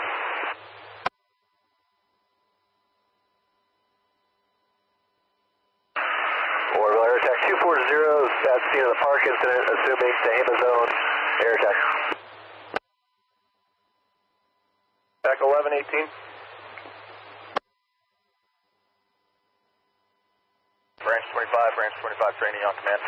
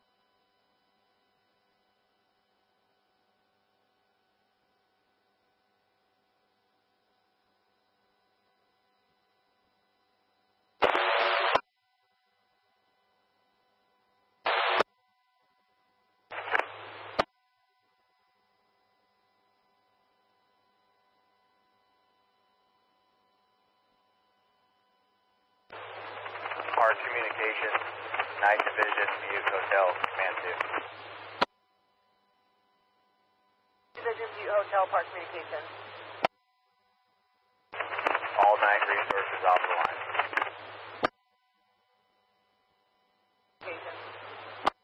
Operation Tehema, Helco, go ahead.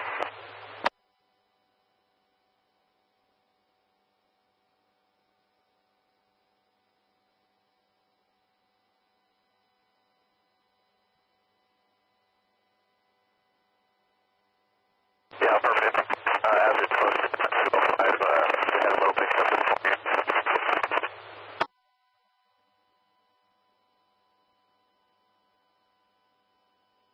And while I have you, to give you an update, we've got 6-wing coming out, and they're going to be working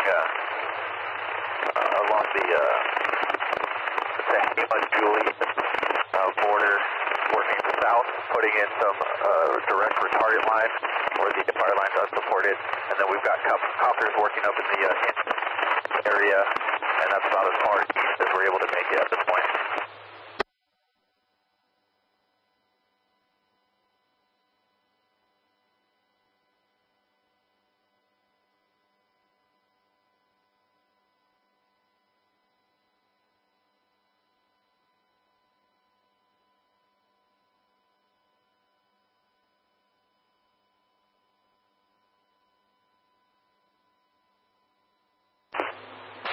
That's self-training.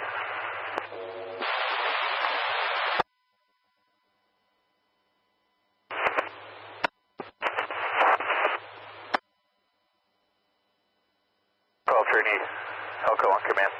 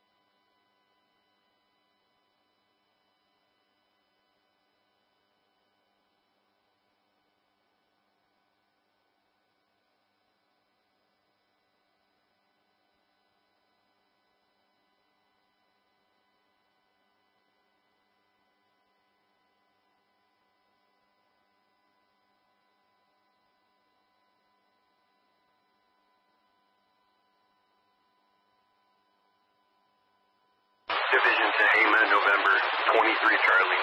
Your location, command.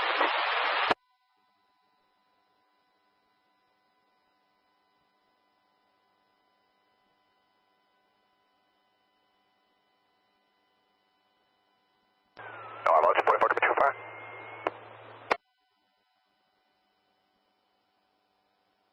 44, 1123.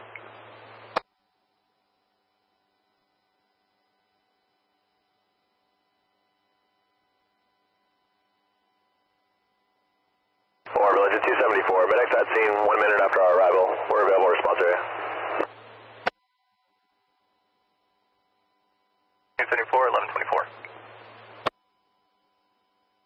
It's 274.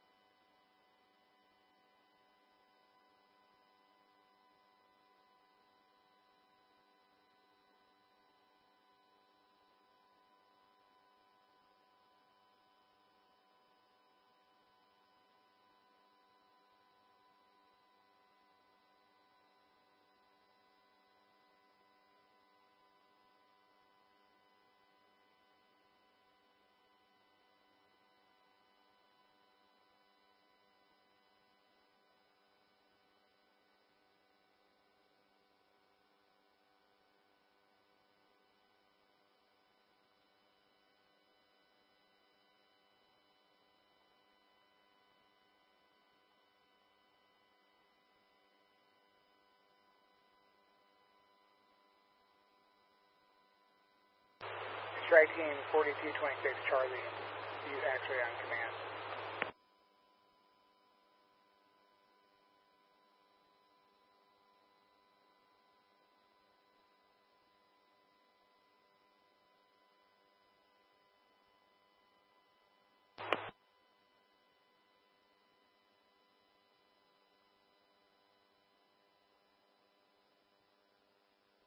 Strike team 4226 Charlie, you actually on command.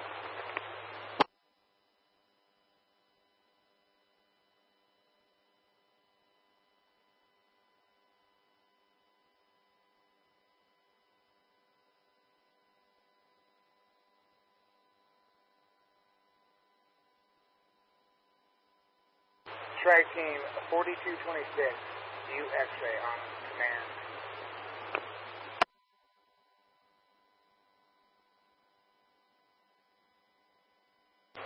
Tehema zone air attack Orville.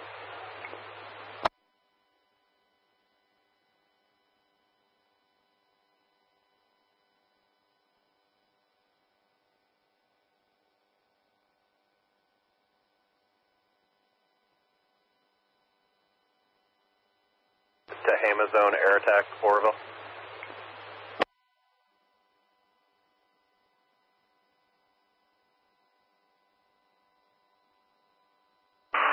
Orville, Tehema zone air attack. Still information, Charlie 4 is off Reading en route 1132 ETA. That's it. Tehema zone air attack, copy, is in contact.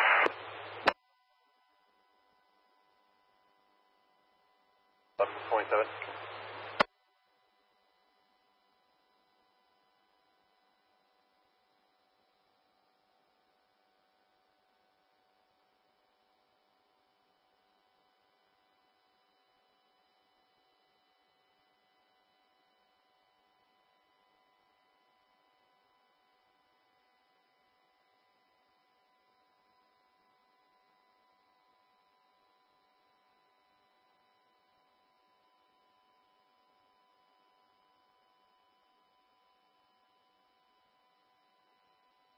Charlie, Tehema Lima. Do you have an on-scene time for medics?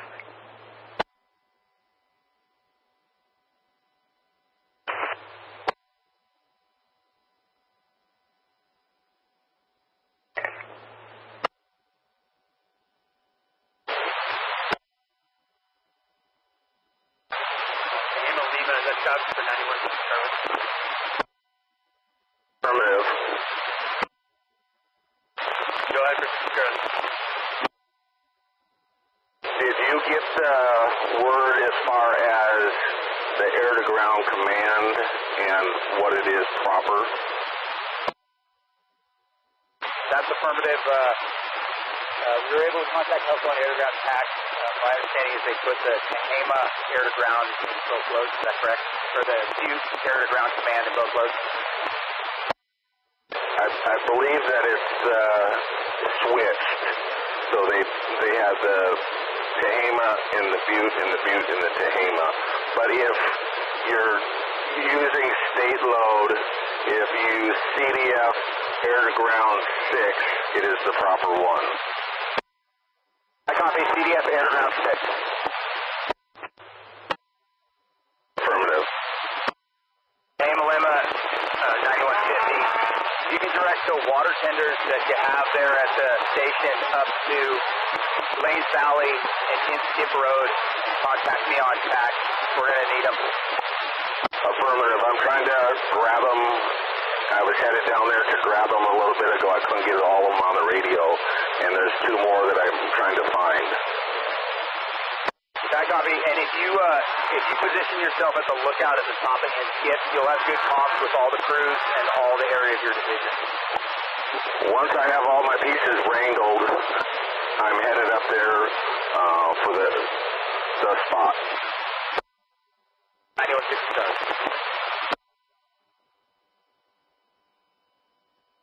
Tehema, November, contingency branch on command.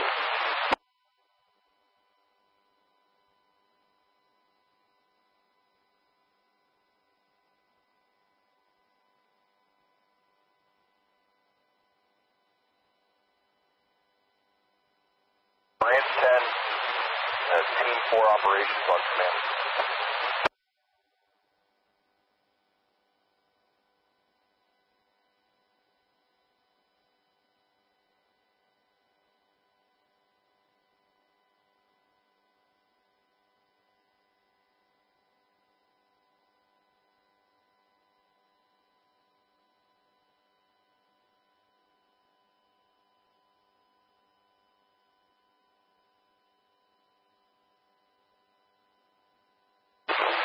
Branch 20, safety, night kilo, training on command.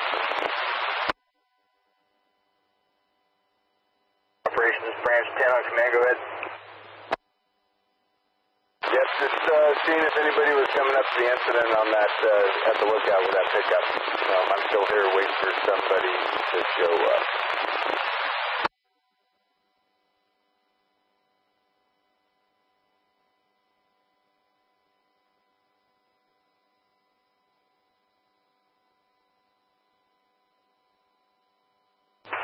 Night kilo, branch 20 safety on command. Go to night kilo. Yeah, did you have traffic? Looking for the branch 20 safety, but just trying to see if anybody was coming up to that vehicle fire up on that the lookout road. I'm still just trying to wait for pass it off to somebody and for safety to look at it. Yeah, I'm in route right now. And we just turned left at the tree with the arrow, so however far from there. Okay, I'll see you guys in a little bit. I copy. I think Branch 10 may have been trying to get a hold of operations with the same traffic. Copy. Something about maybe Branch 10 was trying to get a hold of me. You broke up.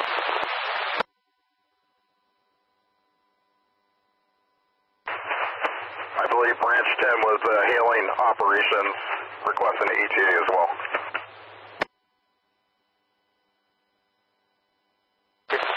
Yeah, I'm just standing by. I'll wait for somebody to show up or run into you here just in a little bit.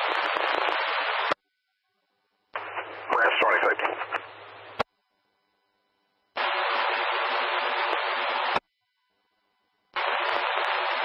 Orbital airtime 230. Zone airhead. 230, 1133.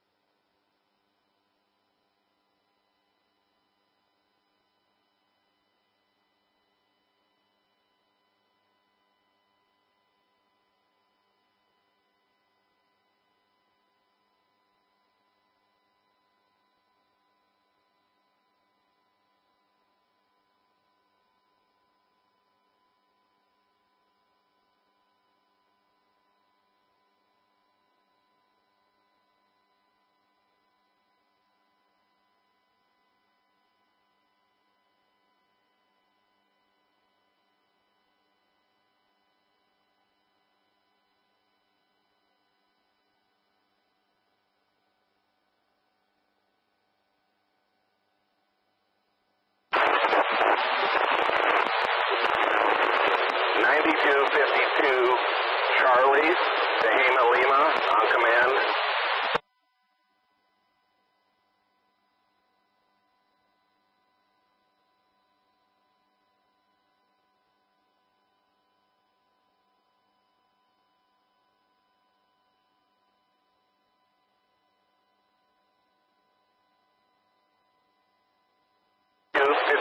Charlie, Tehema Lima, on command.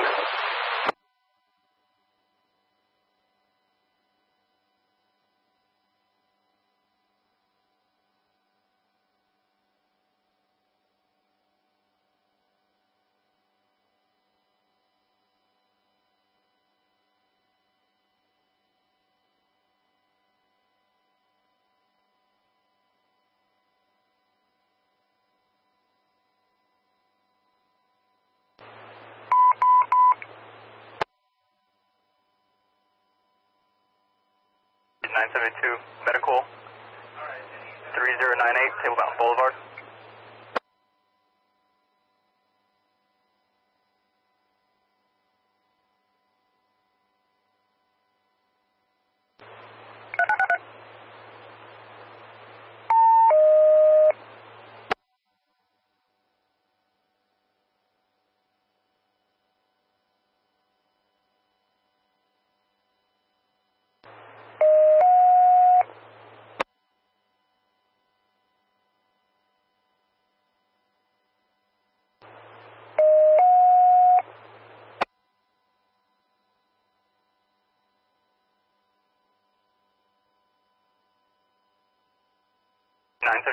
Company 25, Butte Medics, medical, snake bite in the area of Table Mountain Boulevard and Highway 70.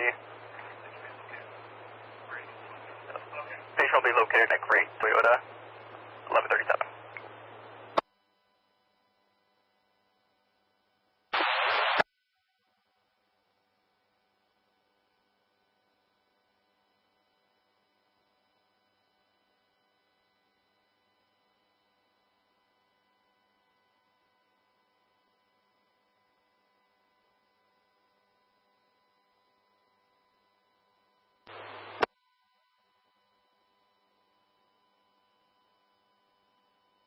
Division Butte Hotel,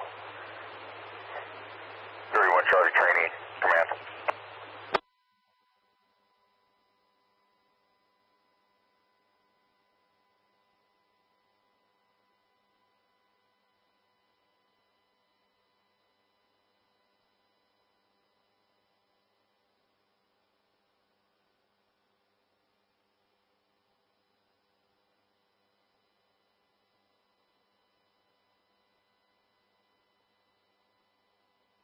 Helicopter 4 Alpha Sierra, CDF Command 2.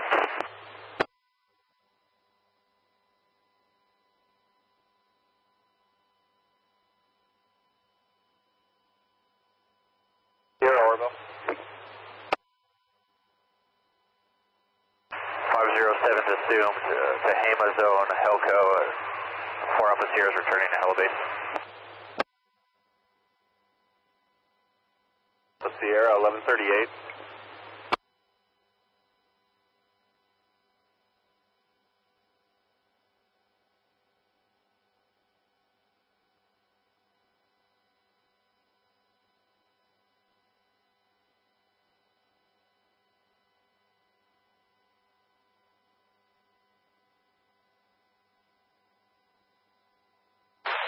Division Butte Hotel, 9431, Charlie Training, command.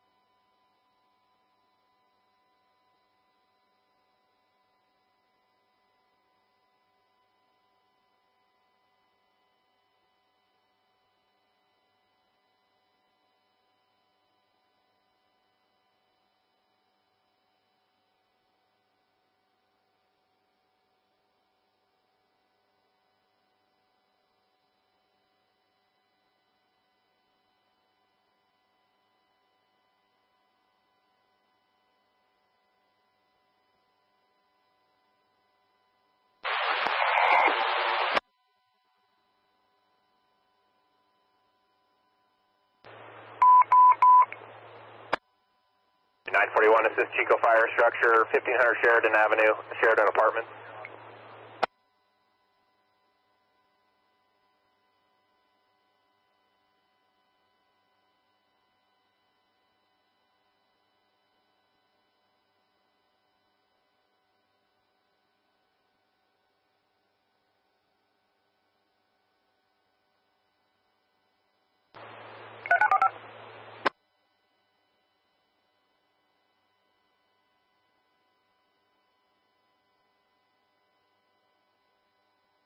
Engine 941, this is Chico Fire Structure, 1500 Sheridan Avenue, Unit B Bravo at the Sheridan Apartments, between 5th Avenue and East Window Avenue, 1141.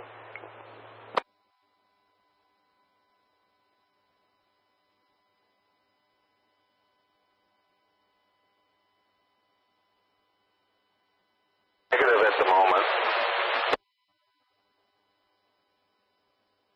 They need to go to Lanes Valley or Lincoln Valley. Owens 2 Alpha, from 821, radio check, on command, zone 11.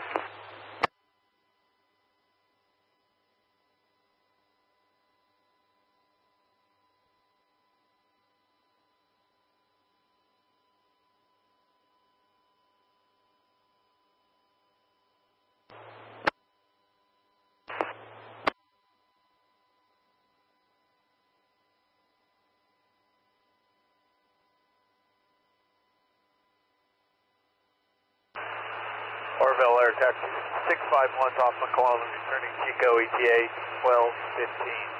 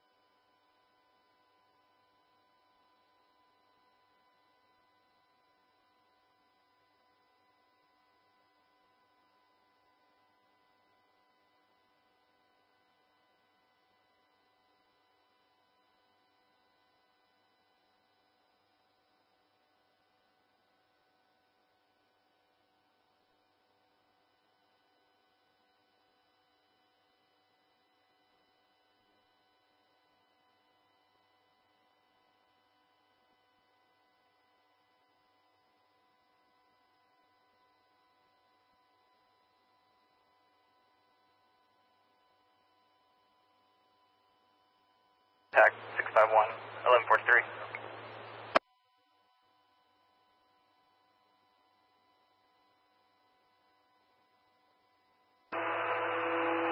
Orville Air Tech 651, confirm positive AFF.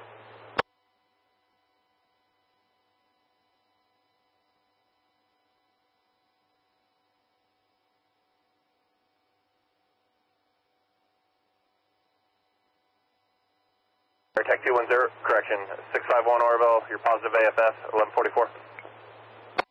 Air Tech 651, thank you.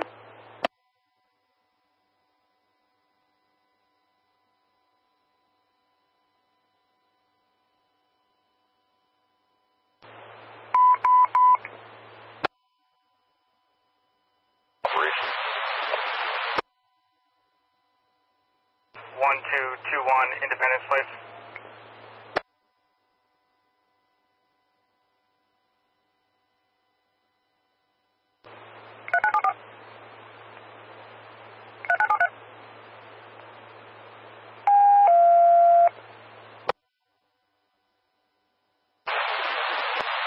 Team 4 operation.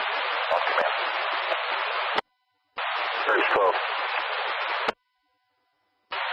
Hey, I got you a water tender out of staging. It'll be E753. He'll be coming Highway 36 to Lanes Valley, and he is to report to 9441 Charlie for a water tender.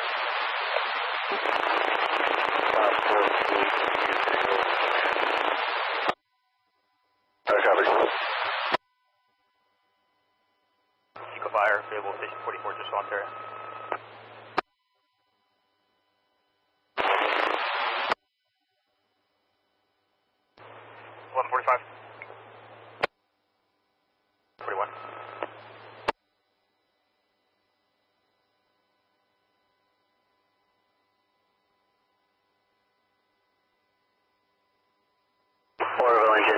972 at scene with medics.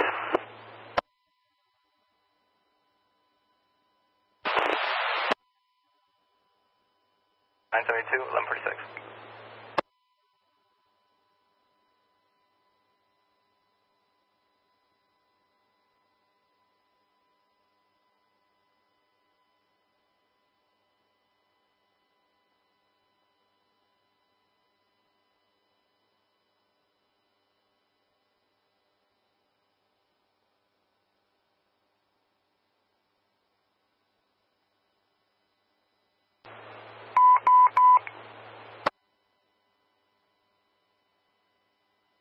Engine 274, public assist, 595, Low V Drive.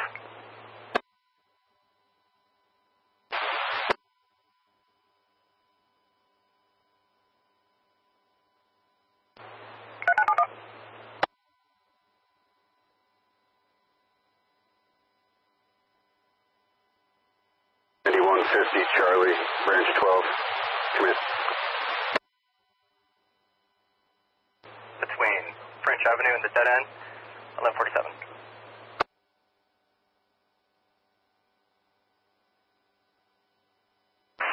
Morrow, Tehema zone, air tag, aircraft request.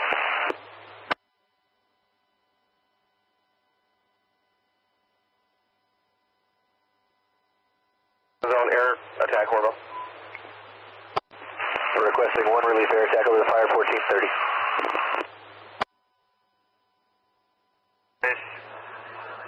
Engine 73. Engine 73. Engine 92.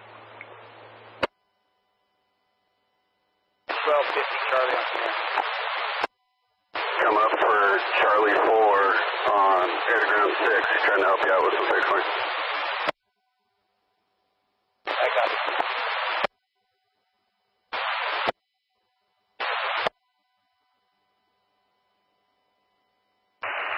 Morville, Tehema zone air attack. Morville. Just confirm you got the request for 1430, and also you can start 210 out of McClellan to the pond IP.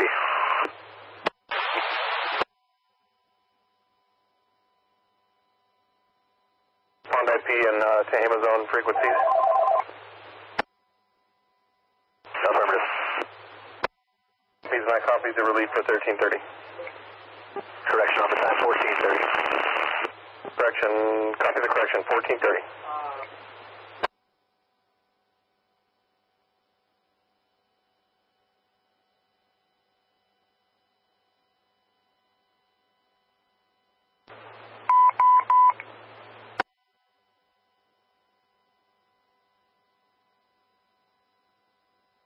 Engine 941, medical, 629 Malheur Avenue.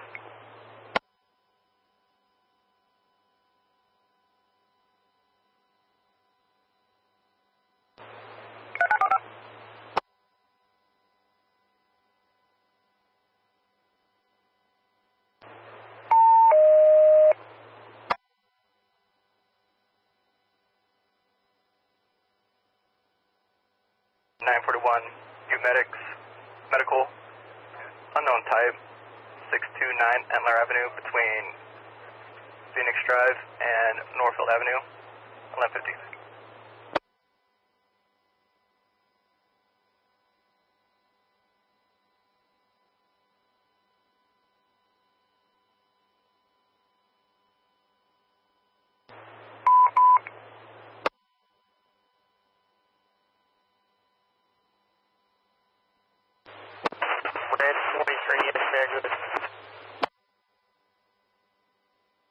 Commercial structure alarm sounding.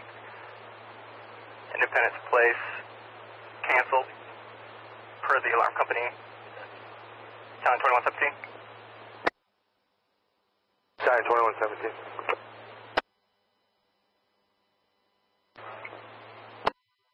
The 73 available response area.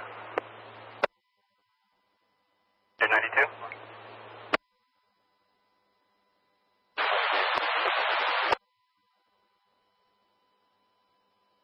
Canceled, 1151.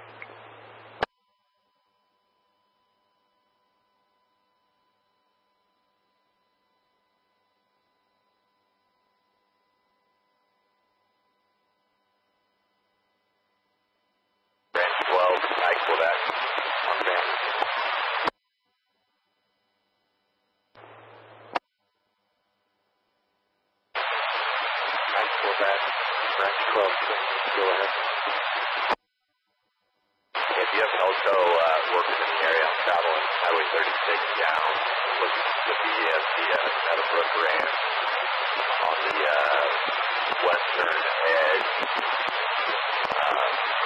Something popping up out there. It doesn't look to have a line on it. It's above the rim.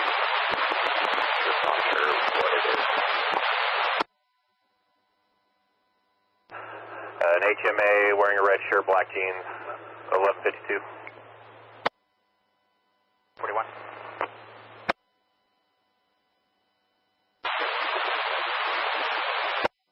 Could be west of the ranch headquarters, above the rim. Probably 100 feet from the rim. Looks like it's probably just grass pre-burning up there, but I don't know if up and around it might have a control line around it.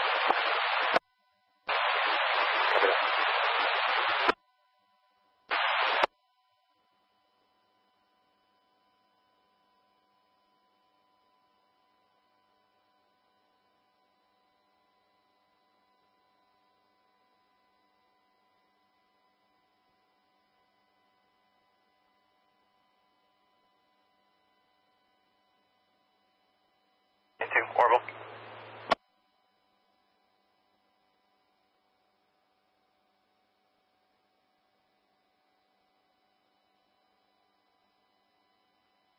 Two, 1153.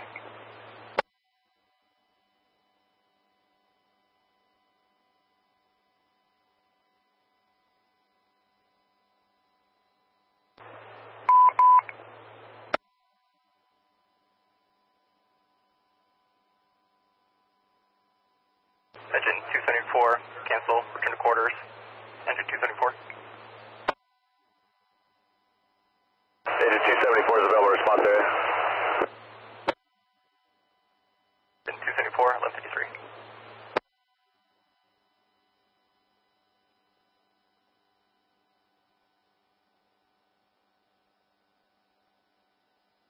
Tango November 48 Golf on command.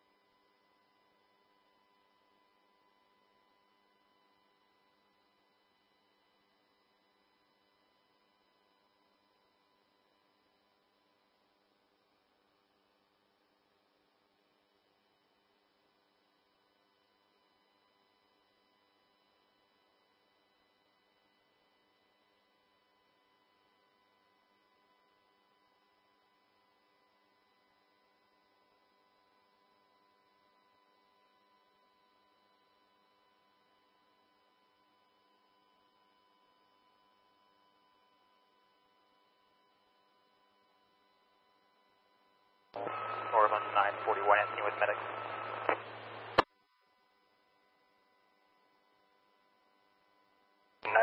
Let's be 6.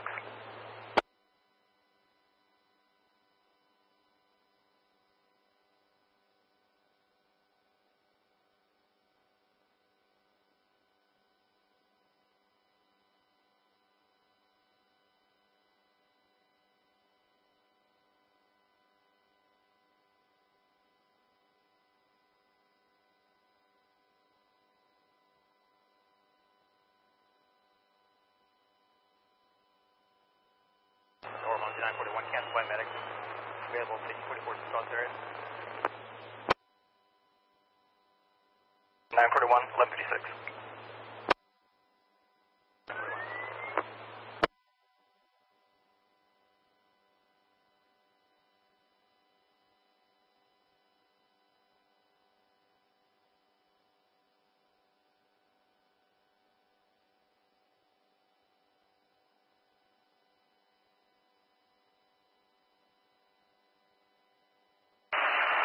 Warville, Tehema zone air attack, aircraft request.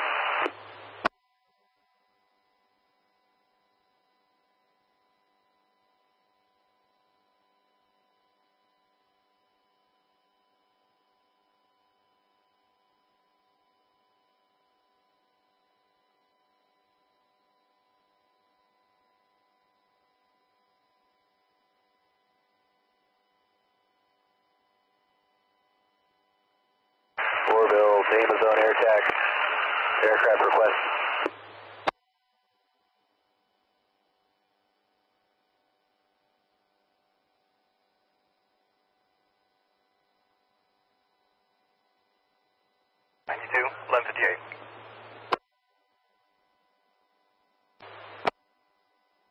Tehema zone air attack, Warville.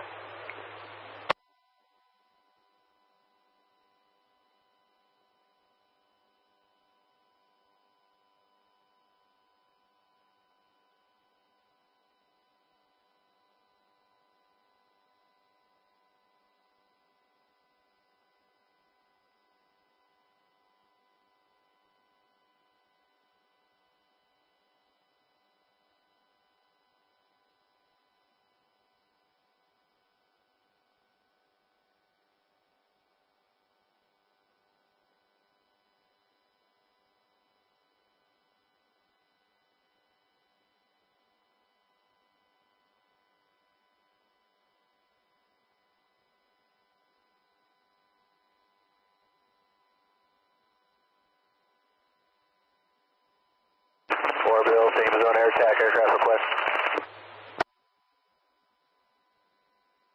Air attack, Warville, go ahead. Requesting one additional Type 1 tanker to Pond IP. To Tehema zone frequency.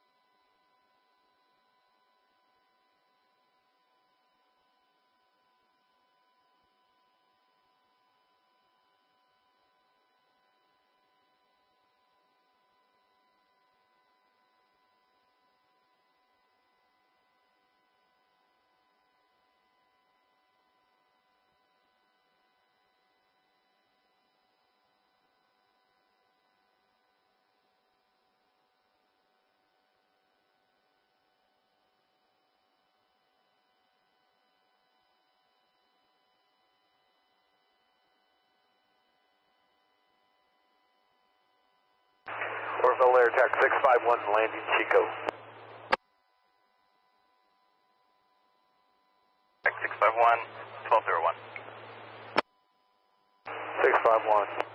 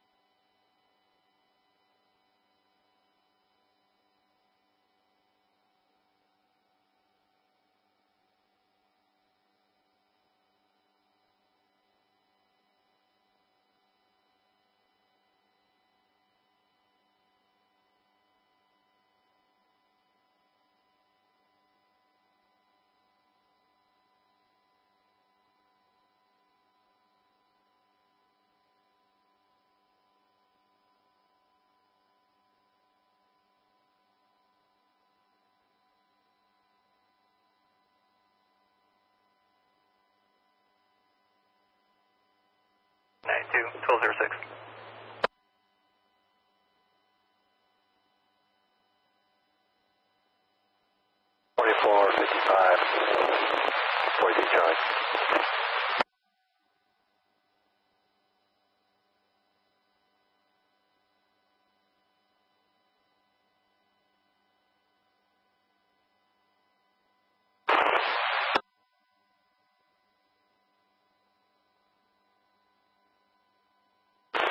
You on that?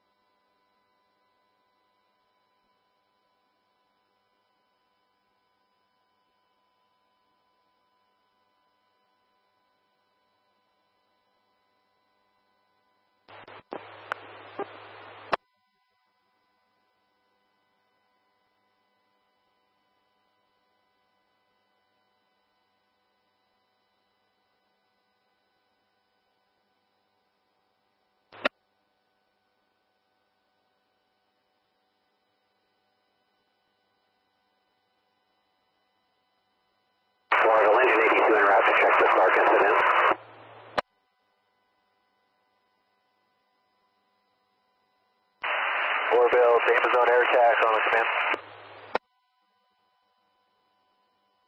Air attack, Orville. Requesting a relief ASM over the fire at 1500. Tehema zone frequency.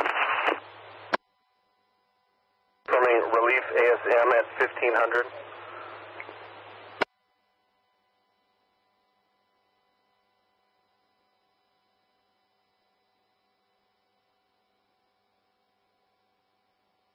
Zone air attack Orville. Lots of background noise. Confirming relief ASM at 1500 Tehema zone. Affirmative 1500 over the fire Tehema zone frequencies. Copy.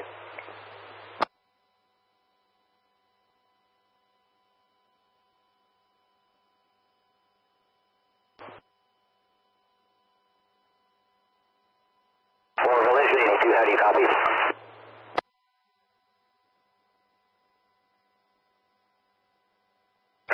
Few local, scratchy, unreadable.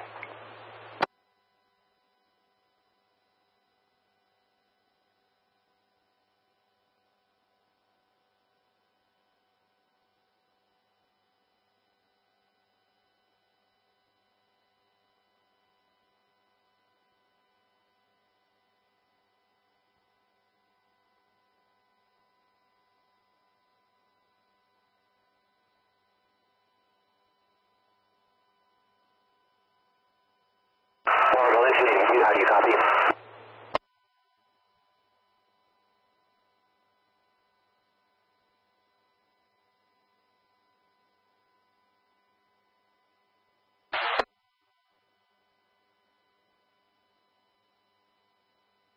Engine 82 Orville, scratchy but readable. Orville, Engine 82 en route to check the park incident. 82,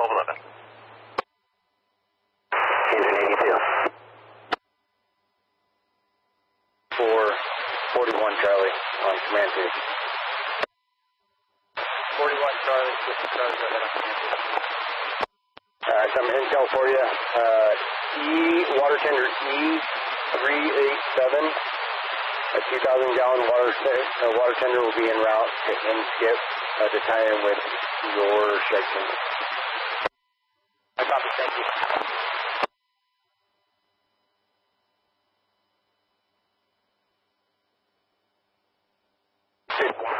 Probably additionally, I'm going to tie in with contingency and get you a couple of dozers.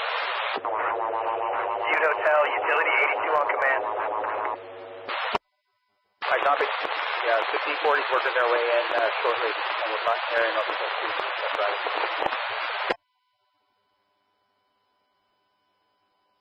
One Charlie, copy. Butte Hotel, Utility 82 on command 2.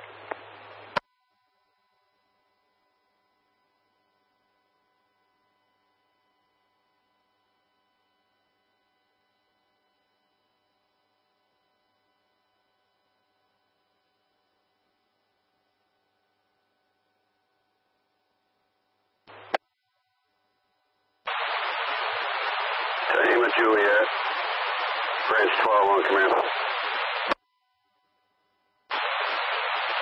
Branch 12, Tehema Juliet on command. How do you copy? Loud and clear. Hey, do you have any resource? Butte Hotel, Utility 82 on command. Oh, branch 12 break, working in that area. It looks like on AVL, maybe Gap crew in there. There's a flare-up near south of the Meadowbrook Ranch. I'm going to have fixed wing come in, but they need to come up on Air Ground Command 6.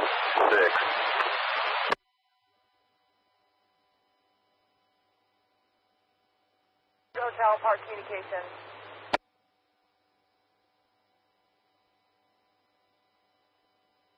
Over Butte Hotel. Utility 82 is having radio issues. Are you able to reach them on G-Fire 26? Yeah, I copy that. Currently, I'm Utility 82. Go ahead, straight to me.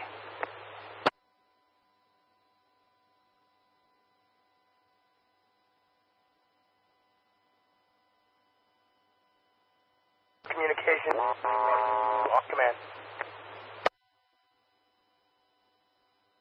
Utility 82, just trying to see if I can help relay for you. No need to relay, Park Communications. I am Utility 82.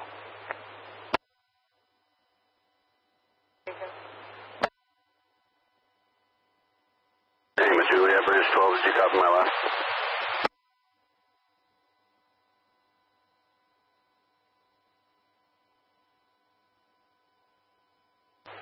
Park Communications, Utility 82 on command. Do you have traffic for me?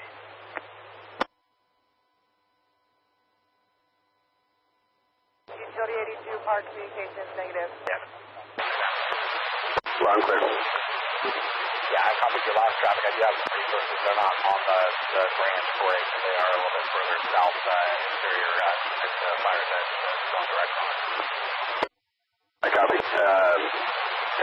Air Tax, Tehema Air Tax looking to support them with some fixed wing. If you could have those crews come up on Tehema Air to Ground Command, which is CDF Air to Ground 6. I'll get a hold of them right now. Okay, thank you. 14 Golf, Utility 82 on command.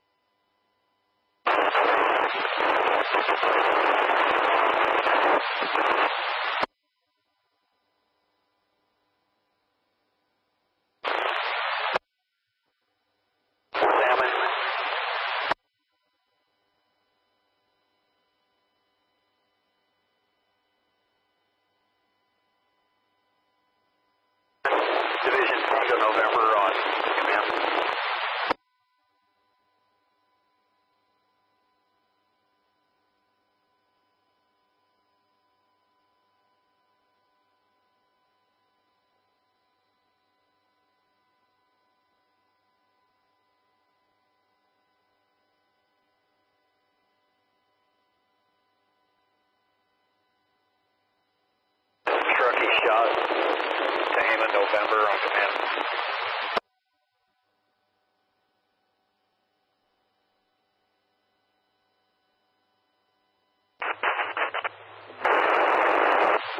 Evac Charlie, Division Foxtrot on command.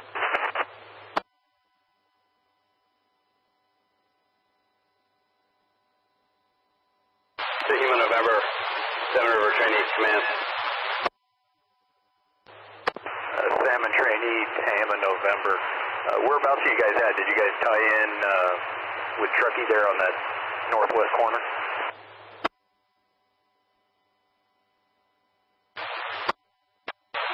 Hey, firm. We're staged at the moment. There's limited work. Okay. Understood. That dozer, we found him. He's working all the way back off of the 36th area out to the east, but he's slowly working his way out there to the northwest.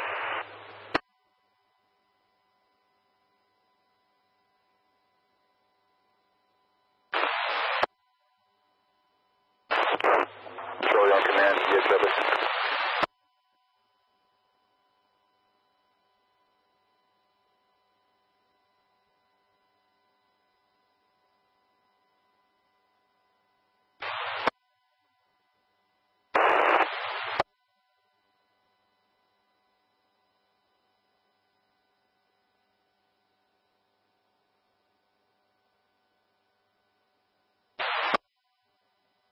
Division Foxtrot 9411 Charlie on command 2.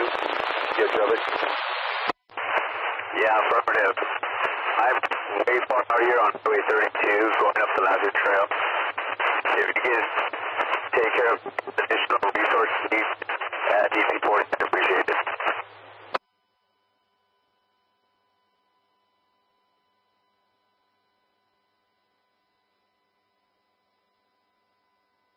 Charlie Foxtrot, you cover traffic?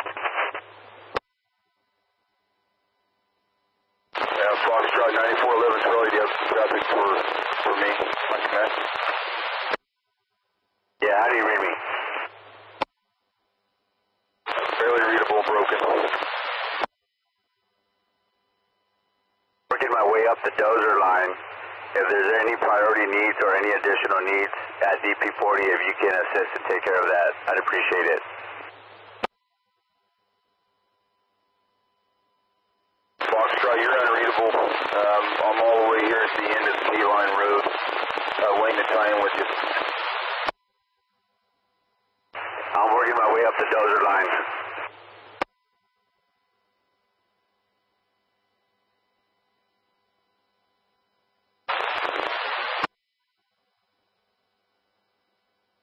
Range 15, Whitney Town, command 10.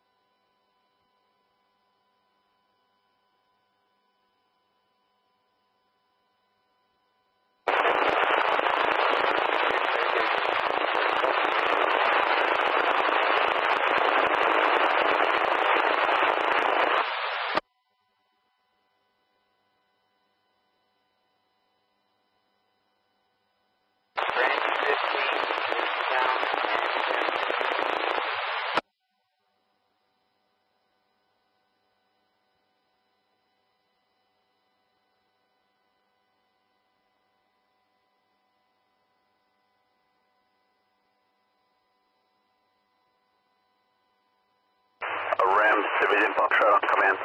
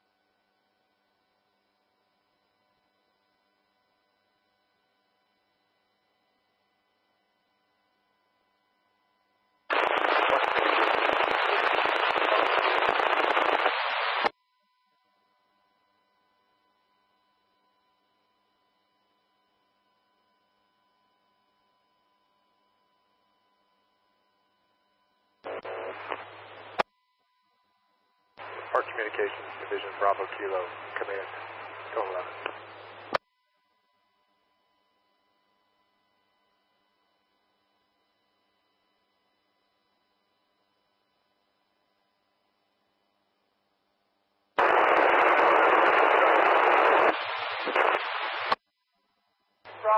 Bravo Kilo, Park Communication. Yeah, trying to raise a Butte air attack on the command as well as air-to-ground command, no luck. If there's not one in the air, I'd like to request one Helco or air attack over Bravo Kilo.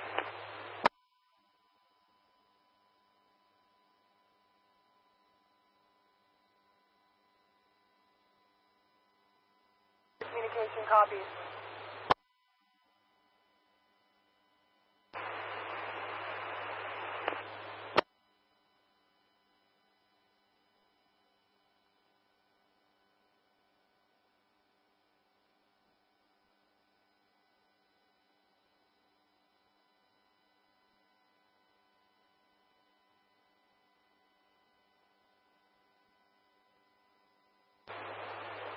Division Bravo Foxtrot, Branch 20 trainee on command.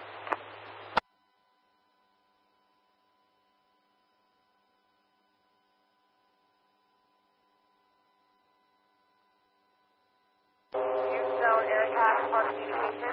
20 trainee on command in the blind. If you have a resource to spare to go out the Lassen Trail and try and get eyes on some fire activity in the area, I'd appreciate it.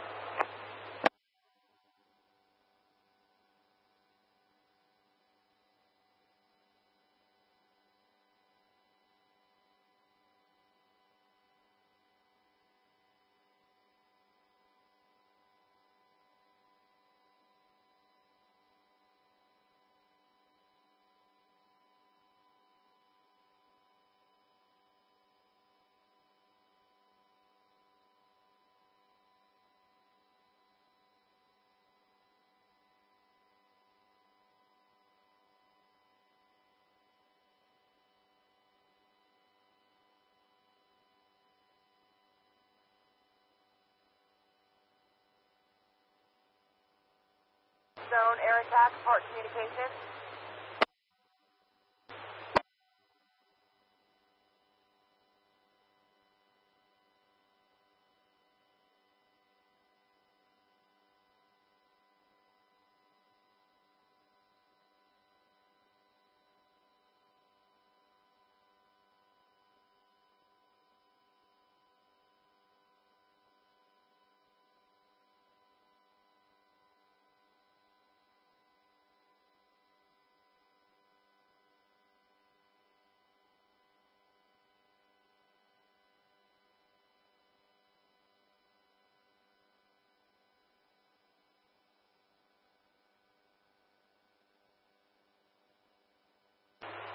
Butte Operations, Branch 20 trainee on command. Butte Operations. Per heavy equipment boss Bryant, who is on Lassen Trail, he believes the lookout's just picking up the dust from about 10 dozers plus diesel exhaust from startup. From his vantage point, still well away from the main fire, no spots in the area.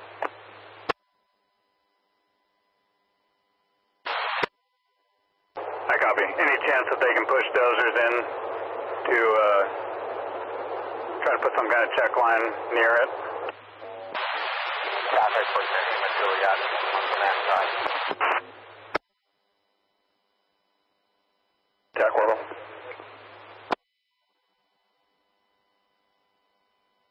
Tehema November on command.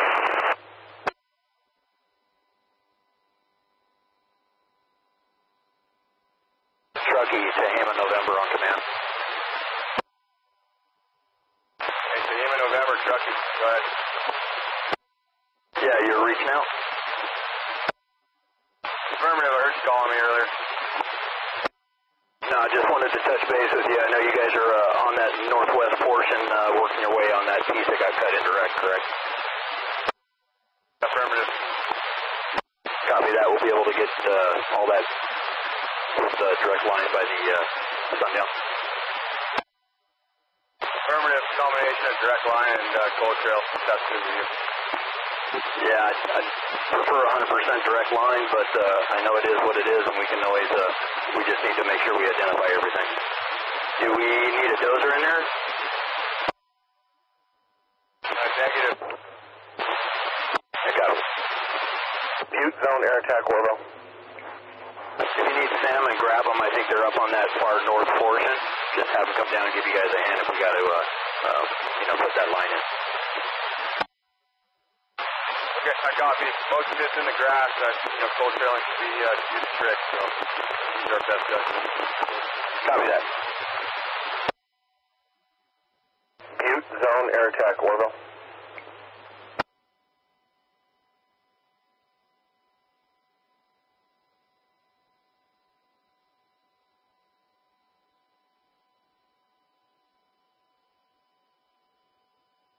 Operations branch 20 trainee back. We recovered there for a bit. I didn't catch the last part of your traffic.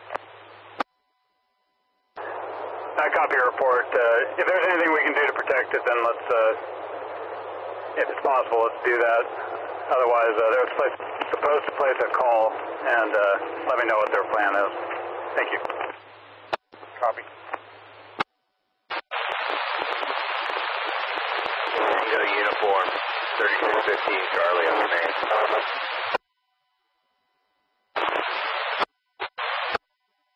3615, go ahead. Hey, just for information, I was advised the power is back on in Mineral. Additionally, I'd like to place an order for 30 gallons of gas and then salt mix also.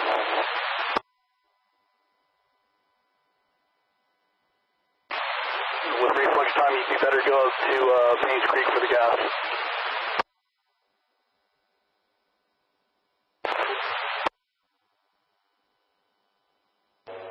I copy, they got something down there at Paynes Creek.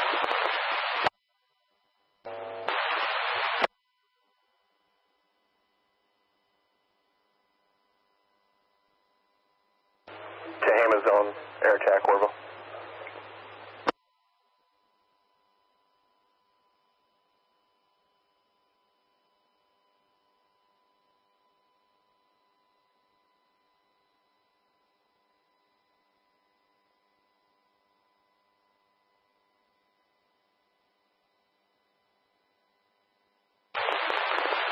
Tango uniform 15 Charlie.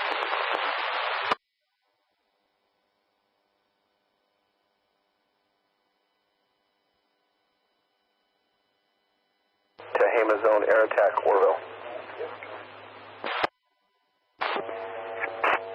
Just confirming they have Jerry's with gas and saw mix and all that down there.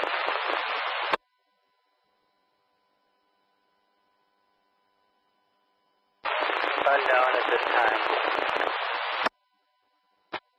I copy. Is there any way we can place a line order for that stuff? Yeah, gather up what you need and let me know what you need and we'll put it together. Yeah, 30 gallons for straight gas and then the mixture of mix that goes with it for saw mix that deliver it to the mineral store. 30 gallon plus mix mineral store. Denver.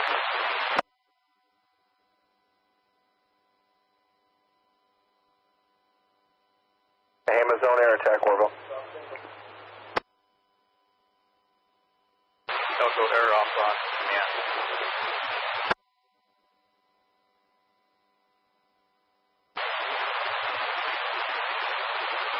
November.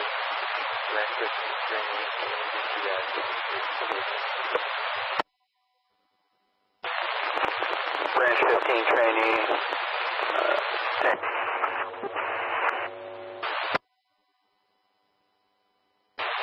Also air off on Arizona for Texas.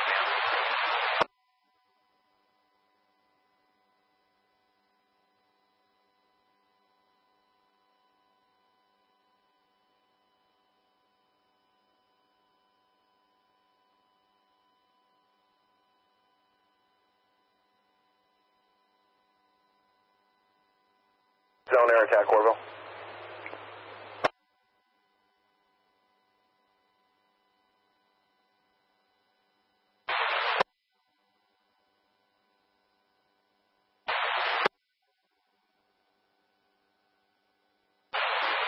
Air attack, air offline.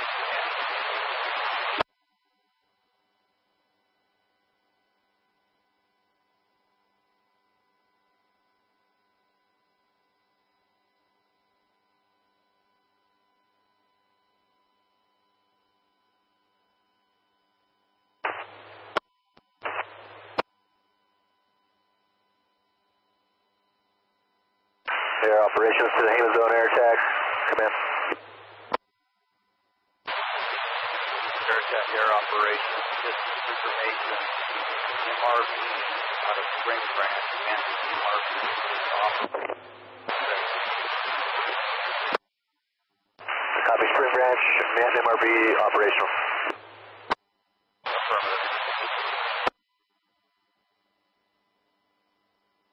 Zone air attack, Orville. Orville, zone air attack. Zone air attack, Orville. Butte, Division Kilo is trying to raise you on the radio.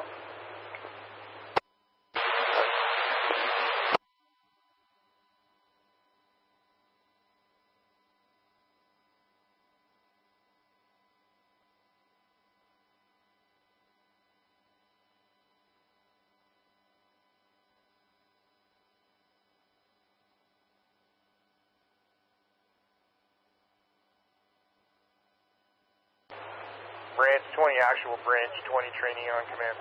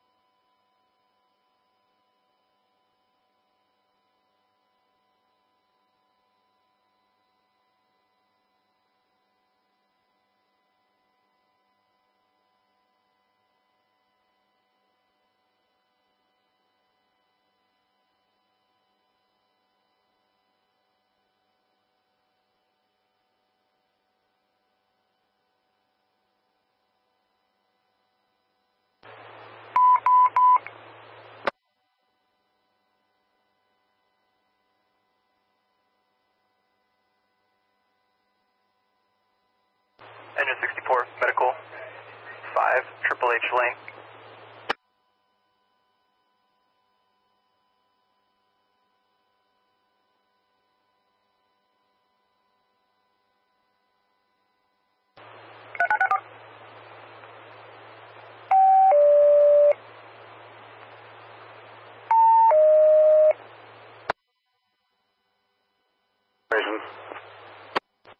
Not sure if you have comms with the 20 actual. Air attack's blown the area that the IR signatures were in and have not been able to find anything.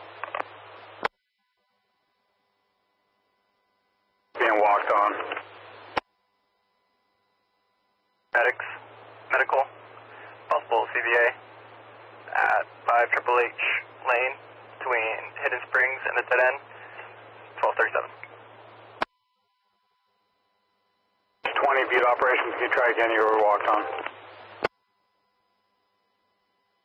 Butte operations, branch 20 trainee. I got a text from 20 actual earlier about possible IR signatures east of 32 near our firing operation. Air attack's blown that area extensively, has not been able to find anything. I copy. Thank you.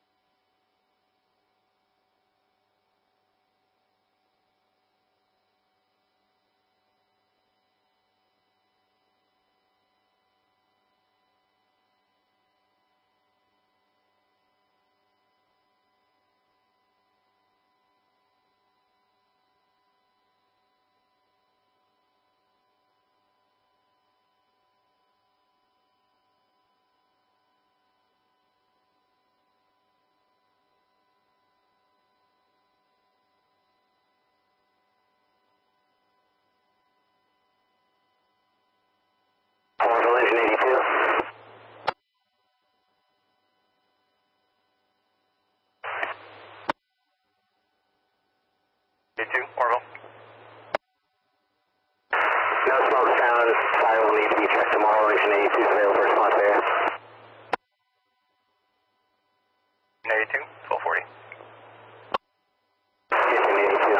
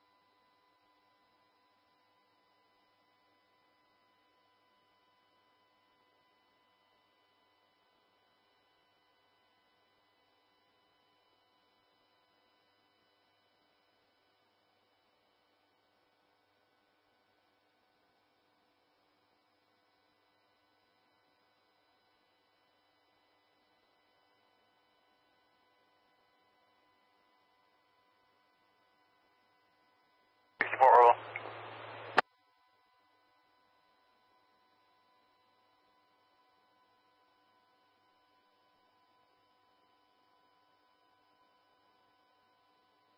Four, 1241.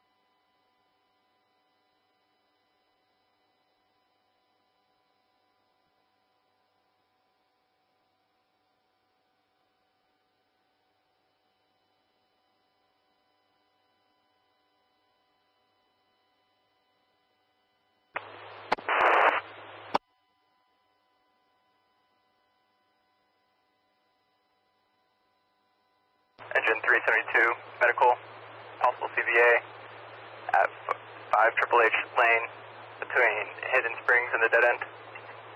1243.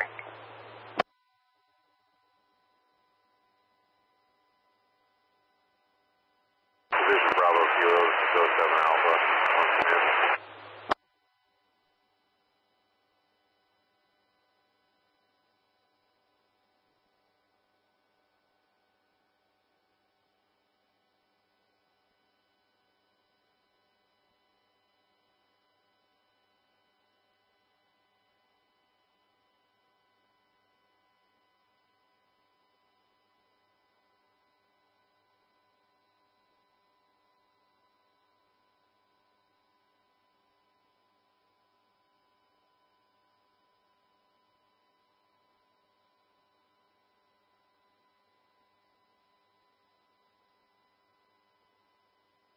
Orbital engine 372 responding. 372, 1244.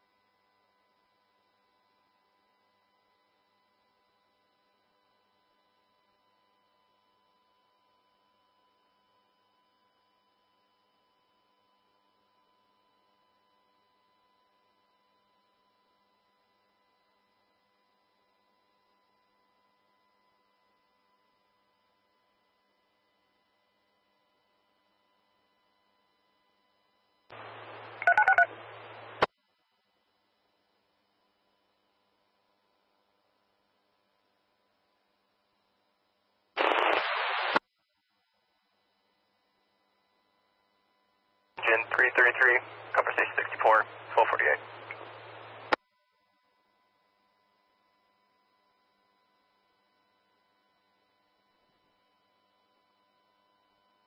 Division Tango Uniform, listen down on command.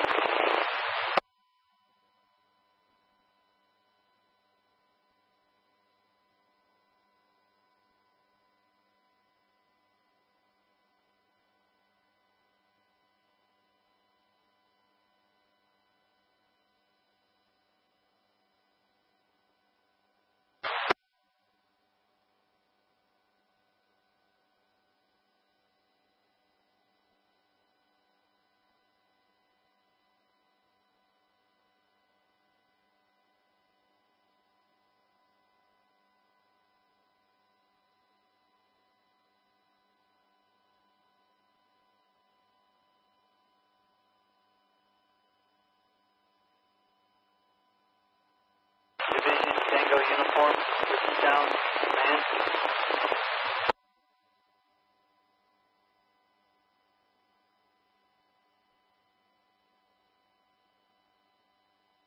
Vista Grand, Tango Uniform, good.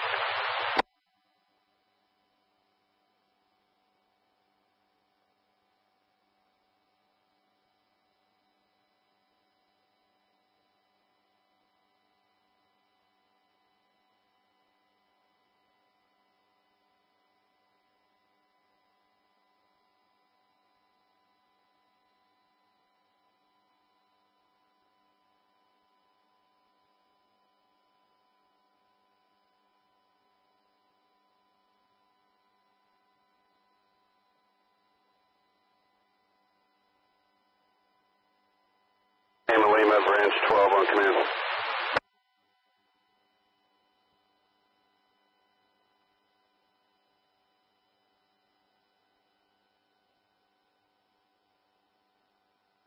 Relative 333 en route 64. And 333, 1250. Just 333.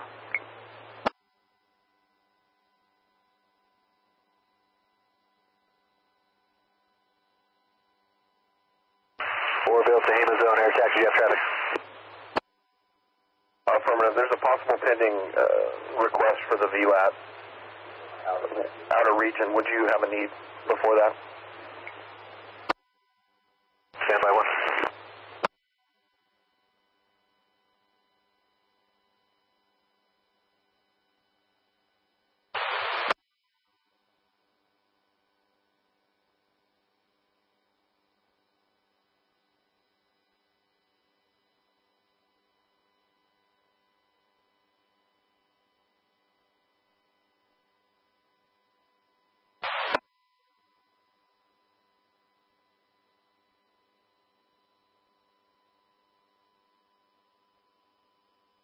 Unit calling Tango Uniform on command, go ahead.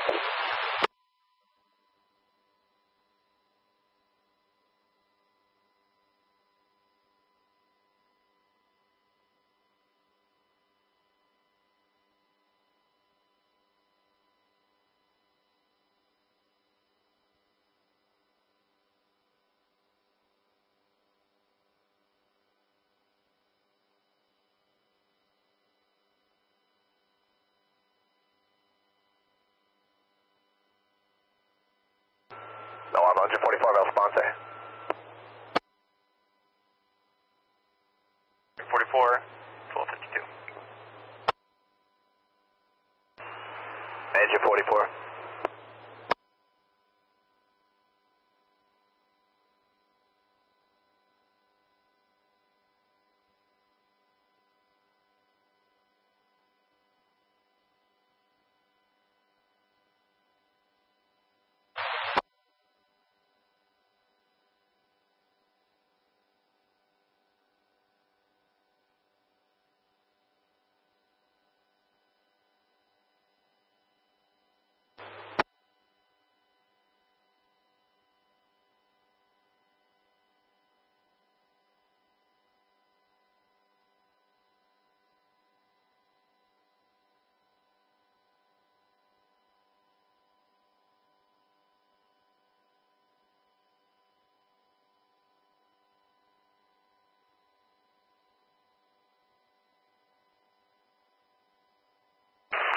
Orville, Tehema zone air attack. On command, affirmative, replace the order for 1 VLAT.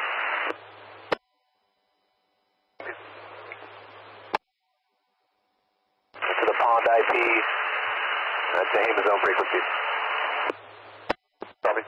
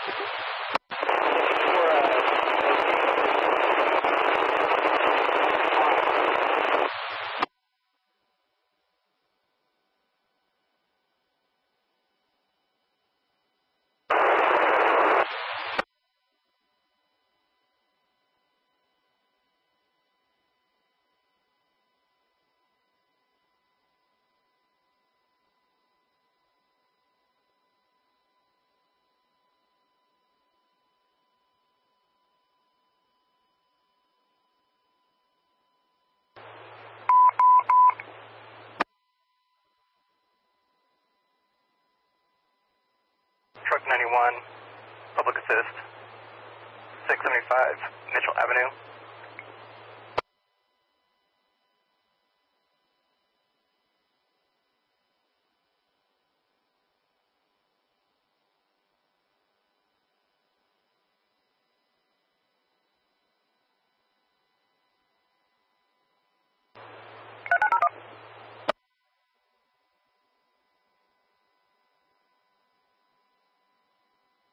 Truck 91, public assist, help up, 675 Mitchell Avenue, unit number T Tango 1, between Feather River Boulevard and 5th Avenue, 1256.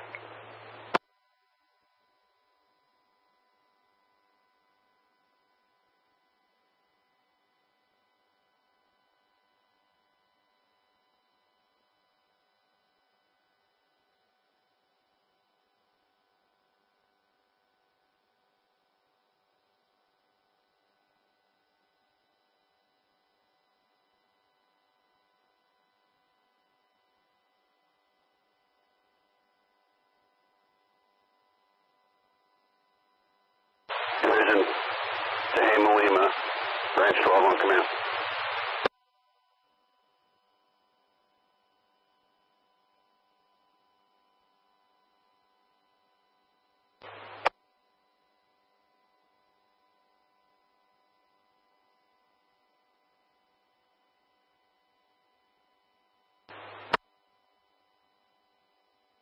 Charlie, branch 12 on command.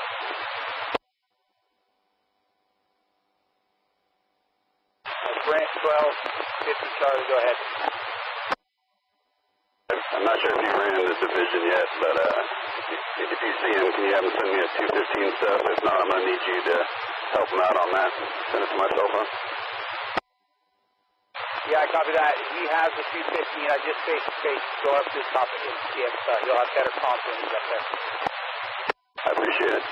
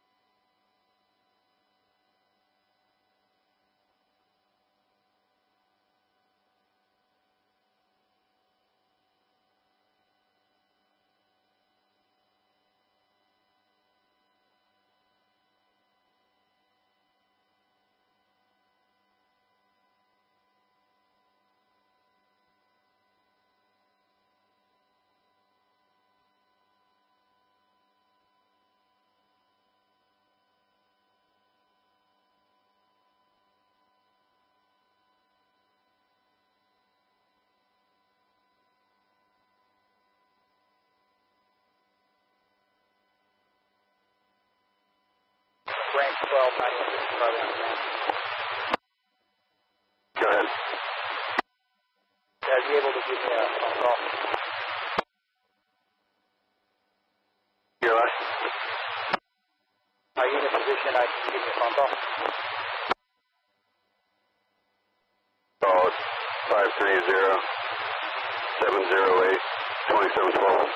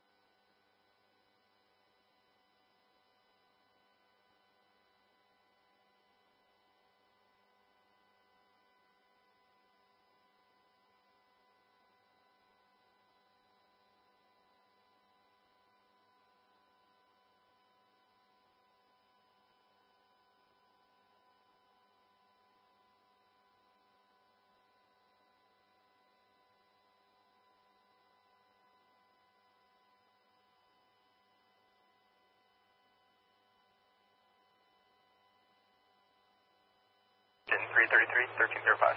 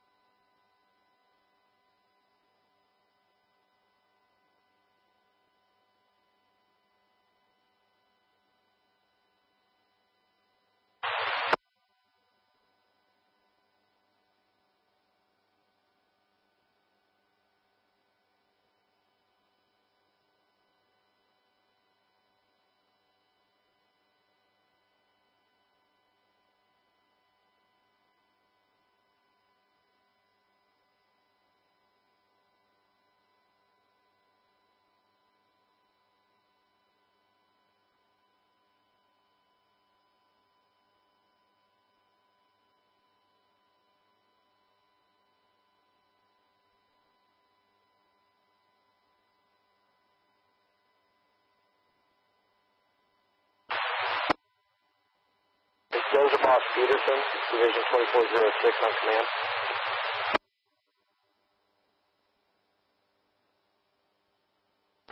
Division Bravo November, Branch 20 training on command.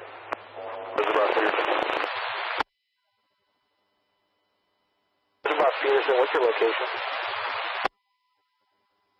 Highway 32, Bull Road.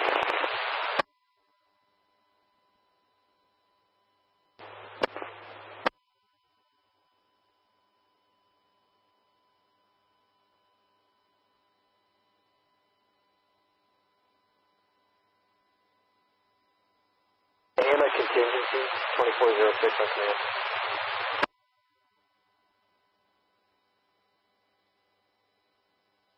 Tehema contingency.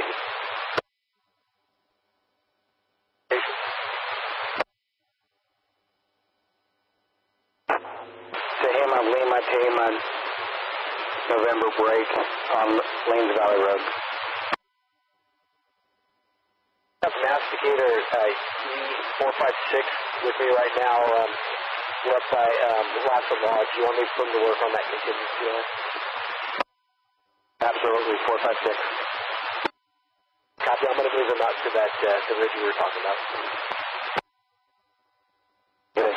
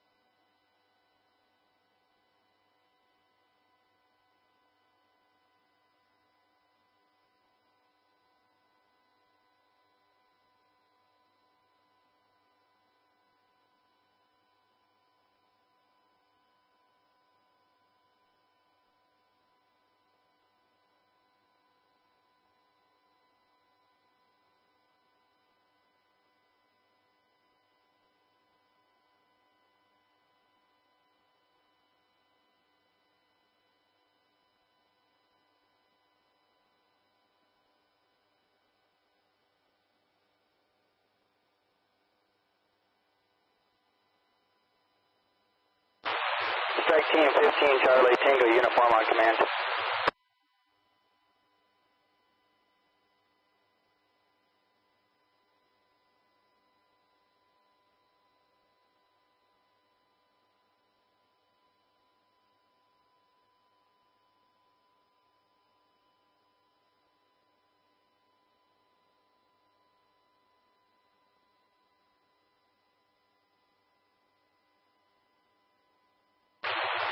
Strike Team 3615, Charlie, Tango uniform on command.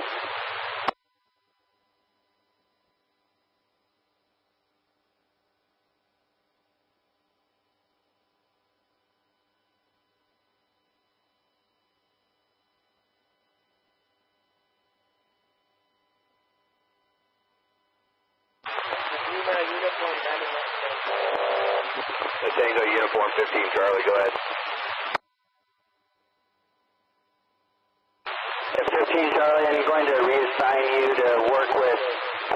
Hotshot, the meeting place, Little Giant, and Old Mill ICP Road.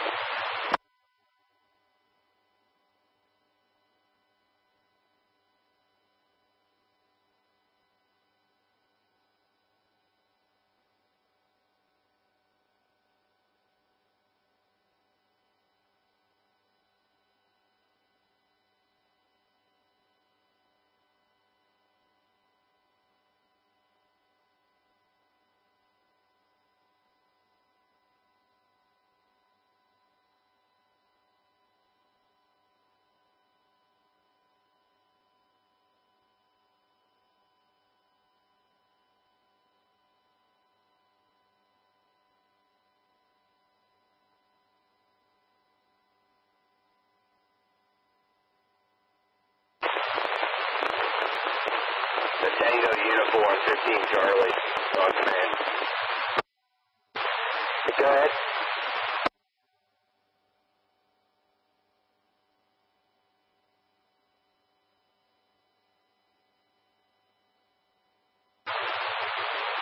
Charlie, Tango Uniform, go ahead.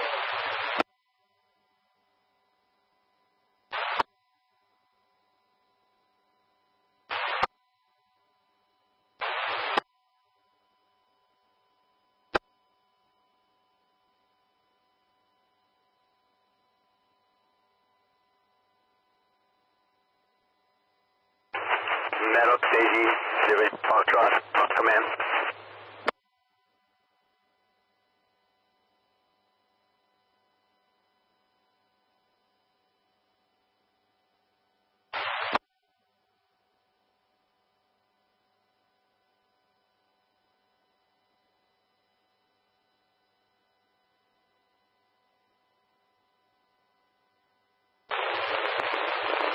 Division Tango Uniform 3615 Charlie on command.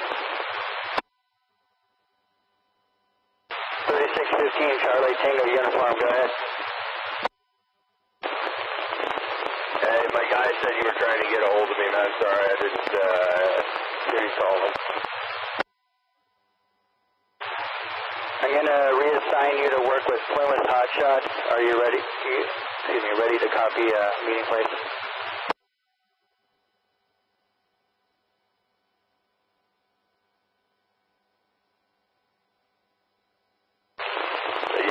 Send it. Little Giant Mill Road and Old Mill ICP.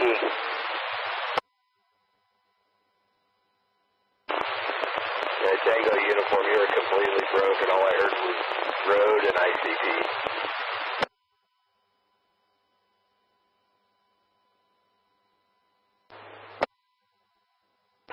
Uh, 15 Charlie, Tango Uniform, do you copy me better?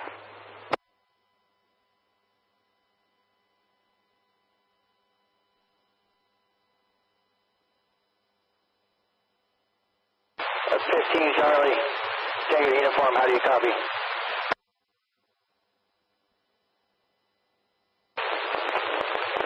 Hey, Tango Uniform, that was you. You're extremely broken.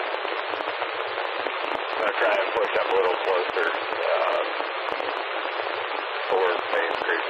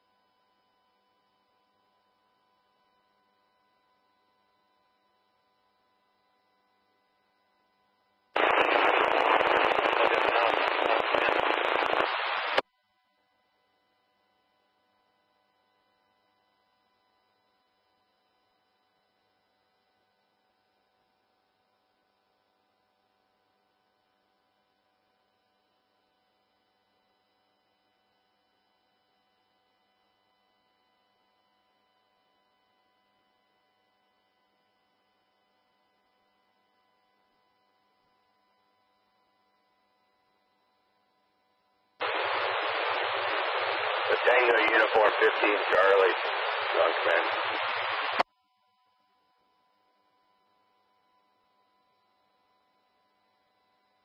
Go to Houston.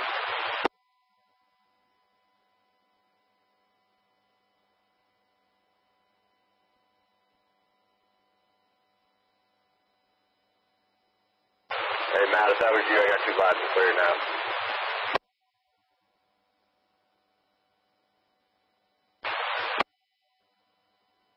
Charlie, how do you copy? Yep, I got you loud and clear now. On a little giant road that you run into the mill site, your whole section. I copy you. I'm going to leave those 5 single increment engines up there.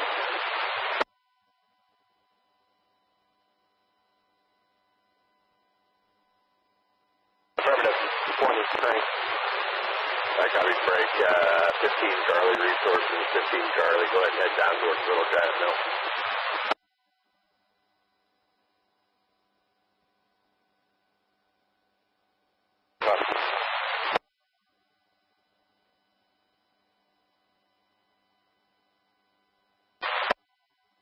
Branch 20 training, actual.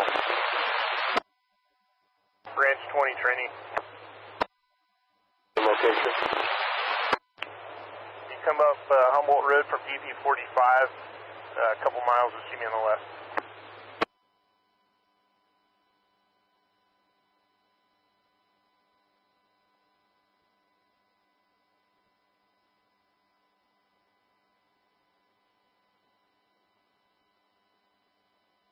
Engine 41, Orville, turn to quarters, 1320.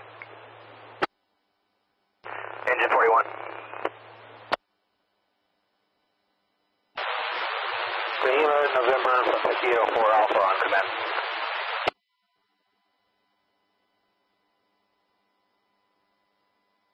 Go ahead for Tango November on command. Yes, sir. I just want to let you know we moved 3 of our OES resources up to the Paynes Creek Road, where you wanted them. Do you have an assignment? This is 04 Alpha, correct?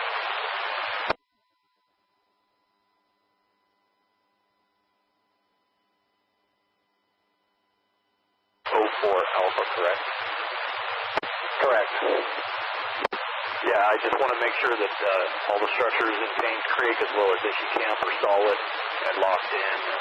If you guys are good there, move up towards the Vista Lookout and the Oasis Springs area. Just kind of stage there. I have 2 resources still on the Plum Creek, just doing some patrols, and I have my 3 OES up here by the Vista right now. Okay, copy that. Thank you.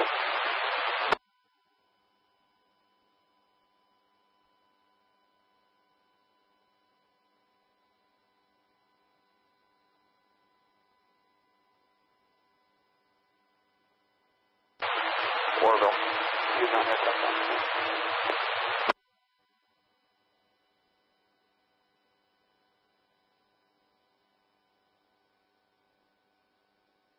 On air attack, Orville. Also, assuming aerial supervision over the zone, SCV 0 release, Grass Valley, ETA 1345.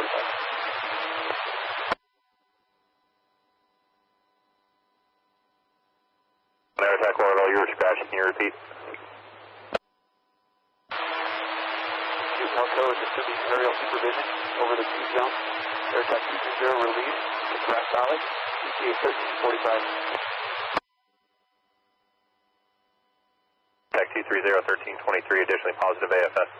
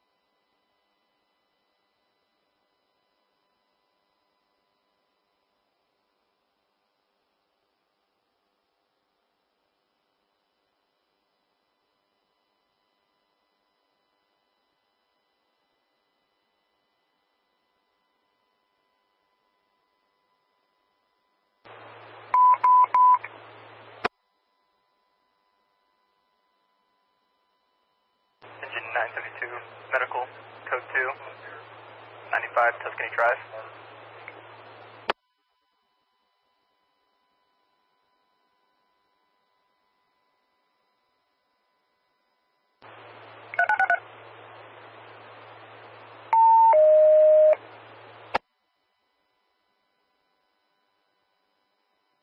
Engine 972, Medics, Medical, Code 2, LTML, 95 Tuscany Drive, Unit 213, between Grand Avenue and the dead end, 1326.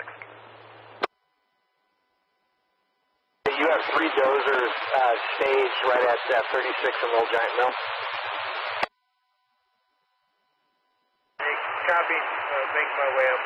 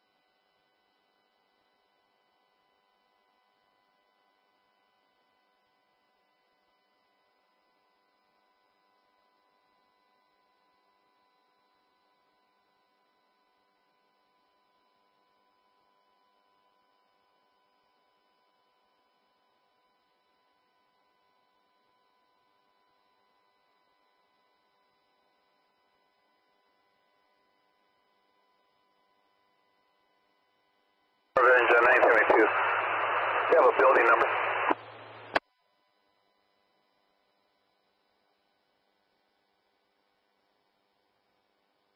Agent 972 Oroville, RP stated the building number is 95. She would meet you out in front.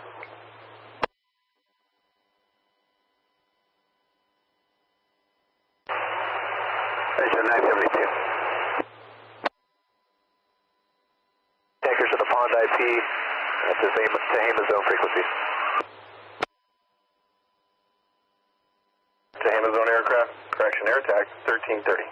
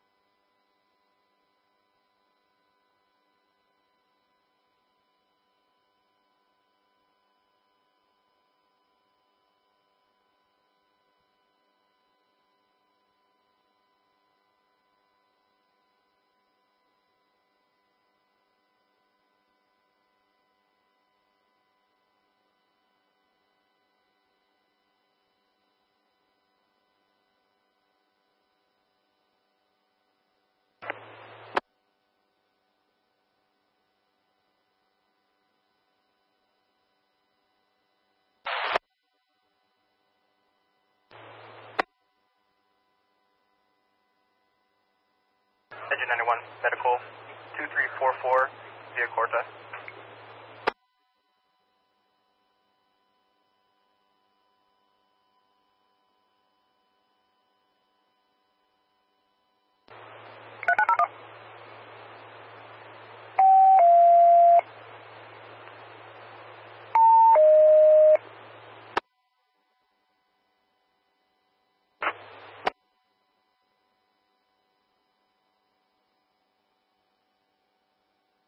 Engine 91, medical eval, CCSO is at scene 2344 via Corta between Vista Del, and a dead end, 1332.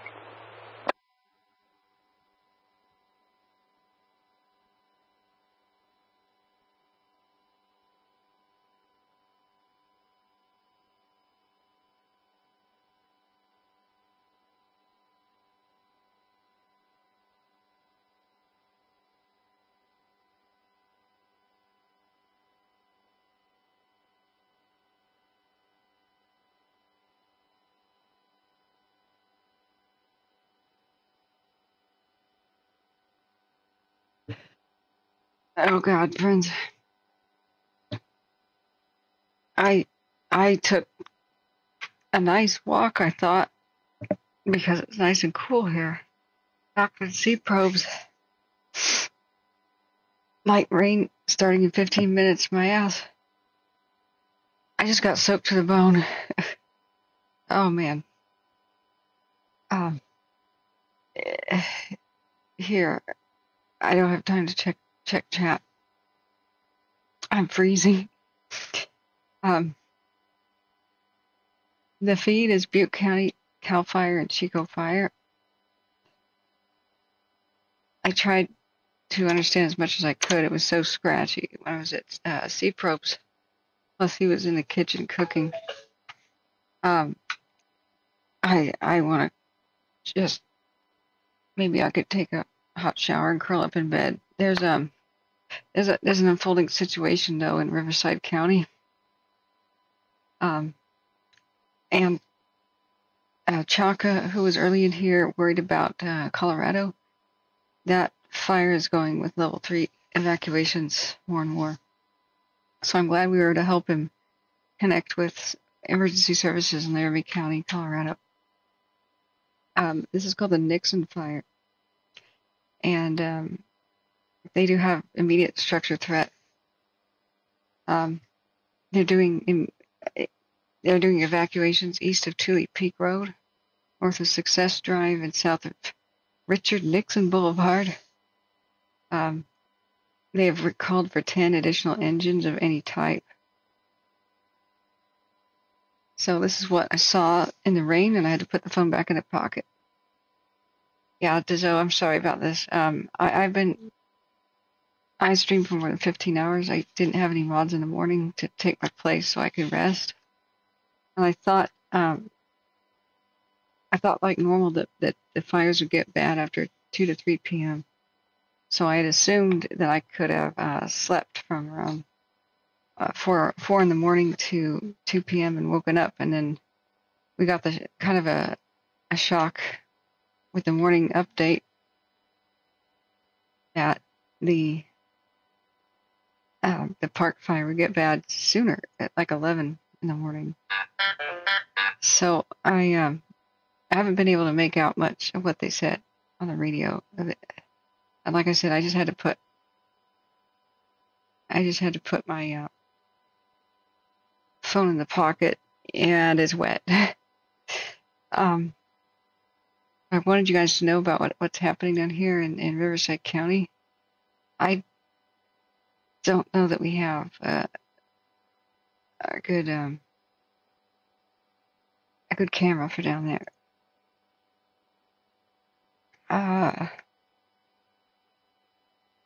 Temecula, or where is it? Temecula. Wait, where is Temecula?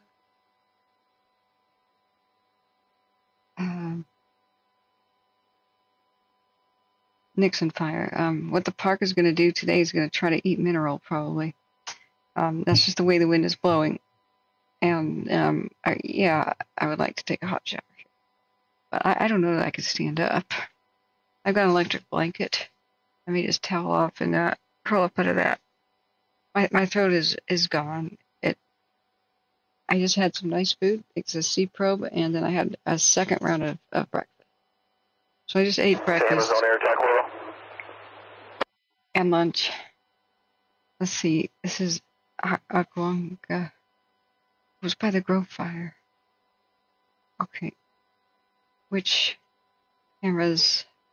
Deja vu. Like they just had a problem here. High Point North. High Point North.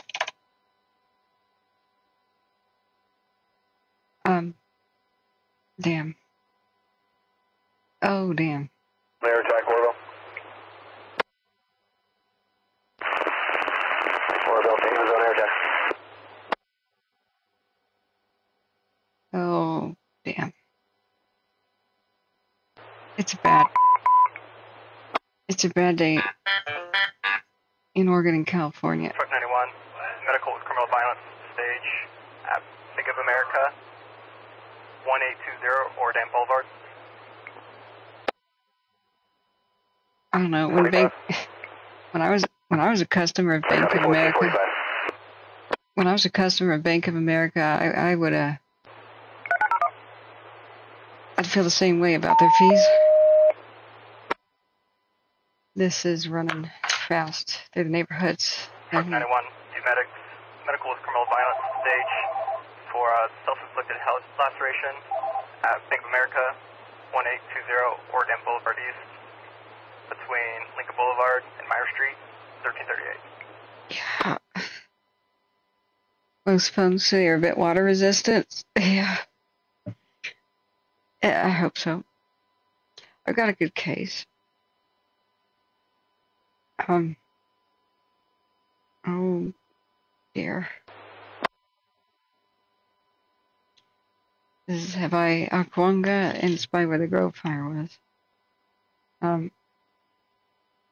Visible in the High Point camera. That does not look good. This is the Nixon fire in Riverside County. Truck 91, copy stage. 91, 1339. Look at this way. I've been blessed by the thunder spirits. Okay. All right. So I've got good food here. I'm hoping if the mods can handle things, and if things jump today, then I may have to be here all night. It depends on what. That depends on what the park fair does. Have we been hearing decent audio for the park on this channel? Because the November 4810 Alpha on command.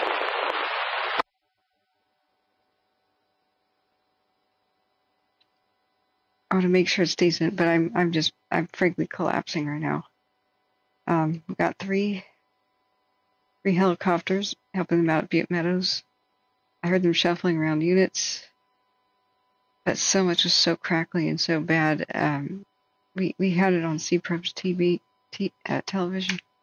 I know that Shaka came in here, and he was very concerned about smoke coming, and they just moved from Tahoe after the Caldor over to Colorado, and they're like, not again.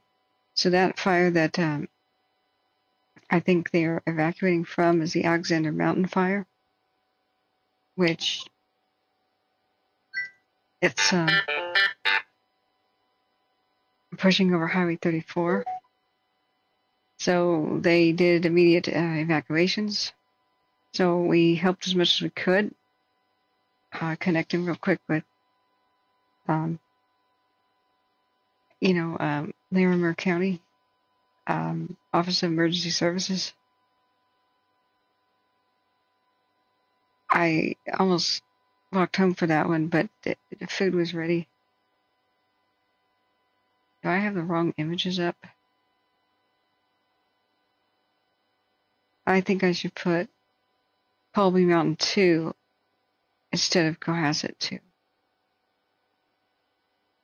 Yeah. Let's do that. Any other cameras that we need, like Shingletown, maybe? This one, Breckenridge, is down there in Kern County, which is not having a good day either. They're not having a good day either.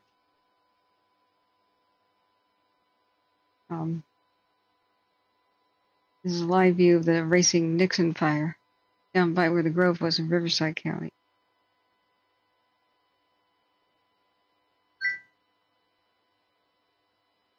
That's not good.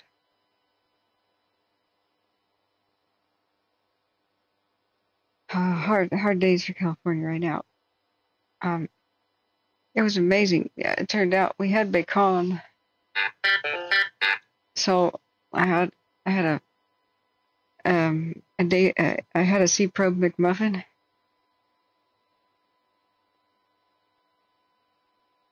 There's a half-acre fire called the McCullough, off McCullough Road, McCullough. Half an acre with retardant around it sounds like a non-factor.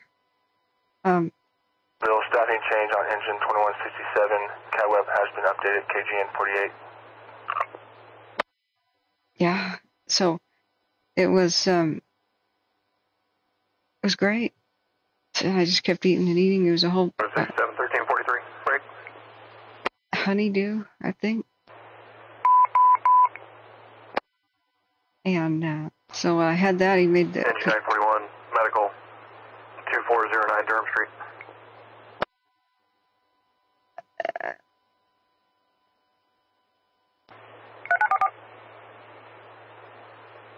Bald Mountain Laporte's not there. Hamilton City 2 has smoke.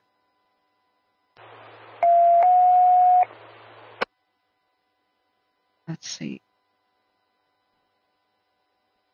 Where is Shingletown? Engine 941, Company 45, UMedX Medical, possible CVA. 2409 Durham Street, between Goodspeed Street and Holland Avenue. 1343. I think it's probably just going to be like this the whole time.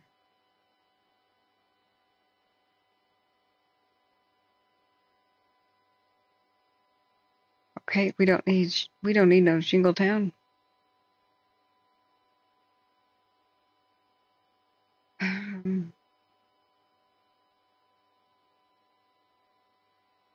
Sad day when Butte Lake is smoked.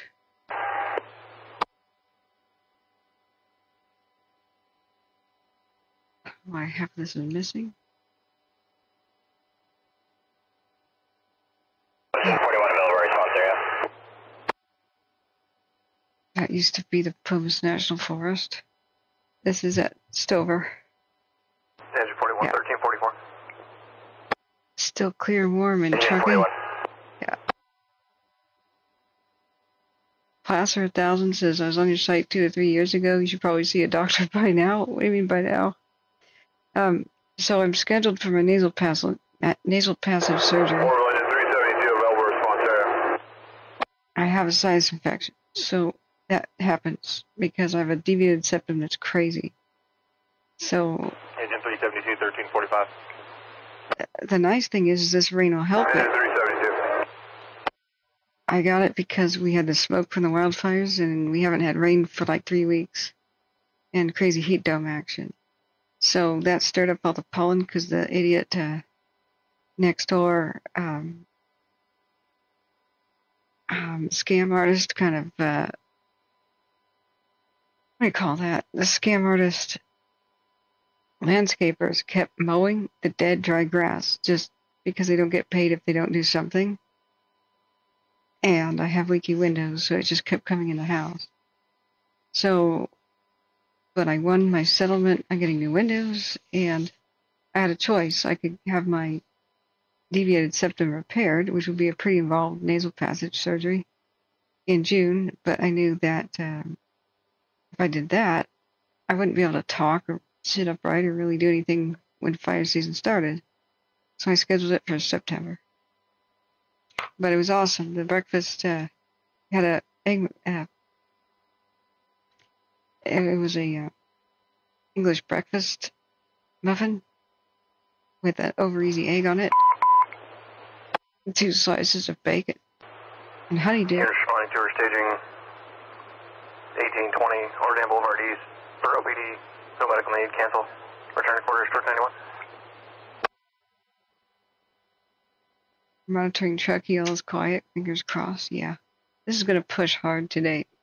I know they said that there were reports of possible breaches over spots over 32, but they went and looked at it with copters and said we can't find nothing. So hopefully it was just a what's kicking up dust here is the dozers. Truck 91, Morrow, confirm copy, cancel. Morrow, truck 91 available response area. It's canceled 1347.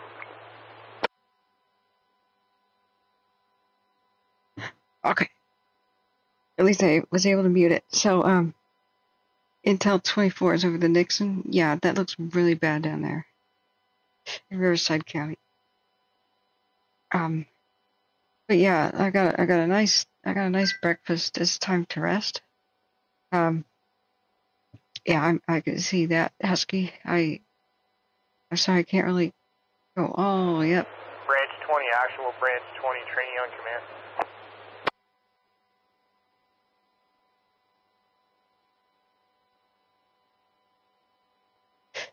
Yeah, I think Sky Ranch is actually up there. 91 available response area. Off 36. I think it's a ranch and a road. Driving says I'm in Madeira. 91, 1348. Major 91. Let me check chat as much as I can. This Riverside County looks bad.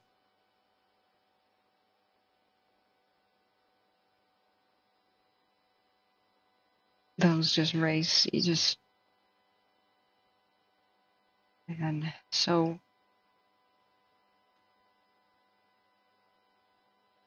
it's down there by Akwanga.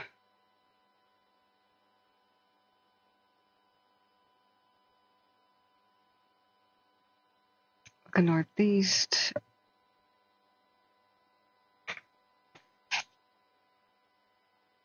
Okay.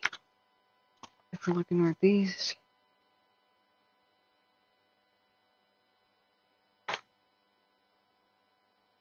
It's probably spreading east-northeast. Oh, wow. Palomar Observatory. I need the cams at all looking at it. The mountain.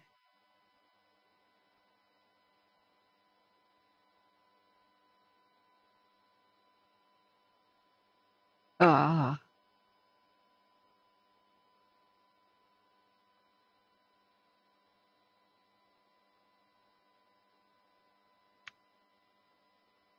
Are they in red flag?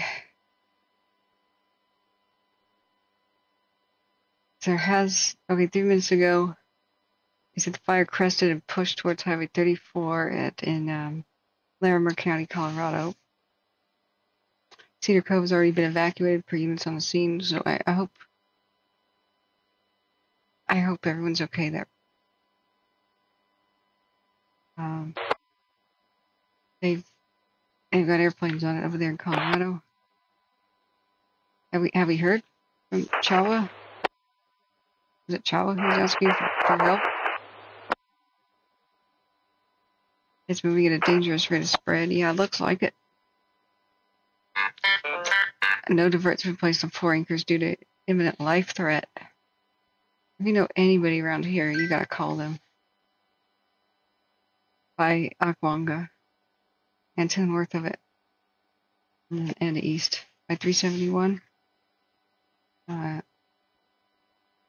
Cahuila Road? I have no idea how to say this.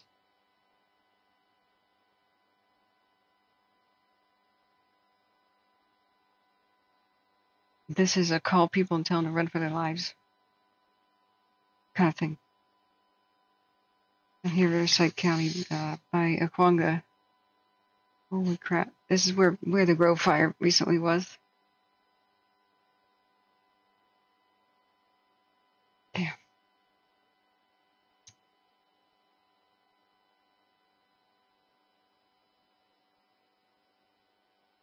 So some of the perceived spot fires over 32 back on the park fire were identified as the dust from the dozers and the, well, army of firefighters that are over by this Colby Meadow, the Colby Mountain Toucan, and by Butte Meadows area.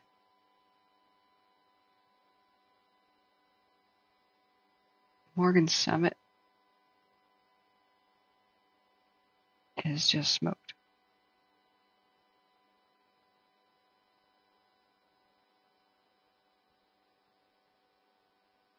I'm trying to figure out which cameras we should have.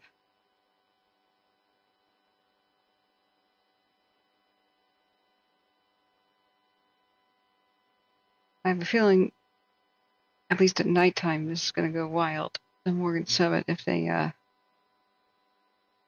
aim it in the proper spot.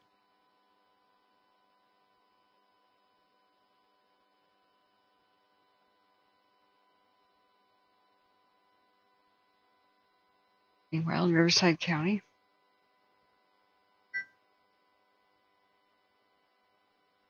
this Nixon fire is insane.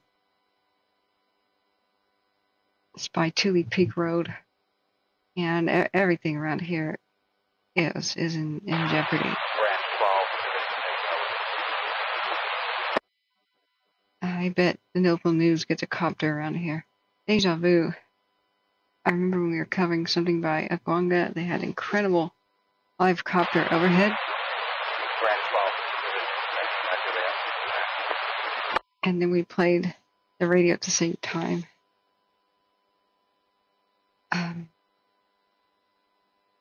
Traffic for Branch 12 on command.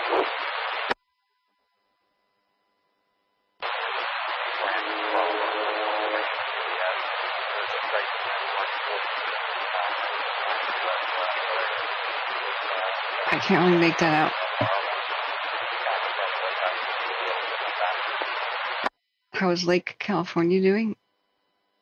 It's a small thing. Yeah, you're broken off to get back to you. We're doing a pretty good flare up over here. Where?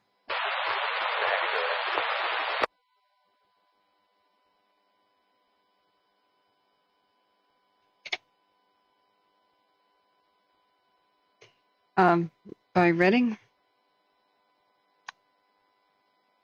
I see. Lake California by Redding? Is it evacuated or something?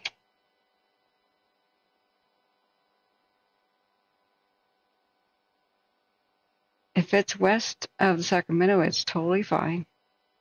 If that's what you're...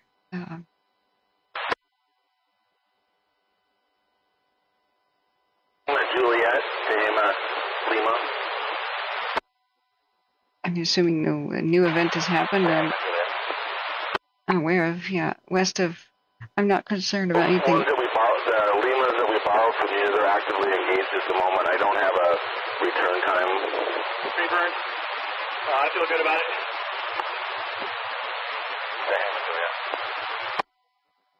Did you copy? They said they're engaged with a flare-up.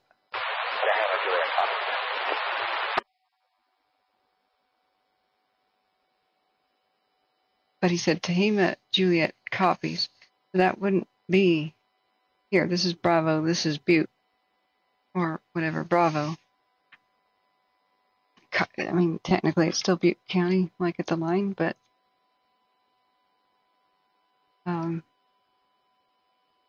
it's hard to understand where places are having a flare-up. It's, of course, going to push towards Mineral today and try to eat it. I know a lot of family there, and they have their cabins there.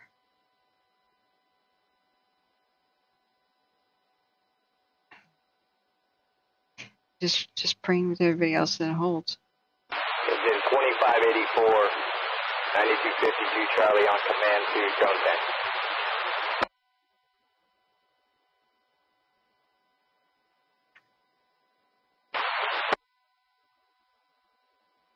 So Colby Holy Mountain Cam is up here.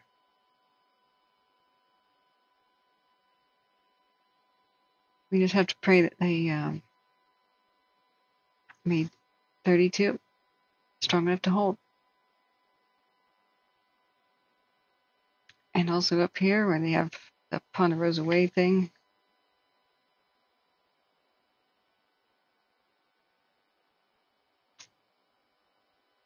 Lassen Camp's been evacuated. It's Howard Meadows. Is this Ranger Station still around? Yellow Jacket Ranger Station. Yeah,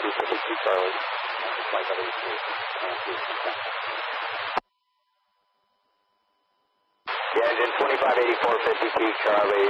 Just looking at what this spot's doing on this end. If you guys are looking good to be able to leave that unstaffed for a while, I'd like to get all resources back down to the engine, topped off, and moved over to Lanes Valley. Yeah, he's talking about Lanes Valley, so that's the Tehema group.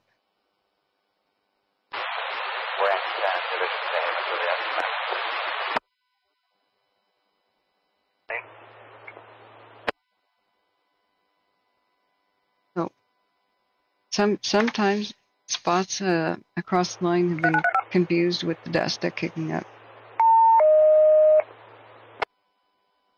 Meanwhile, Riverside County. Branch 10.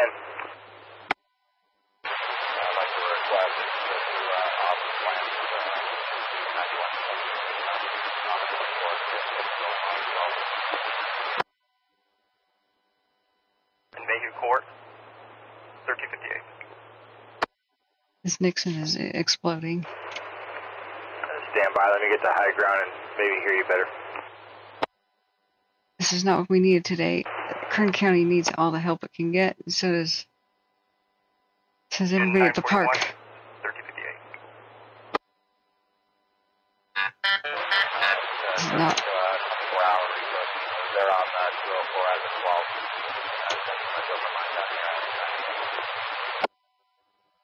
I copy. I'll work on it and get back to you.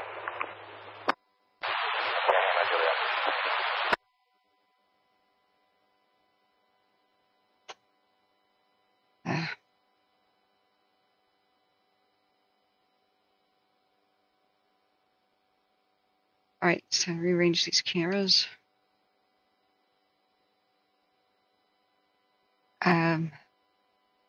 See how Kern County is actually doing. That's Breckenridge Peak 2, where there's a battle for bodfish. I don't think we have any radio.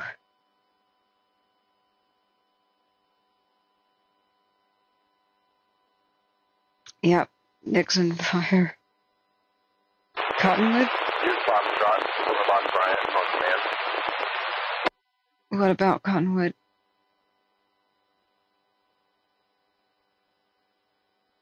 Mountain Mike says it's a older subdivision of cabins off 36 near Paynes Creek, and it's not really a ranch. Okay, thanks for the clarification. They're using it as a base of operations. People were asking me if the things there were okay. I don't know. I know Paynes Creek had taken a hit, but we still don't know. There was an unfortunate weatherman on YouTube who didn't really research much other than the weather, and he did a morning weather update for like California weather and the park fire, and he took some satellite maps and like some mapping program, and he overlaid the park fire footprint, the one with it has an island east of Cohasset. 972, 1400. Well, the island is sad. It's not something that's happy.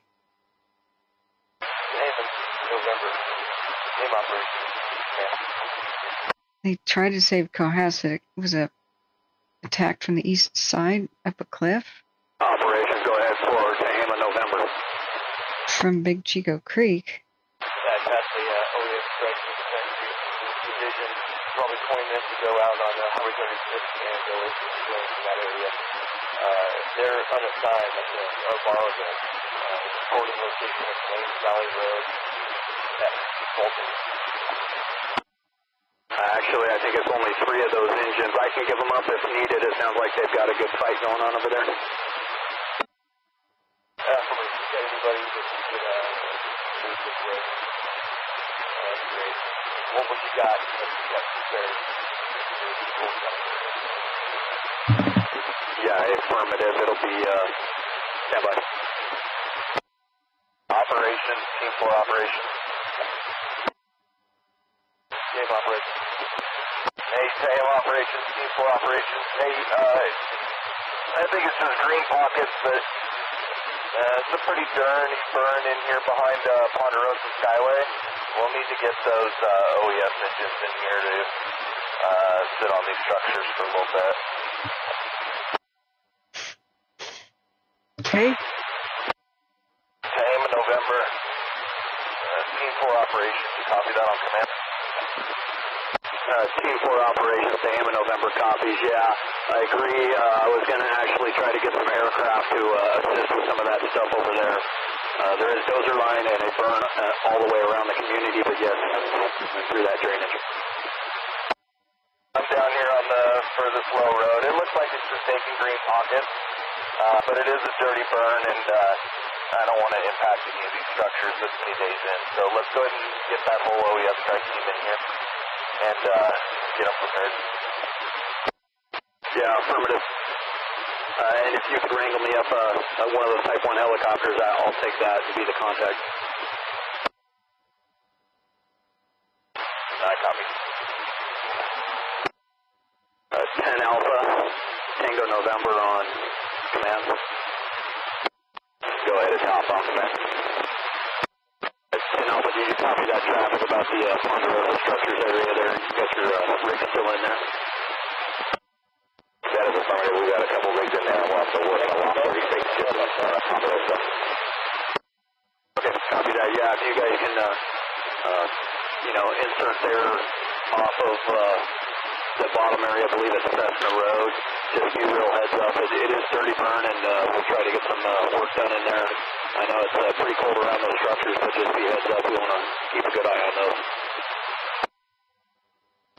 Copy, and is it possible we can pull some of the various local Alpha 2 to help us control them? It'll be a bit, I think. We're coming up with a couple different plans. Copy, would it be possible to move you a safe space? Okay, that's a lot to unpack, but it's really important. So I heard it. Skyway is over there by Butte Meadows.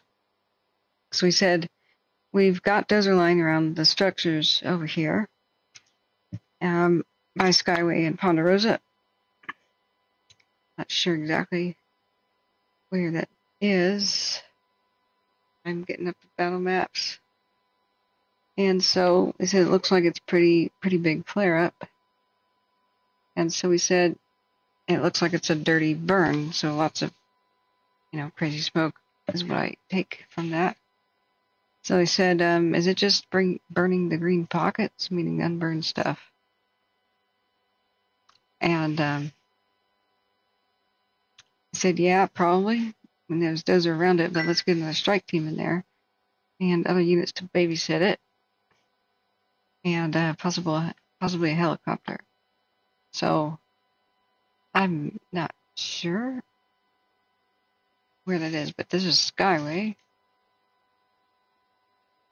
And I'm crashing the, every time I try to move around too much with the zoom, this is such a detailed map, I crash it.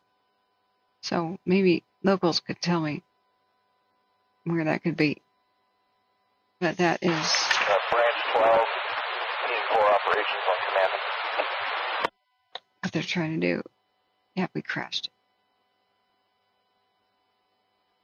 Well, I gotta get a PDF reader worth a darn. Team 4 operations, Branch 12. 53 exit 8. Yeah, Branch 12, Team 4 operations. Hey, can you go to Elko? We'll need some Type 1 Conquerors over here. Ponderosa Skyway community. It's just burning out some islands, but could start picking up some spot fires over here in this community. Division Tehema November would be the contact.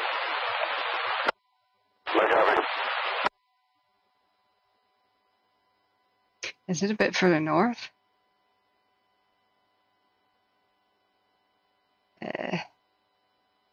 Hold on to your butts.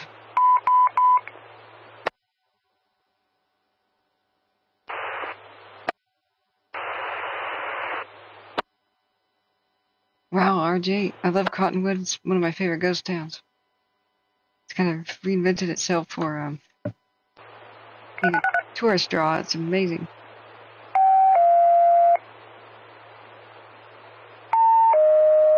Meanwhile, Riverside County.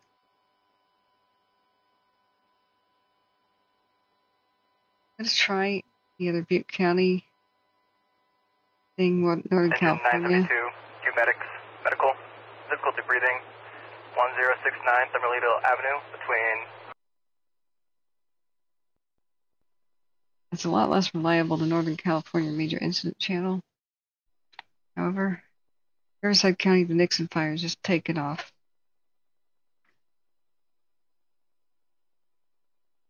The mapping plane went over, it's 131 acres.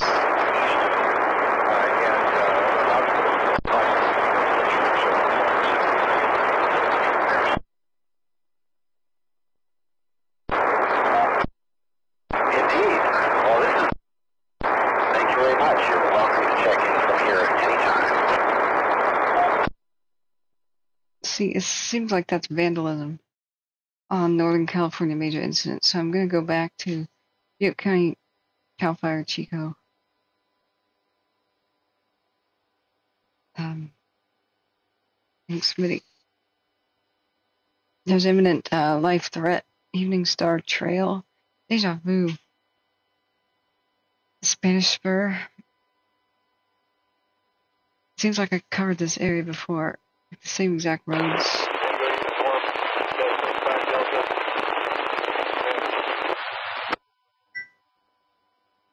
Like mid or early last year or the year before. He keeps saying Ponderosa and Skyway. Yeah, I think he means Sky Ranch. But Ponderosa is really long, so it does go through that area by Skyway too. So remember, it was an 800-mile fire break road, so it does make its way down through here. I was just looking at that. It's quite confusing. So I don't know if this does it, but Butte County. No, not Paradise Pines. Guess that wasn't good enough.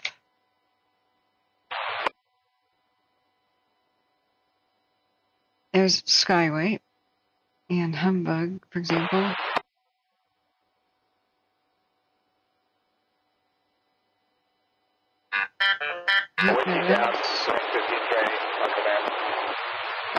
I've never seen Branch it. 15, trainee, Whiskey Sound WSM, on the branch, looking to tie in. We're in the mineral area.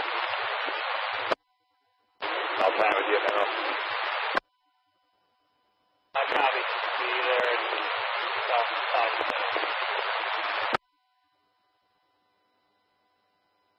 Robber's Roost. Oh, I remember going there. That was amazing. Yeah. What's the other community? November 04 Alpha. On command 2. What is the other major community? 1410.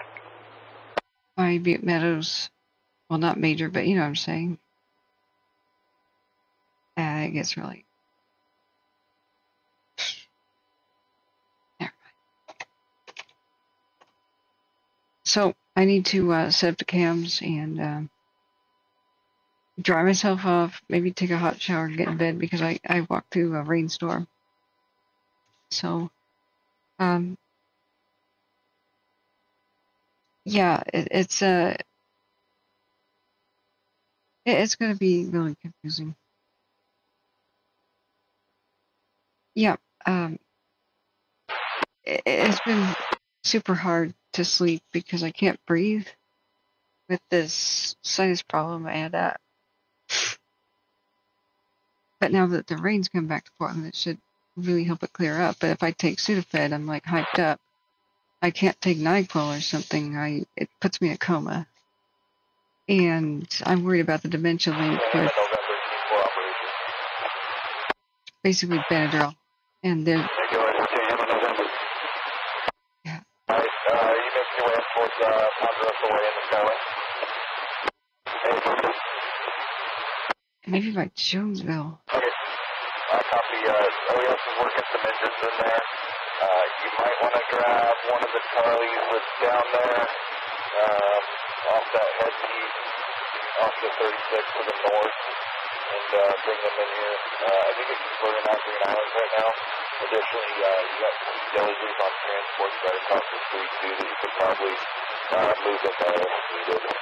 But you might want to grab a Charlie off Oasis Spring Ranch Road and bring them up with you just so we can calm down. Yeah, copy that. All the Charlies are deep engaged, and those two dozers I believe are hooked up, but I'll see if I can grab them because I definitely have work. I copy. Hopefully this is just running out those Green Islands down there in that nasty canyon. Probably doing everything pretty good. We just don't want anything to get to.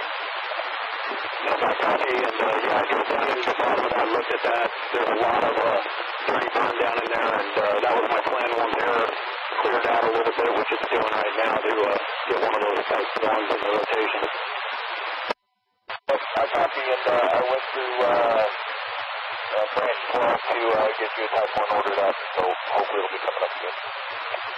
Yeah, copy. I'll be over in that area in Southside. Try to... Go ahead for Tehema, November. Yes, sir. Try to get you the customers once they're available, and you'll get them. Copy that. I'm heading over into that area right now. I'll get out on a good vantage point that I know of. Maybe he is thinking Sky Ranch because... in other news, we should have direct line across the entire division by midnight. Good.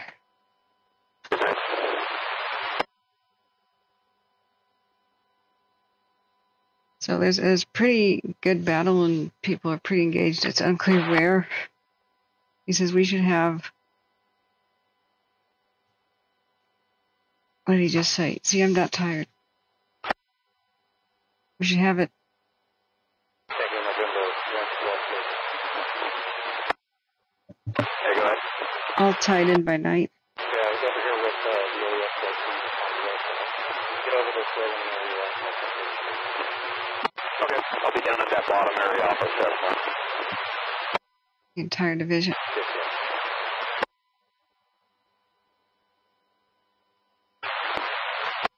Alright, so when they say Humboldt Road and such, that could be all the way to Jonesville. Skyway goes up for quite a ways. Through Butte Meadows. Up this direction. Now, even though it's a Forest Service map, half of these roads are just not named. They said they had to go to really old maps to find the true names for the roads. And they made their own maps, and I just tried to load it and it crashed. Because it's a huge file. It's enormous. It's like a 5-county map. So, but the intersection of Skyway and Ponderosa is actually in Magalia, so they can't be talking about that. Well, I think somebody would have corrected him by now if he was talking about Sky Ranch, so don't ask me why. But anyway, I'm going to leave it on. kind of debating if we should add Morgan Hill instead of Inskip. I think so. That's over by Butte Meadows. Let's do it. Morgan Summit. It's just really smoky right now, but it could become important.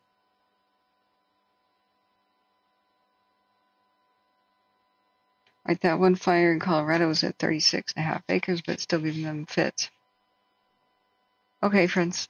So I'm going to leave you in the hands of the mods. I'm going to pass out. My throat is ragged. Eating helped, but it also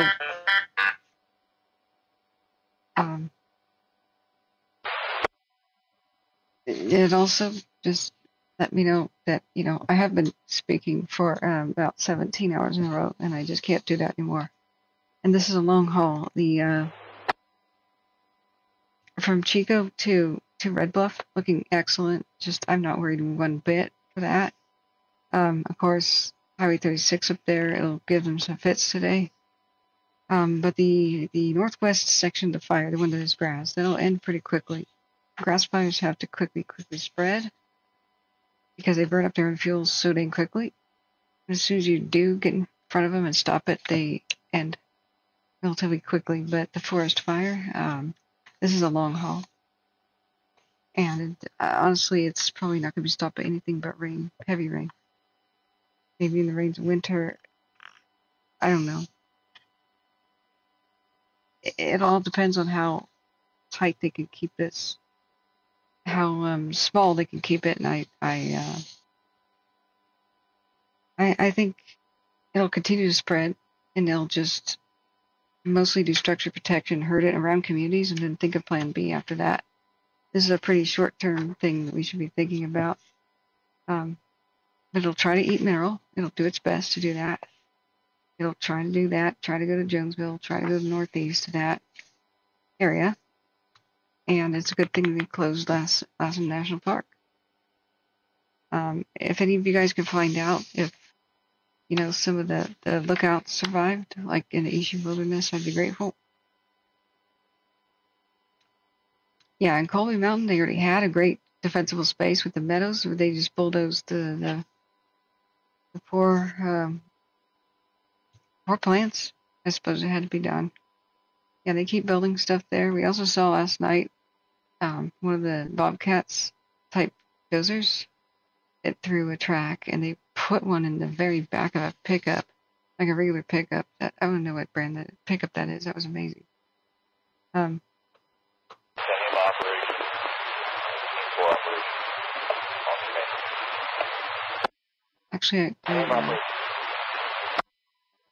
Hey, Pat, are you available to work your way out here to That's all.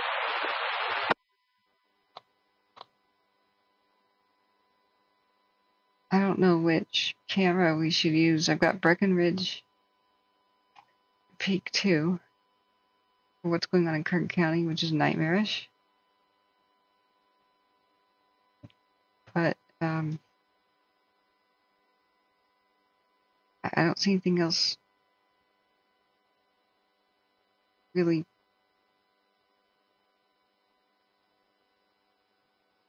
Oh, Breckenridge Peak 1 is looking at bodfish. Okay, it's Peak 1. I do have Peak 1 on there. Although there's too much smoke to really see anything. Okay, I'm going to leave it the way it is. Sorry. Yeah, they're already really engaged. Yeah, please keep people informed about the others. RJ, I'd love to talk history with you sometime. That would be amazing. Pray for Riverside County. That looks awful. And that's stealing the resources from Kern County. I'm completely speechless and dismayed about this. But they're doing everything they can, and it's out of our hands. It's in theirs. It's in our heroes. You just pray for them and their safety, because this fire could kill. A park fire can absolutely kill. All of these can. And hopefully they haven't already. We may not know yet. It's a long haul kind of fire, so have to keep pace, and especially if it does breach or something happens tonight, and if it's an active night, I have to be there for you. I have to be there for you at night when all that hotlines end. 972, 1421. When the regular media coverage ends. So I leave it in your hands, guys. Actually, no, I have to restart. Crap. We gotta restart. We're already 8 hours in. How long have I been awake? I don't know. So I'm gonna go down. I'm sorry. I think I've been awake for like 25 hours, 26 now, with only 4 hours of sleep in between. So, I actually have to restart. I'm sorry, friends, because YouTube does not save a video that goes over 12 hours. So, what you do to we're just gonna quickly be back on air. Is you go to the channel page. 44, confirm false alarm, bell response area. Click on the K logo. What the heck is this? 44, 1422. Click on the 44. The K logo to go to the channel page. And I'll link it in the chat. This is what YouTube makes us do. I'm sorry. And I will rename the title to the where it was PM already.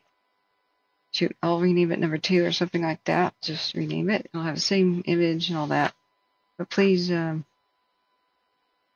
sorry, hit the like button on the way out. And this means that I can sleep longer without getting up and resetting it.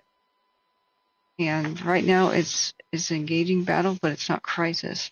I'd hate to have to try to reset it in the middle of like something quite bad. So what we're going to do is we are restarting stream. Go to the channel page with the K logo and refresh. So sorry to do this to you guys. It dumps half the viewers. Some people never find us. Thank you everybody who has donated and shared the stream and hit the like button and everything. And thank you, mods. Let's restart. See you in just a moment, friends. We're not ending. We are restarting.